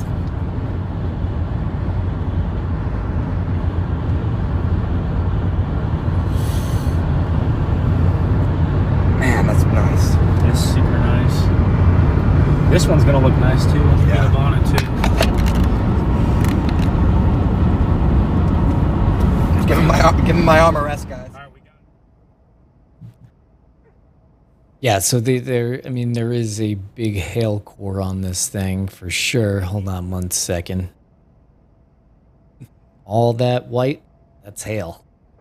So LaForce is getting nailed by it right now. Excuse me.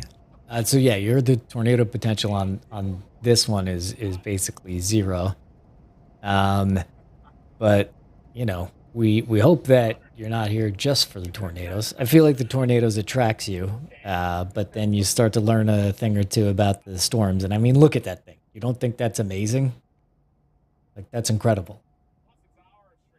This is this is like the prettiest shelf cloud I've ever seen. It's absurd. It also had before what we call in production God rays. And we'll probably get more of those soon, which is just like, you know, those like Excalibur rays of light just coming out. It's just absurd.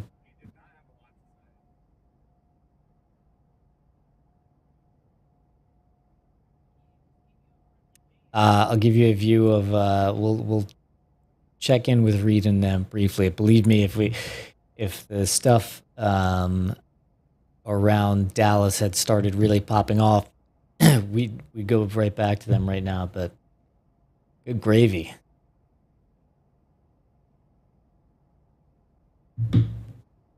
I'll just get out of the way.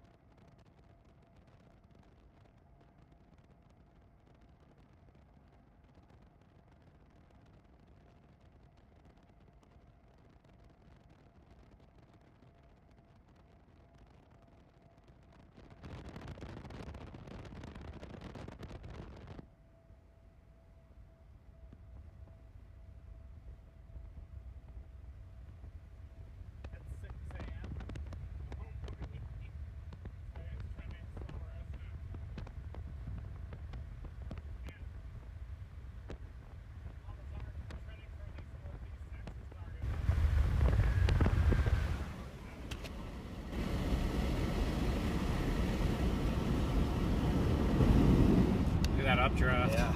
Nice. All right, you guys see that thing that kind of looks like the top of a nuclear explosion? That is our supercell that we're trying to track down. An absolutely beautiful anvil with that. And then you can see just to the left, on the left of the screen, the trailing outflow boundary that we've all been awing over the past 20 minutes. We're trying to get the supercell. That outflow boundary is actually going to go over top of us here in probably about 10 minutes.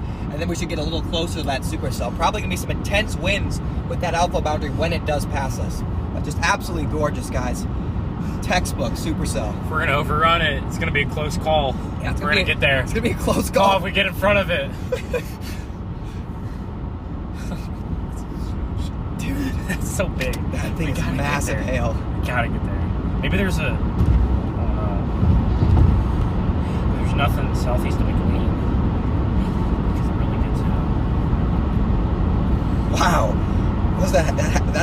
That has to be baseballs. Baseballs, man. Warned for 3-inch hail. Warned for 3 inches. We're trying to get this, guys. Destructive thunderstorm. We're trying to get this.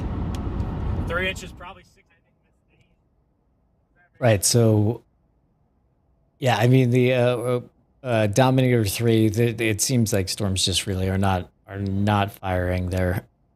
So the Ridge Riders have just taken over Reed Stream today. So what we're looking at right in the center of your screen there, you see that little, I don't know how to describe it, that big old blob in the middle of your screen there. That's an anvil cloud on the storm that these guys are going to. This is not all one storm that you're looking at. That big blob in the center of the screen that has the white around the outside, that's the anvil cloud of another storm. And then to your left, all that dark shelf cloud thing right here is outflow boundary, et cetera, et cetera, et cetera. Technical stuff, but it's not a storm that's going to produce a tornado. But the thing that is now pixelated in the middle of your screen right now, that probably has some big hail on it. And that's what these guys are going for here. Because they're being pixelated right now, let's see if we could check in with Dominator 3 here. Stand by.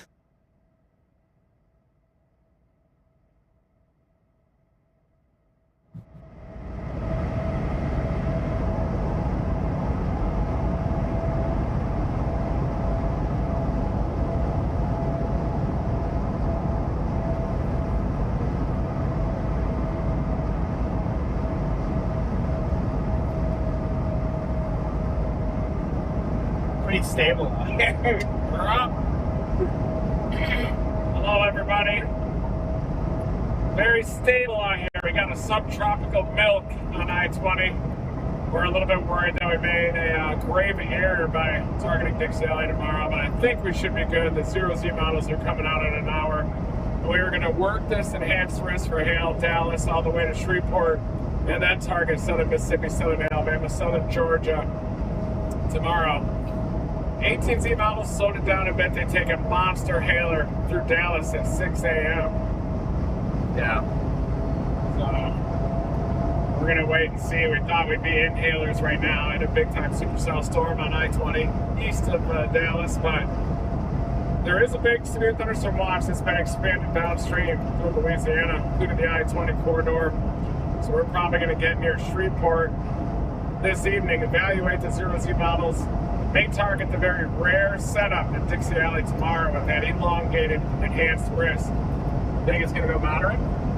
It could. 0Z model is coming in right now, so we're going to monitor it and try to make a decision, because we don't want to be out of play for anything if that doesn't go through tomorrow, because there's a marginal risk on Thursday in the Texas Panhandle we want to keep an eye on as well. So, yeah, active few days. Yeah, Thursday could set up again in the southern high plains. We'd like to do both. Chase tomorrow. Just got to take one day at a time these days. There'll be not many chasers in Dixie Alley tomorrow. I don't think so, no. Definitely not. It'll be hard getting out of the trees per usual, but... feel Dominator 3 does in the Louisiana highways, that's for sure. There's a tornado warning in southern Ontario right now. Man. Southern Ontario. Yeah, could be there by tomorrow afternoon. Yeah, kind of a weird stream from our end today. We thought there was going to be some big hail producers near Dallas, and they didn't materialize due to the subtropical milk out here. Probably good considering Dallas has been getting absolutely slammed the last few days, so. Yeah, 2 days in a row for the hail. Yeah. Even that left split yesterday that broke off our storm, surged north of the DFW Metroplex, produced a bunch of baseball hail, spiky hail too. So I think a lot of times those left splits produce hail that has that spike appearance to it. New tornado warning for Wheeler County, Texas till 8:30 p.m. Eastern Texas Panhandle has a new tornado warning just got issued. Wheeler County.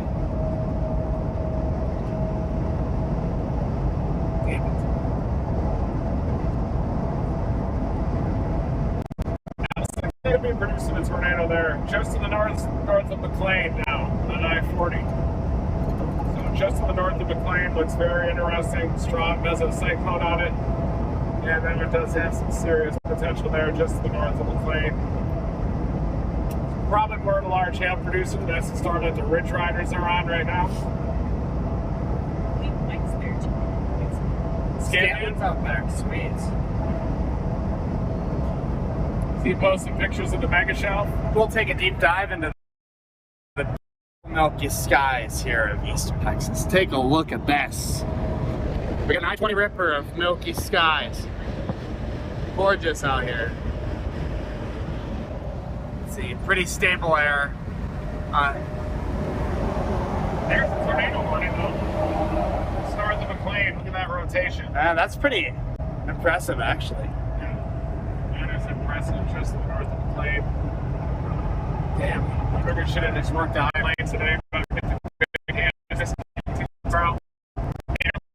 showing like a 15 hatch area out there, maybe a moderate risk potential. So we're working the rare setup out here in the south central U.S., but then we're gonna have to get all the way back up to the high plains for Thursday. Feels kind of weird being in this subtropical milk. With that tornado warning happening north of McLean right now, but we're here to try to intercept these tornadoes if we feel like that gives us that shot. If we're just McLean, it's a big time cycle. I'm using the Frederick radar.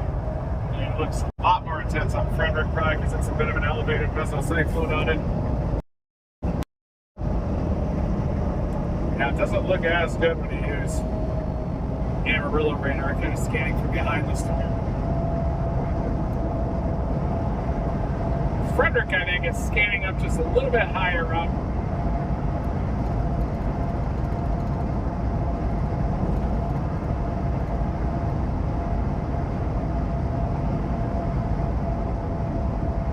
CLZ is slowly coming in. Still got a ways out for tomorrow.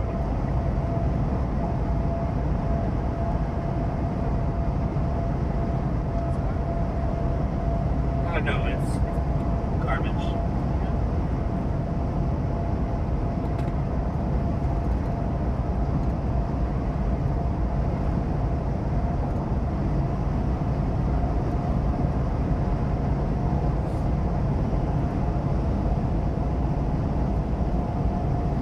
How you doing back there, Sierra? Doing great. Excited to get on a storm potentially tomorrow, Dixie. What are your thoughts on tomorrow? Well, I mean, it's been a while since we've been in Dixie. It seems a little unusual for this time of year, but it looks like the ingredients are there that it couldn't rip tomorrow, so I'm excited to be there and take a shot at it. Do you think we can get back to the Texas Panhandle if we do chase Dixie tomorrow? Oh yeah, we can do that. You're confident in that? Oh yeah, I'm confident. It's the Domingo way, I think. I'm not as confident that we can chase both. You're not? No, might even end up chasing neither if the vehicle breaks down. Say we can get down there in southern Alabama, southern Mississippi, then double back. It'd be like an 18-hour drive back to the Texas Panhandle. But we'll see. got to take one day at a time because Thursday could easily fall apart, and then we'll just be kind of driving back and forth. Stuck in the middle. Yeah, stuck in the middle. I think that storm north of McLean is a little bit outflow dominant, but it's a textbook large hail producer. A little bit elevated too, even though it does have that tornado warning that got issued, but it is producing grapefruit-sized hail right now. The Ridge Riders are all over it. So they've been all over it all day today. Just the heroes of this live stream here at Never Stop Chasing. Good to see them just dominating that structure and definitely get some wind-driven grapefruit-sized hailstones out there. Yeah, we did think Dallas was going to go bigger today, and it is not happening. Yeah, it's definitely not happening. That's a good thing for Dallas. Did like 3 days in a row of grapefruits there.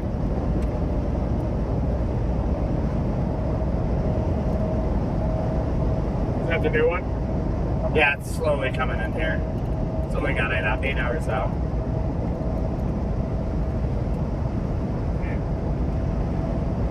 What it's going to do. Eat low-level shear, that's for sure.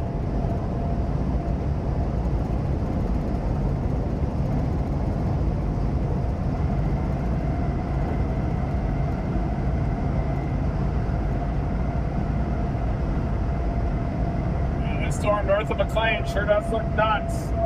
Mesoscale discussion issued upstream of it, a southwestern Oklahoma, probably for the long tracker. It's going to be a pretty long track wind and hail producer, wind-driven hailstones. The hook's going to wrap around the backside, probably have like 80-mile-an-hour winds, driving those grapefruit-sized hailstones around the backside of the supercell.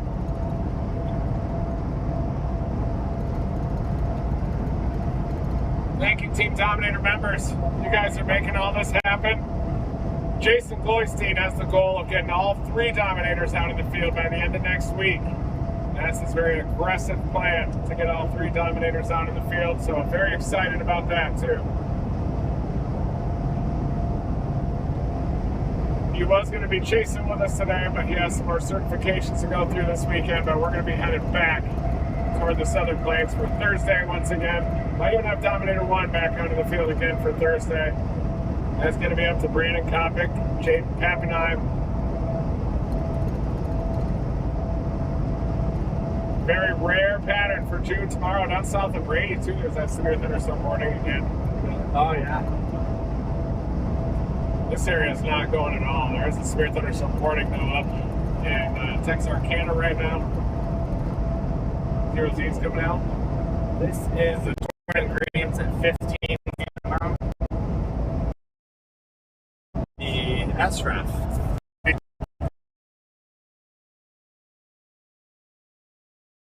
I go other trashed. Not good. How's this thing stop charging? Oh wait, it's not charging. It's just charging slower than the... We're still kind of out ahead.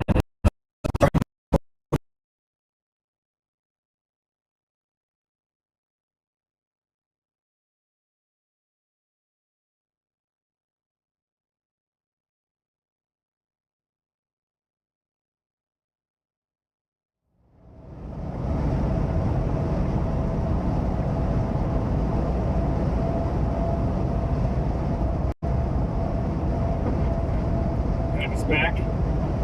Yeah.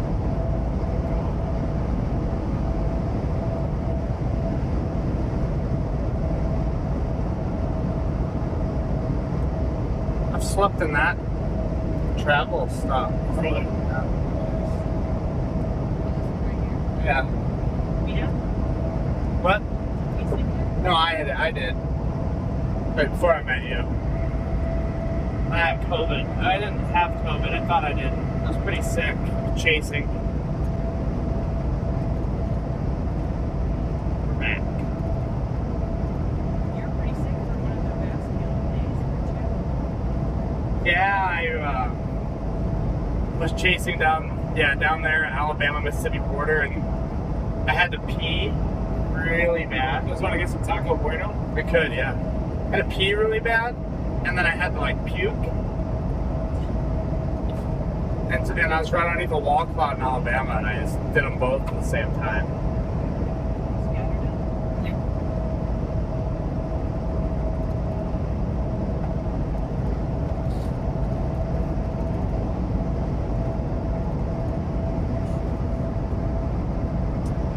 all certifications are needed.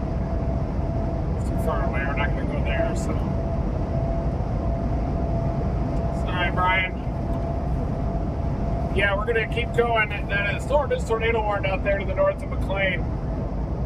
It should be getting in a better area soon, I think. We're out here on I-20, and the hail producers didn't materialize down here on the I-20 corridor, unfortunately. Just waiting for the 0Z models to come in now as they're coming in so we can forecast how tomorrow looks and then decide if we need to go all the way back for Thursday in the Texas Panhandle.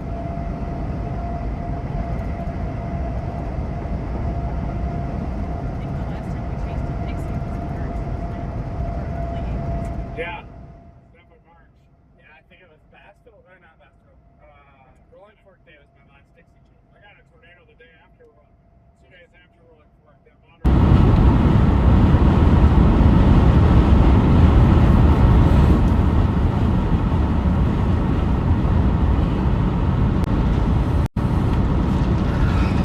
Look, I think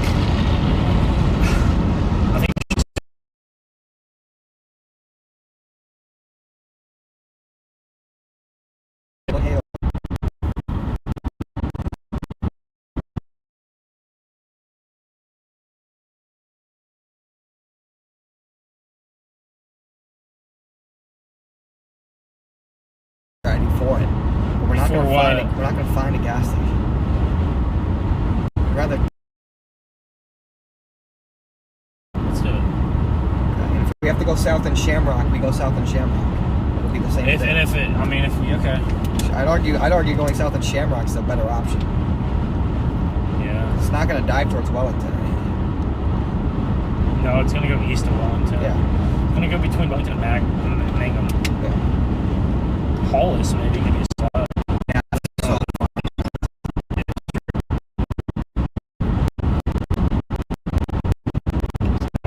Taking another shelf. It's so fast.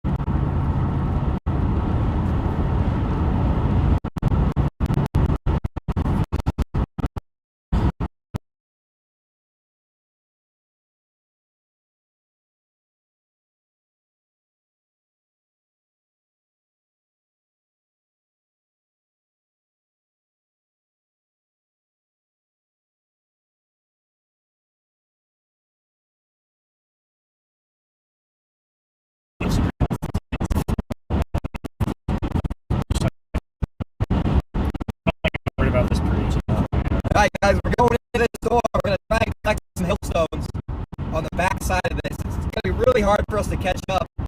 We have to blast through the core, and it was warned for grapefruits, so I'd rather not do that. So we're going to see how big a hail we can collect on the back side of this. We're coming in from behind, and we're just going to see what we can find there. That's the plan. After we do that, we may drop south and try and get ahead of it one last time.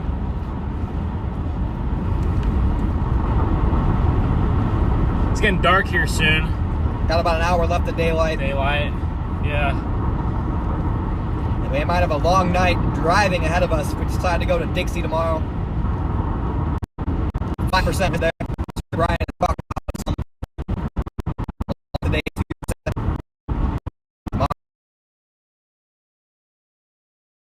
Focused on hopefully collecting some golf ball plus sized hail.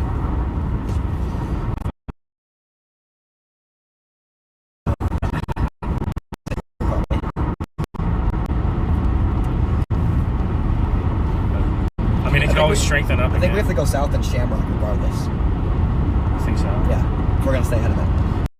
Okay. They just put out a big warning all the way to the Oklahoma border. Really? Yeah. What's it say? I'm looking.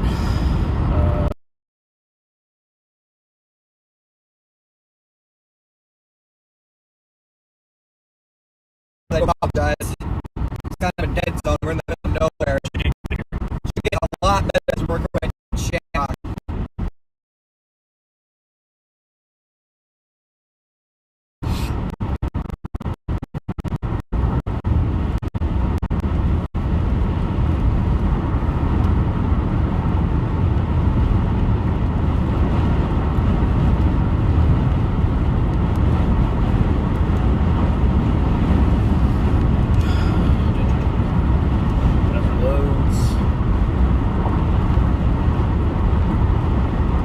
Expires in an hour and 13 minutes. That's how far out it went. What?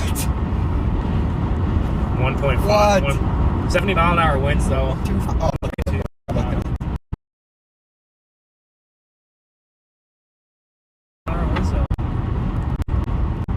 Care about 70 mile an hour winds. We're not intercepting though. Kind of lit. Oh, our hail core is weakened. A ton. It's the second time it's happened. Oh, we wanted some big hail. And maybe if it's weakened enough to where we don't think we're gonna collect. Yeah. We might have to get out ahead of it and see if it strengthens again, because it's possible, right? Yeah. And then collect later. Yeah. That's what I would do. Yeah. I'd go towards Wellington. You want to go south and go towards Wellington? Yeah. If we don't think we're gonna have anything worth collecting. Yeah, but the problem I have with that south road in McLean is it takes me back like west for a second. Like if the storm is getting way far away, I'd rather just trail right behind it. It's the only way to get back. No, we can trail right behind it and go south and Shamrock. Okay, let's do it. Try. That's fine. I think either way it's going to be about the same distance. Yeah. Same time. A little more entertaining for the stream if we go through the core anyway. That's true. It's not even more for golf balls anymore.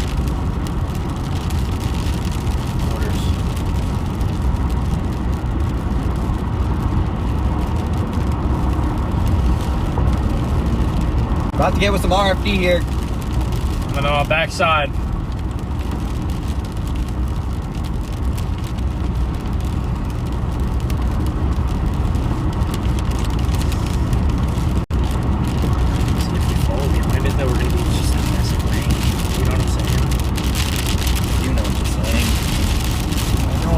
Far away from it again.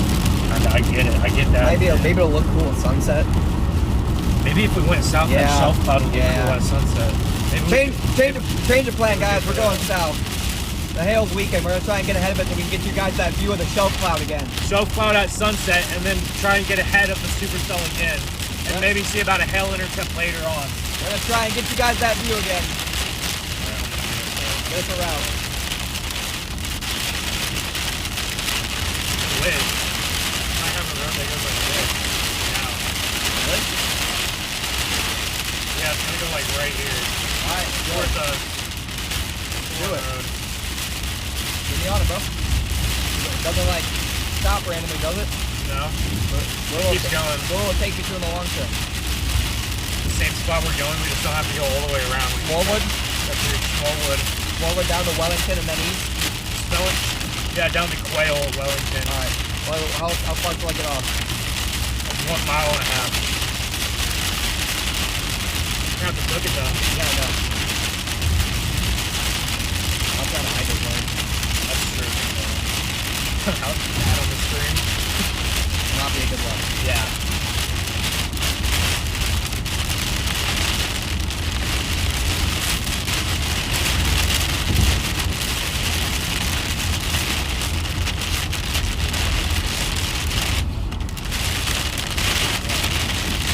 About to go south.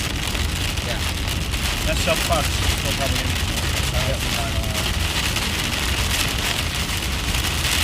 Far. Half a mile.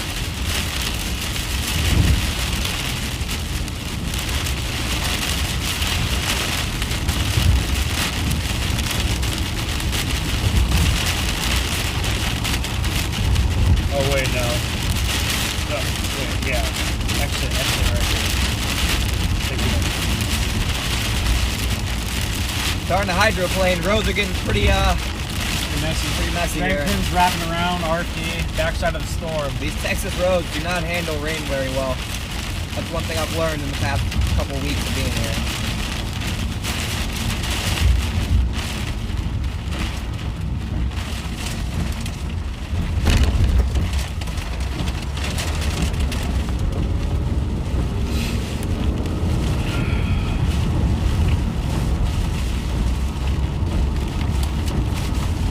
right here, I assume?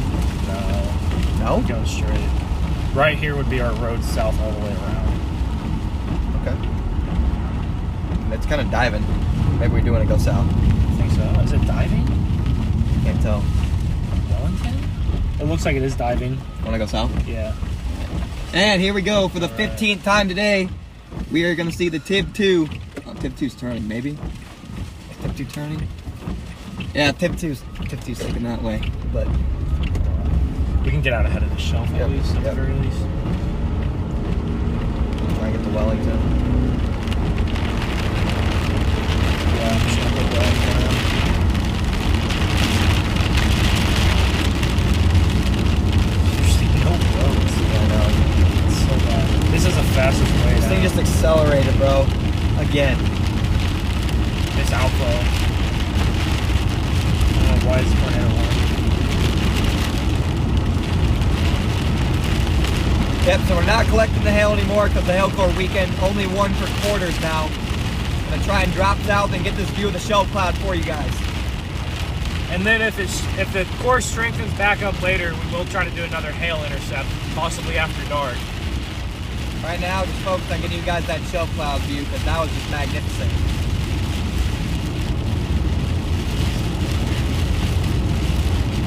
The bottom of the shelf is right ahead of us here.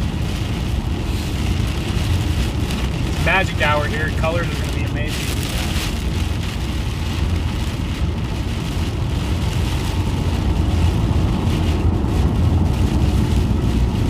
It accelerated Like crazy fast. like 71 knots. This is what the radar says. If that's the case, then forget it. I don't know. Look, the hail core strength over Shamrock, bro. We should have just kept going. A little bit. Just like got it out. So, I mean, we would have just tried trash, dude. Yeah. Even then, though, that's how big it is. Not big.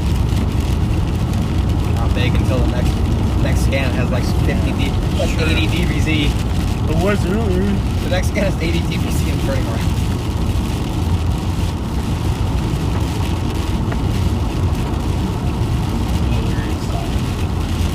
No.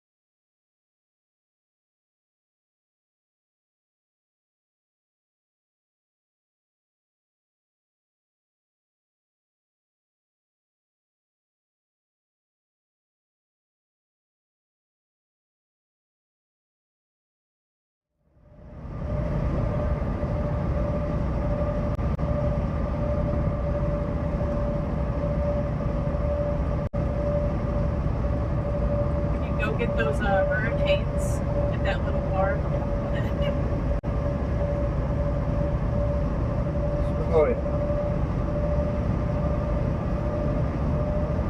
All right, guys, we are still headed east. Still headed off to the east right now. And the storm looks a little outflow dominant in eastern Texas Panhandle, passing just to the south of Shamrock. Although that tornado warning was extended all the way down to Dodson, Texas, all the way to the Oklahoma border. It is likely going to be a long-lived supercell and might even make it all the way down into Dallas by like 6 a.m. We're headed down to southern Alabama, but the new models are coming out.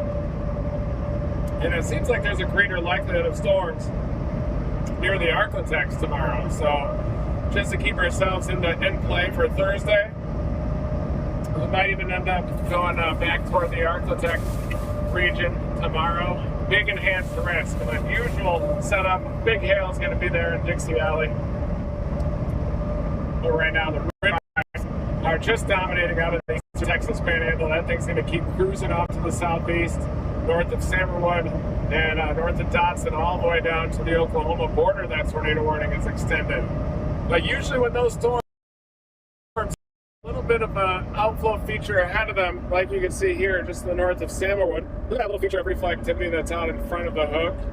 That shows that it's surged down a little bit in an outflow boundary, has pushed out from that storm a little bit, but it still has the potential of producing wind-driven baseballs, and if it can catch up to that boundary, then it'll have a chance of producing a tornado. Shamrock, you're right in the middle of the forward flank downdraft, so you're getting some big-time hail right now in Shamrock, Texas. Even bigger hail, though, right in that hook that's wrapping around the circulation right now. And so we're trying to figure out exactly what to do here. Obviously, we should have gone to the Texas Panhandle today, but if Dixie Alley goes big tomorrow, we're going to be chasing that rare setup as well. But this one is definitely going big in the Shamrock area. Look at that big core baseballs there, passing just to the north of Sammerwood and possibly in Sammerwood too, right in that. But look at the milk. Forecast, the current soundings here are supportive of tornadoes, but you need a environment to get those tornadoes, and we just don't have a storm in there right now. So Shamrock, they're getting the baseball hail. They're getting out of the hook out here. If we had these storms that were in this environment, they would also be producing big hail. We did have a period of hail producers, though, that came through northeastern Texas all the way through the Arklatex into southern Arkansas. Those ones are pretty significant as well. Some hail producers, and we do have some more rain, too, that's developing out near the Oklahoma City area. We gotta keep our eye on northern Louisiana tomorrow. Yeah? Yeah. So, let's start state tour here, but let me go show you the storm.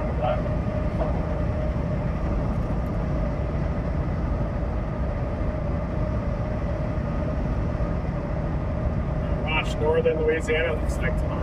Oh my gosh.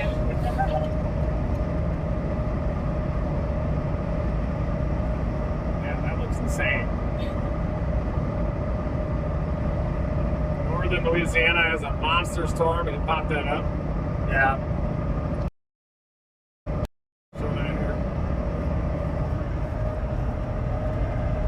Stage alarm out for tomorrow. That's far enough west to where we can get back to the Texas Panhandle in time for Thursday's setup.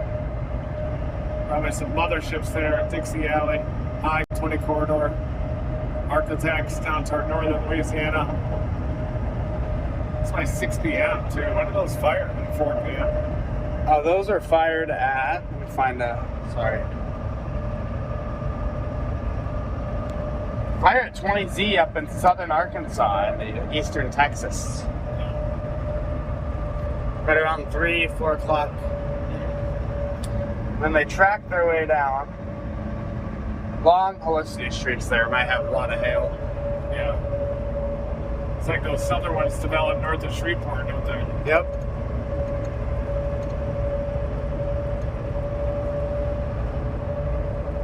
Looks better than Georgia and Alabama, I'll tell you that right now. Yeah, it does.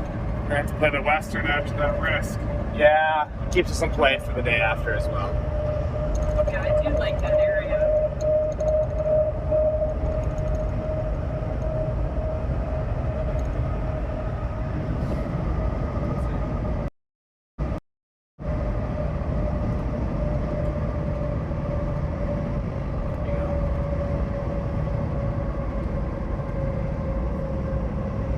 better. Maybe it's smart for us just to stop here, even in Shreveport. Yeah. Or wherever we are. Here, yeah, Marshall. I don't know where we are. We're in Marshall, Texas. Yeah, I think we're gonna stop here, everybody, near the Shreveport area, because we expect monster supercell storms to develop near the Arklatex and then move down into northern Louisiana tomorrow, and then we're gonna head back off to the northwest up into the Texas Panhandle for the next day. We're waiting for these 0Z models to come in. But yeah, these storms didn't materialize today in the DFW Metroplex into eastern Texas and into northern Louisiana. We're just kind of waiting for these 0Z models to come out. We're analyzing them right now. Thanks to the Ridge Riders that have been out there. Yeah, they've been awesome today. Yeah, they did amazing. Yeah, did an amazing job, everybody. You can follow them. Connor Croft, as well, Chasing W. Connor there on Twitter. But honestly, after being up all night last night and getting this car running and then headed toward Dixie and then Dallas kind of fell apart, we're probably just gonna stop here and figure out exactly what we're gonna do. And we may just say never stop chasing. And if the Ridge Riders do come back, we'd love to show you their tornado warned storm that they're on. But yeah, we got to make some calls here about tomorrow. We do have this mesoscale discussion that got issued. You can see the mesoscale discussion with that watch near Shreveport. Large hail producers just off to our north. We're down here near the I-20 corridor down in Marshall. And those storms look like they're going to develop up Atlanta, Texarkana, move down into northern Louisiana with time. So that's where it looks like our forecast models are setting up. If the Ridge Riders are able to get some, we'll toss back to them, but we're just going to leave it up to Brian here and see what happens, because our mode didn't materialize today, even though we are in the Dominator 3 today. And we're just going to wait for the 0Z models to come out. I think we're going to be targeting the Arkansas-Louisiana border, though, around 20 to 21 Z tomorrow, 3 to 4 p.m. So thank you, everybody. Never stop chasing.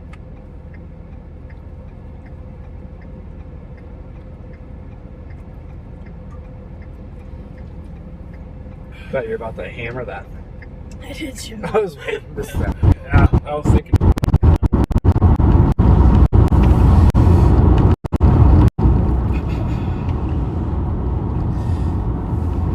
Whenever I was holding the phone out the window here, I saw Reed text you and he said nice shelf! Exclamation point. So he's definitely looking at it. Dude, we had that wall cloud there for a split minute. That looked good. It looked like it almost looked like it was a tornado. Daniel Shaw said possible wedge earlier too. I mean, if it was, just in case it was, I got a. It's not a good picture, but I got a picture of it.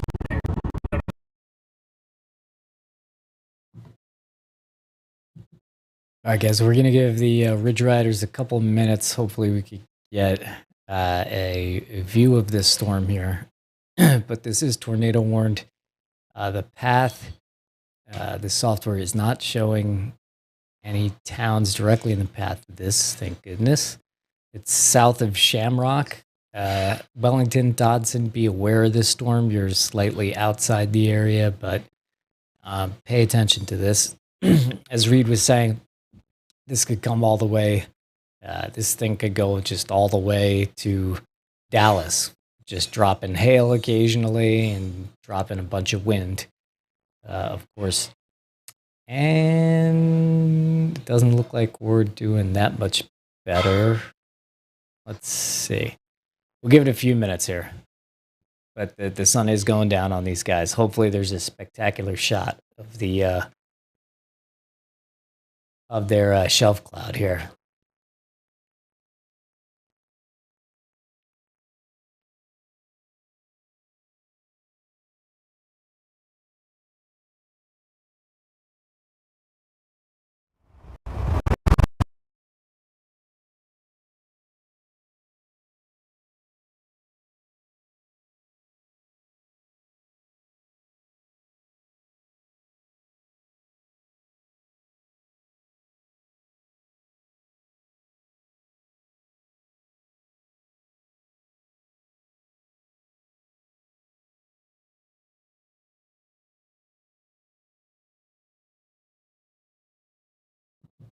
We just want one money shot and then sign off. But let me just break down for 1 second here the plan for tomorrow with Reed and them. So they saw the models. Sorry, let me change this.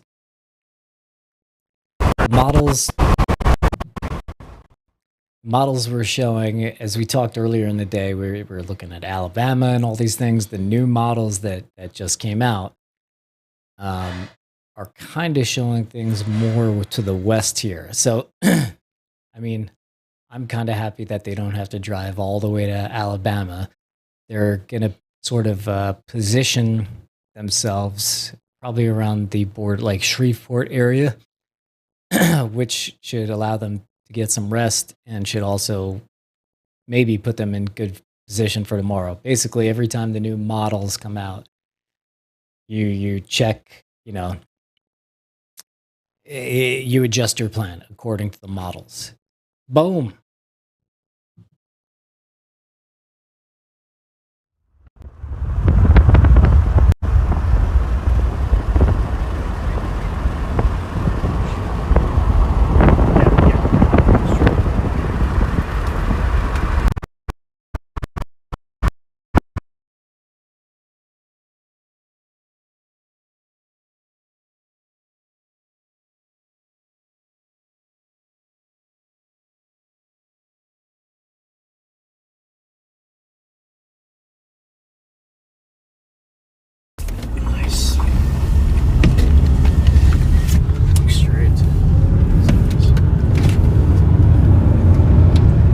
Deli. Look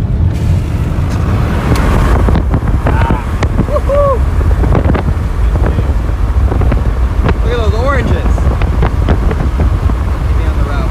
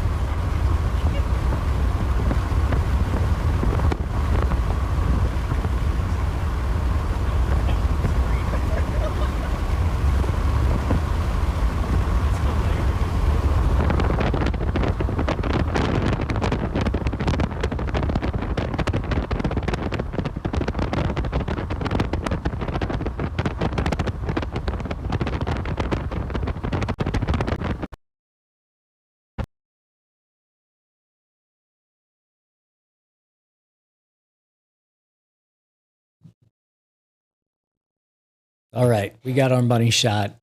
So tomorrow is potentially a bigger day than today. Today, obviously, DFW dodged a couple bullets today. The Ridge Riders, they saved the stream in spectacular fashion with these shelf clouds here. So we will see tomorrow. We will, if you don't follow Reed on Twitter, he's always posting the updates of what their plan is and all this good stuff like that. So anyway, thank you guys for the stream. Happy birthday to Jessica. Thank you to all the members. Thank you to all the moderators very much. So we will see you tomorrow, and never stop chasing.